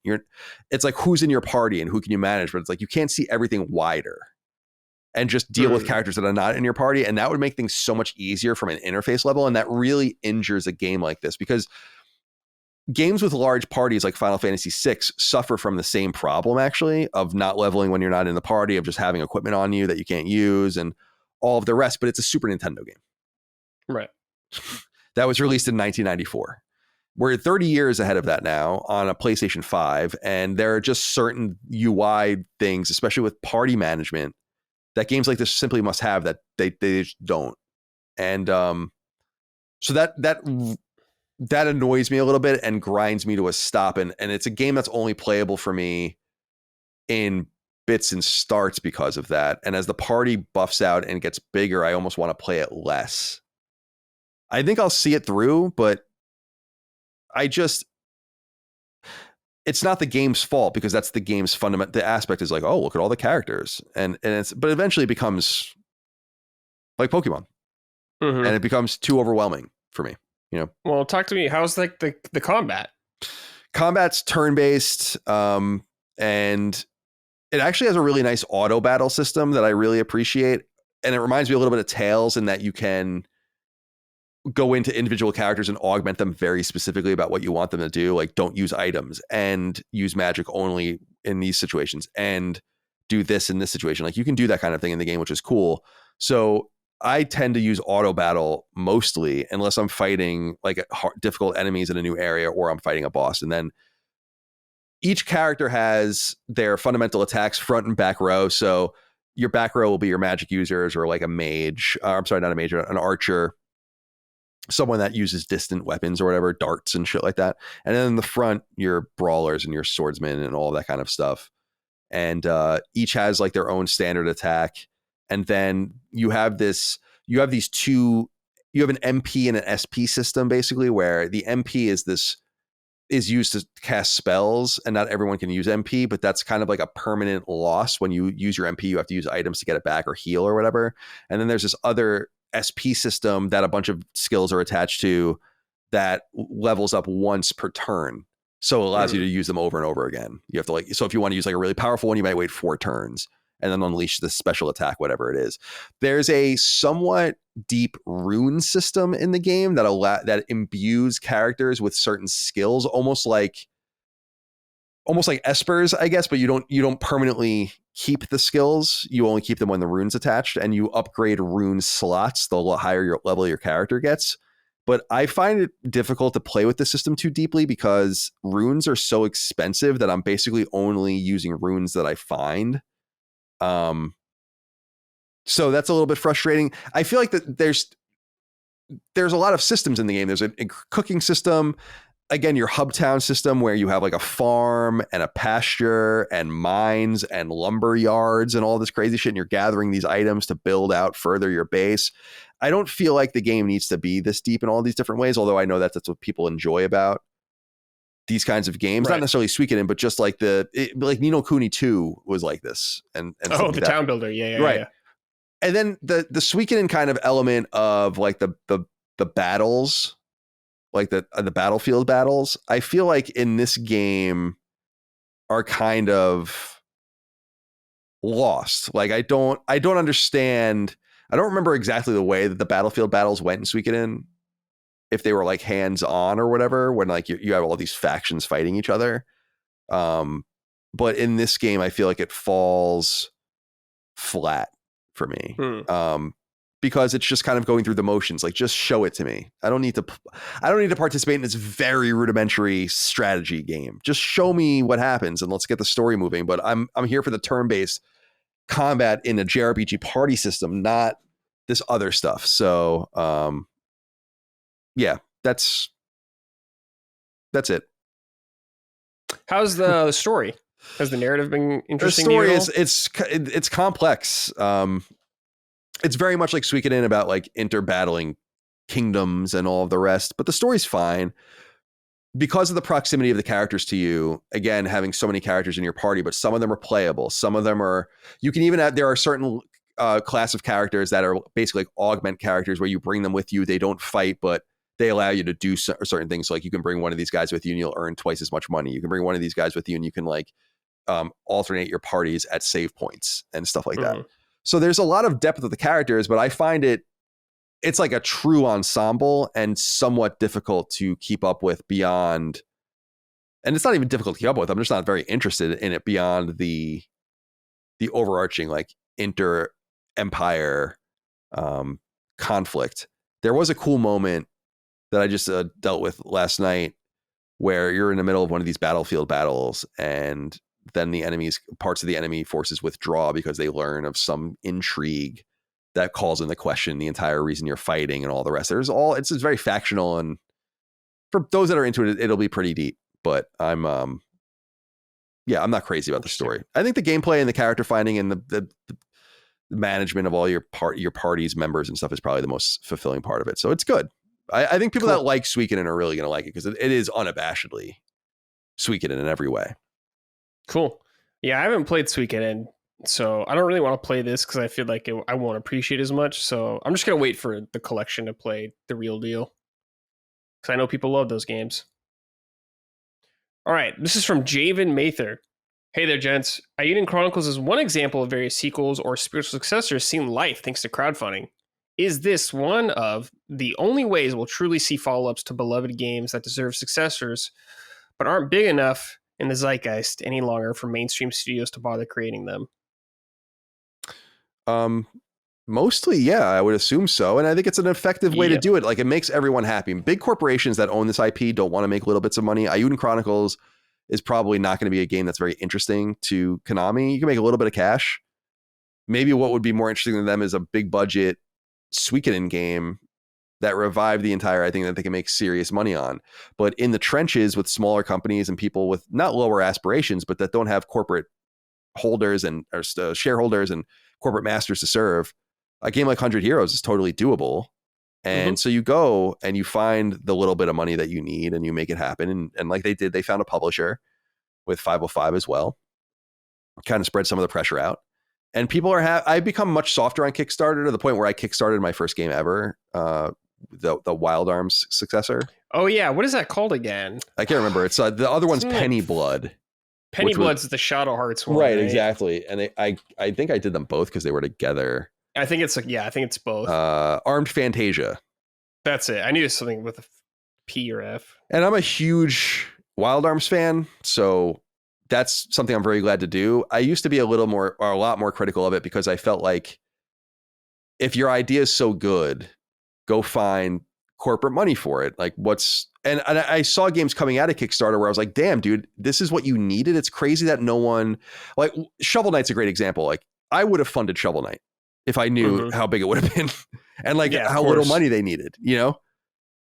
So I saw things like that and I'm like, damn, dude, it felt kind of predatory. But the longer I've gone on, the longer I've realized that it's not the only way that games like this will survive, but it's a viable way for people to just kind of encourage the products that they want. And I've slowly come around to that. So I feel like I was really bullish on the anti-Kickstarter stuff in the beginning because I did feel like it was getting a little crazy. Like Sony promoting the Shenmue 3 Kickstarter, right? It's like, that's insane. You're a billions of dollars company. Like, your it doesn't make any sense.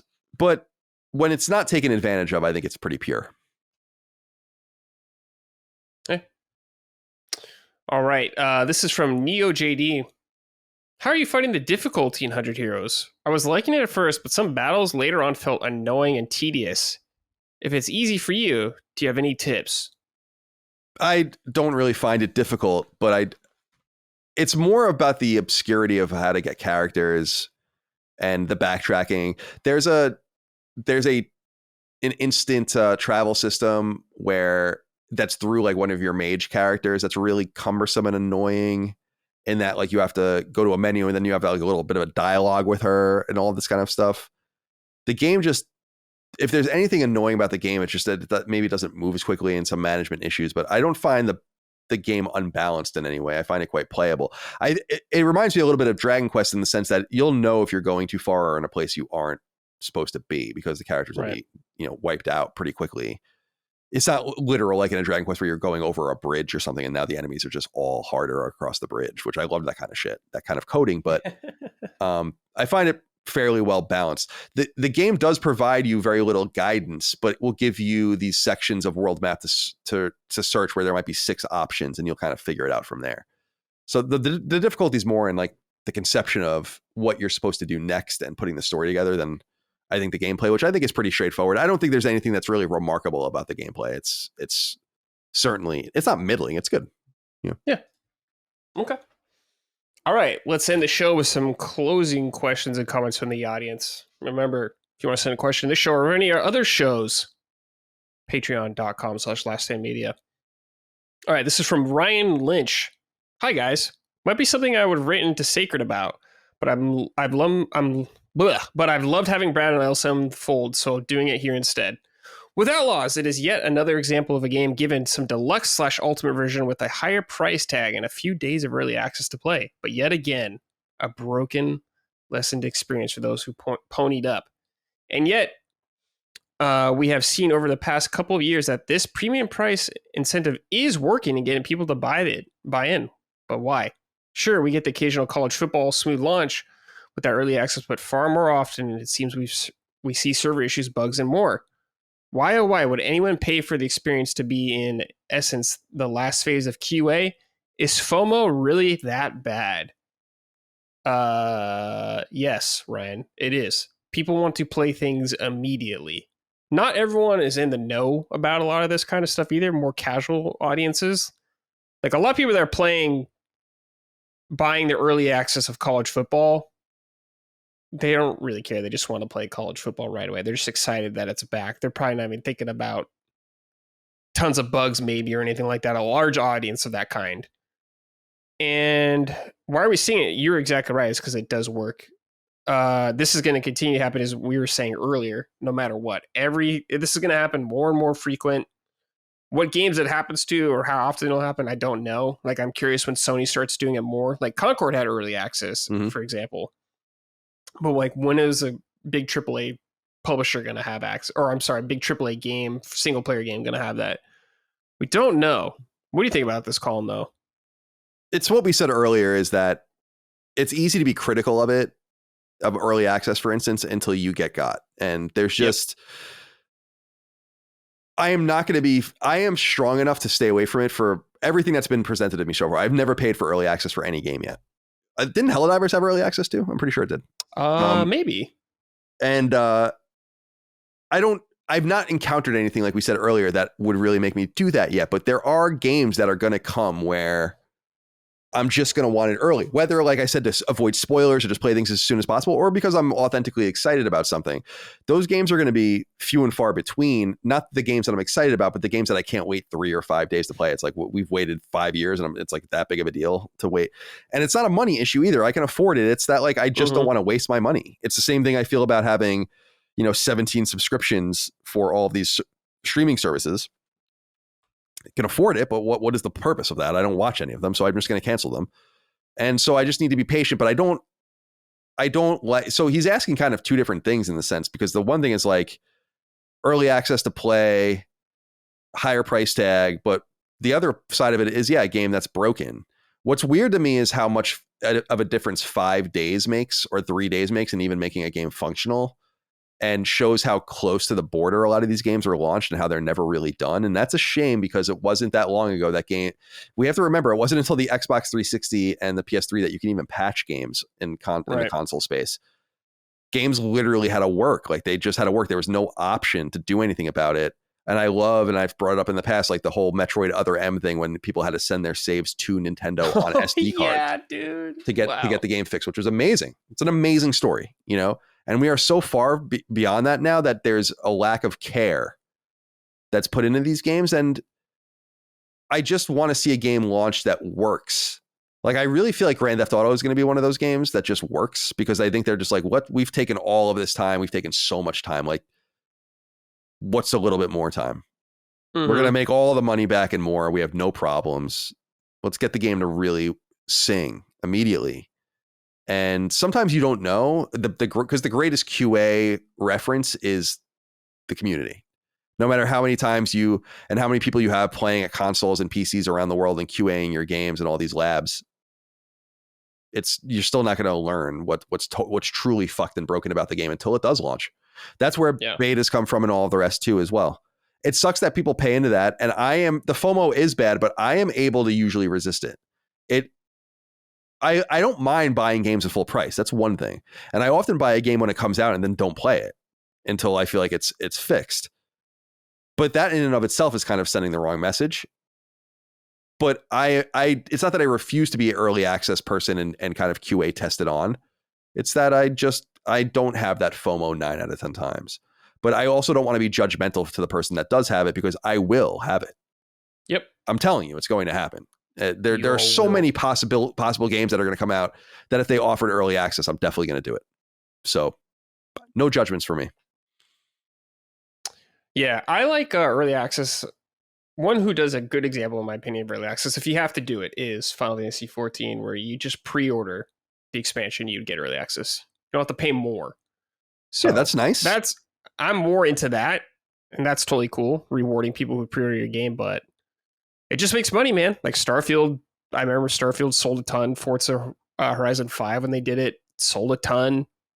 People want to play these games, man. Like you got a guy like, I'm thinking like Maddie, whatever. If he didn't get codes for the game or something like that, or COG, they probably would have got the super dank Starship edition of whatever to play early, because they love those games, man. Right. Like Maddie loves Bethesda and stuff, so everyone's got a price. It's coming for us all, and they'll get us. Yeah, I agree.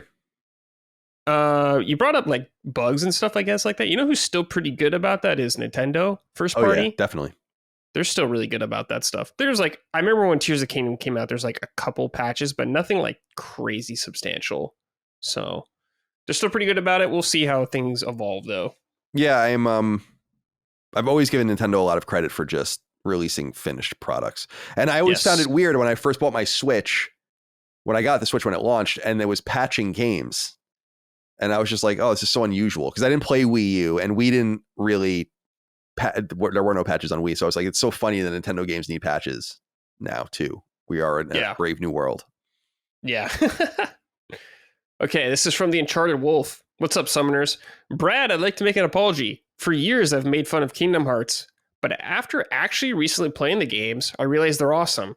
Has there ever been a franchise you've made fun of and then eventually came around to loving?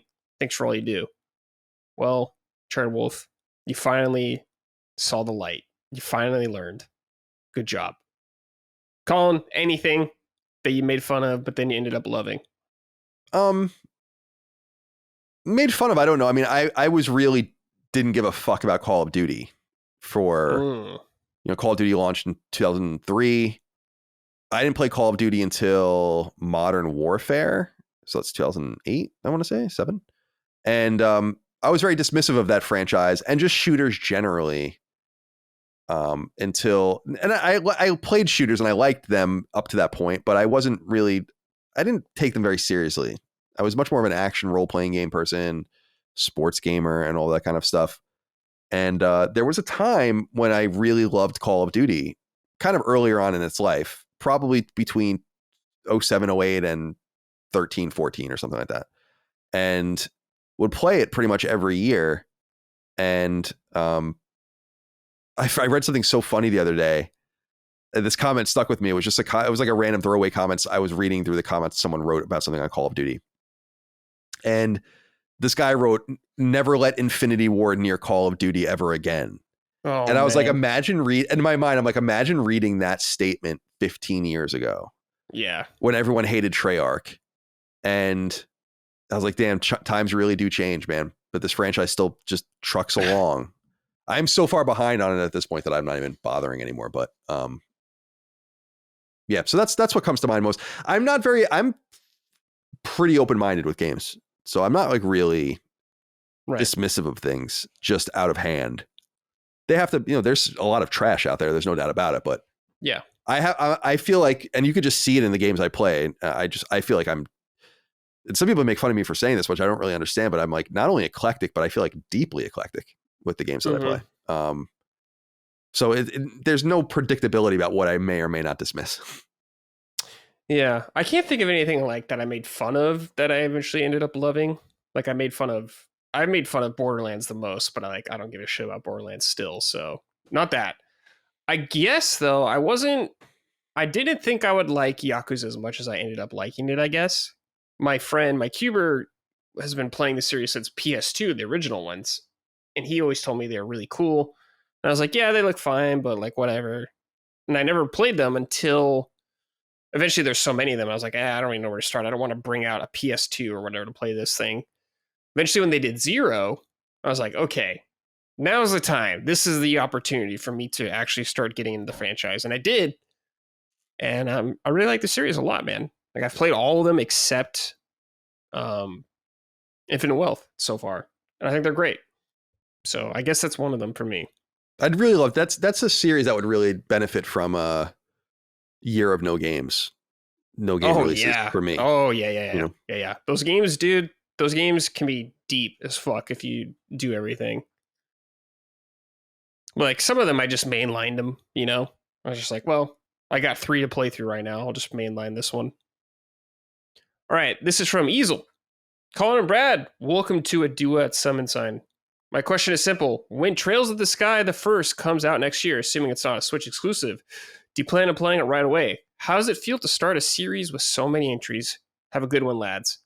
P.S. Play order is simple from there. Just follow Japanese release dates. Don't let the English translation timeline confuse you.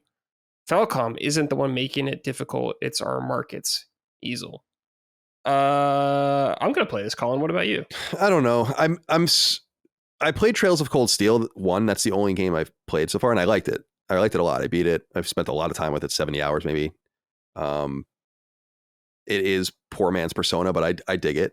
The combat's a little bit. The combat's, I think, better than Persona's combat for sure. But the whole presentation of it, I totally see why Dustin was calling it that.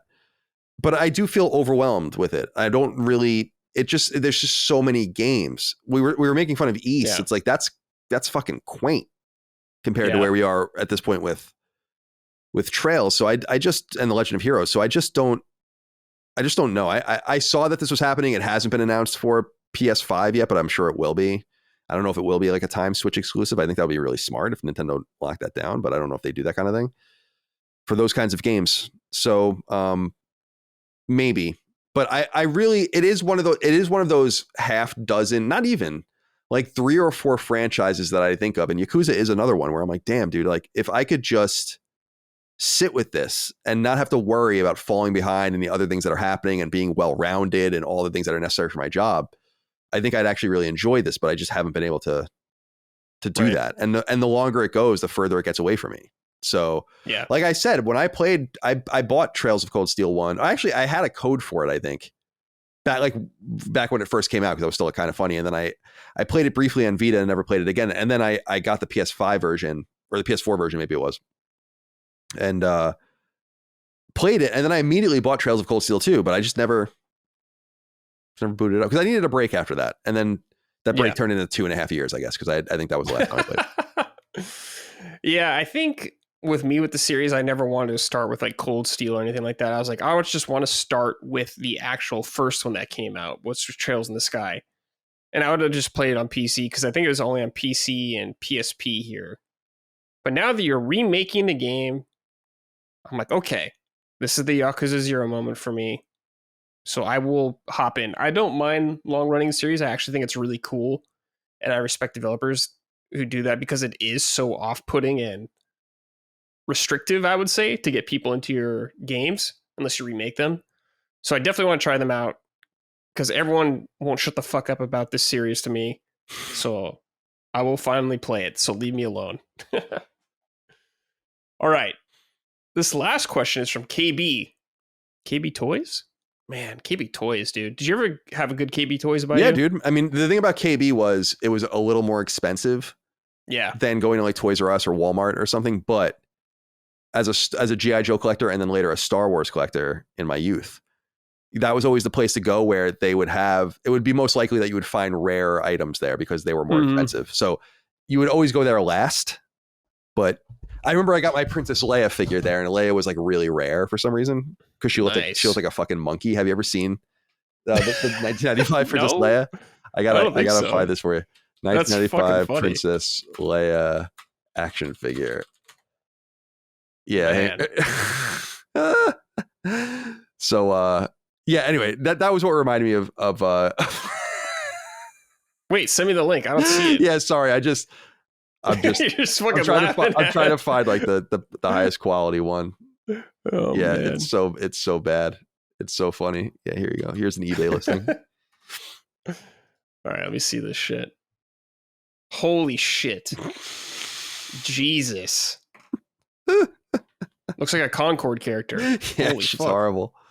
It's so funny how worthless these are too. Like there's a sealed, I'm on eBay right now, sealed Princess Leia Organa action figure for, I can get it sealed, $10.39. Adjusted for inflation, that is cheaper than I bought it.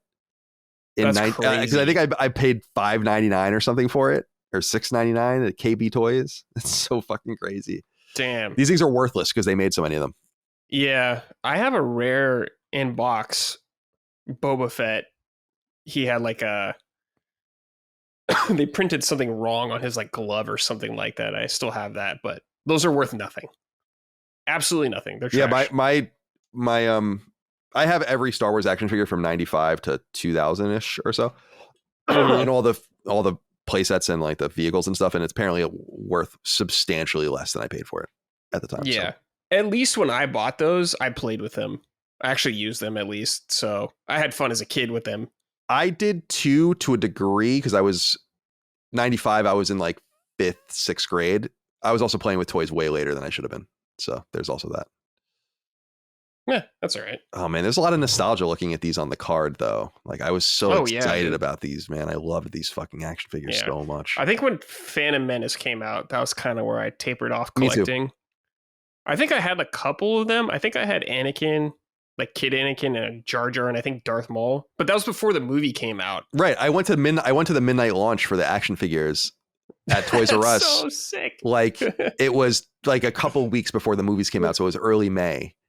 And I went to Toys R Us with my dad at midnight and bought like every figure. There were so many nerds, like the nerdy, and we're talking about 1990s nerds, you know, like we're talking real filthy. Yeah, it was good shit, dude.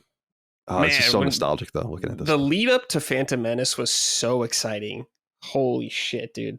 New Star Wars movie when we were kids, the best. But then it came out when I was in 6th grade, and I was like, it was okay. Like I had fun. But then when I got into junior high, I think I started just being like, and especially when episode 2 came out, I was like, oh boy. Yeah, the rest is history. Totally. I was such a nerd, man. Like I am a nerd, but I mean, in high school, it came out when I was in 9th grade, and I had a Darth Maul shirt that I would wear to school in high school. Yeah. Dude, Darth Maul was the coolest thing ever. Yeah, he was. That time. He was. True. All right. This is KB. Hey, gents. Colin, on the most recent episode of Sacred, you asked whether Firewalk would be allowed to make another game. Let's say, for the sake of argument, that Hulse gives them a saving grace and greenlights another project. When it's time for them to show off the game, they're immediately going to be on their back foot as a studio that developed Concord, with gamers ready to come at them with pitchforks. There are no easy solutions here. The official Firewalk Twitter account and every other developer I've seen has been quiet on social media for the past week. What can Sony learn from this? Opinions vary on why the game failed. Some blame the oversaturation of the hero shooter genre, but Marvel Rivals, another 5v5 hero shooter, is generating plenty of hype. Others cite the $40 price tag, overlooking that Battlefield 2042 launch at $70 and was the best-selling game of 2021. I believe Concord failed largely due to its art design and its hideous-looking roster and its bland art direction. Just look at the conversation around the game. The first thing people bring up isn't the gameplay, which I feel has solid mechanics, but how much of an eyesore the heroes are. Hero shooters are a lot like fighting games. The first thing you decide on is who you want to main, and a big part of the decision comes from how the characters look. All 16 heroes in Concord are just generic and hideous to look at. What say you? Thanks. I quickly want to address the Battlefield 2142 thing, or 2042, is Battlefield is a long running franchise that's been around for a very long time and has plenty of fans. So that's probably one reason it's sold a lot, is off brand recognition alone. But you could argue that they've been tainting the brand long before that, which in my opinion they have. But that's just one little thing is why I think it's sold well. But Colin, what do you think? All this. Yeah, I mean, it's not, I don't have much more to say about Concord specifically, just because we've talked about it a lot. And I also it's not about being mean. It's not about, I don't give a shit what corporations think and developers think about what we say and publishers think. But I do think at some point, celebrate, like, I don't think you could ever point at a game that I thought was bad or shitty or whatever that I would beat the shit out of, just because I don't really find much pleasure in it. It's like, okay, well, it's done. I mean, Concord's done. You can't say anything about this game that's going to save it. And the people are simply not interested in it. It obviously has a lot to do with the art design. I think that the messaging is mixed, because I don't know what they can really learn from all the different things that have worked and not with their games so far. Their small brand of games as a service. I mean, we have MLB The Show in there too, which is wildly successful and is a game as a service, although it's a $70 game. And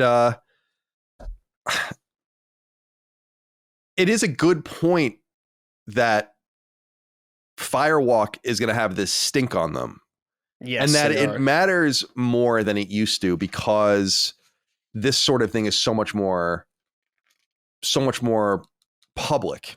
What I mean by that is Sony has a studio in its family that made one of the worst games of all time, and it's Bend, and the game is Bubsy 3D, which is widely considered one of the absolute worst games ever made, especially 3D games.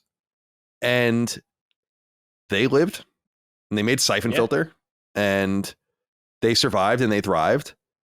But I don't know how that would have went for them if that happened 20 years after that, where they released a game as bad as Bubsy and then they would have been dead. And I think the difference between, there's another studio that I think that exists questionably today in Sony's family, and I think that's Media Molecule. But the thing that Media Molecule has is goodwill. People like Media Molecule. And it's not that Dreams was bad. It's that Dreams was not for anyone. People liked it. Right. It had, I don't know how many copies Dreams sold. I would have assumed maybe Dreams sold a couple 100,000 copies or something like that. But people liked it, and cool things were made on it. And it wasn't, I think it was obviously it wasn't going to work at all, but people saw promise in it, and Media Molecule is working on a real game now. And when the Media Molecule logo pops up in a year or 2 or 3 years on some sort of trailer, people are going to be excited and interested about what they're going to do because of their history with Little Big Planet and Tearaway. Even though a lot of people from those, it's like a ship of Theseus there at this point, but a lot of those people are gone. I just don't think Firewalk's going to benefit from that. And that is really something you have to keep in mind. That's what makes this failure so meaningful, in my opinion, is, again, the voluntary buy-in of making it first party. This would be so different if it was simply a second party game, because Sony could just be like, well, we're certainly not responsible for you guys beyond like the limitations of our contract. We own the game. It's a failure. We lost a lot of money on it, but we don't have to worry about you. You're going to have to worry about yourself. And ultimately the studio would probably shut down. But now Sony voluntarily bought in. It's not that people are talking about, the cost of buying the game and stuff. Like, don't worry about the cost of buying the game, which is substantial, or making the game. Worry about the cost of buying the studio. Yeah. It's not that Sony like paid for the game to be made. They paid way more than for the game to be made. Yeah. And all of this taken into account, and I said this when I posted a clip recently about Concord on Twitter, which was, this is no joke the biggest bomb in PlayStation's history. Like, don't get it mixed up. When you combine and cost of the game, no doubt a 9-figure game, right? Low 9 figures, very low 9 figures, I'm sure. When you consider the size of the team and the location of the team, 100 plus in Washington State, very expensive place to have a team. 25,000 copies sold. You might as well not have sold any copies. That's nothing. And I'm not even being facetious. Like $1 million is I know. an insult. I know. And you combine the time spent, the investment into the studio. Like there's no, in fact, like in the AAA first party space, no bomb has gotten close to this game. The game that I thought about most recently out of first party was Drive Club, which sold several million copies and still cost the team its existence. Evolution went away after they fixed Drive Club. So it doesn't bode well. One of the things I brought up in a conversation with Jaffe was like an interesting thing about not shutting Firewalk down. And I don't take pleasure in like being like, we should, these people are going to lose their jobs. Yeah, it's terrible. I mean, that goes without saying. But from a strategic point of view, it's like what kind of signal does that send the rest of the first party if they don't get shut down? Yeah. Like, you guys sell 10 million units and you guys sell 15 million units. You guys at Housemarque sell a million units and do really well and make your money back. Blah, blah, blah. These guys sell 25,000 units. No problem. Yeah. To me, that's a lack of accountability in some sense.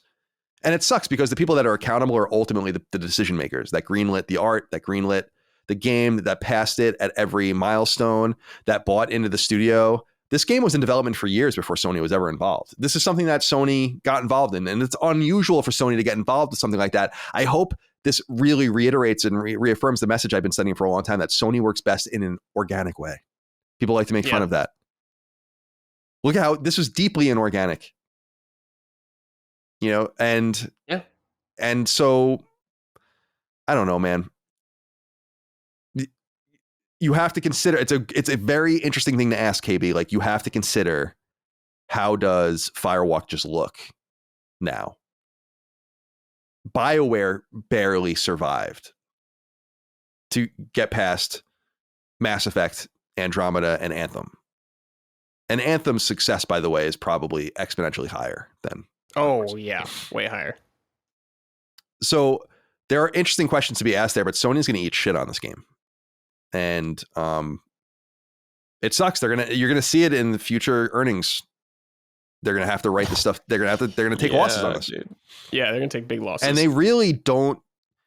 The games that they would take losses on would typically be like intermediate or AA and A games that cost very little. Like, oh, Counter Spy came out and no one cared. That cost us $1.2 million. Whatever. It's like things like this don't happen. This is going to materially affect their ability to earn.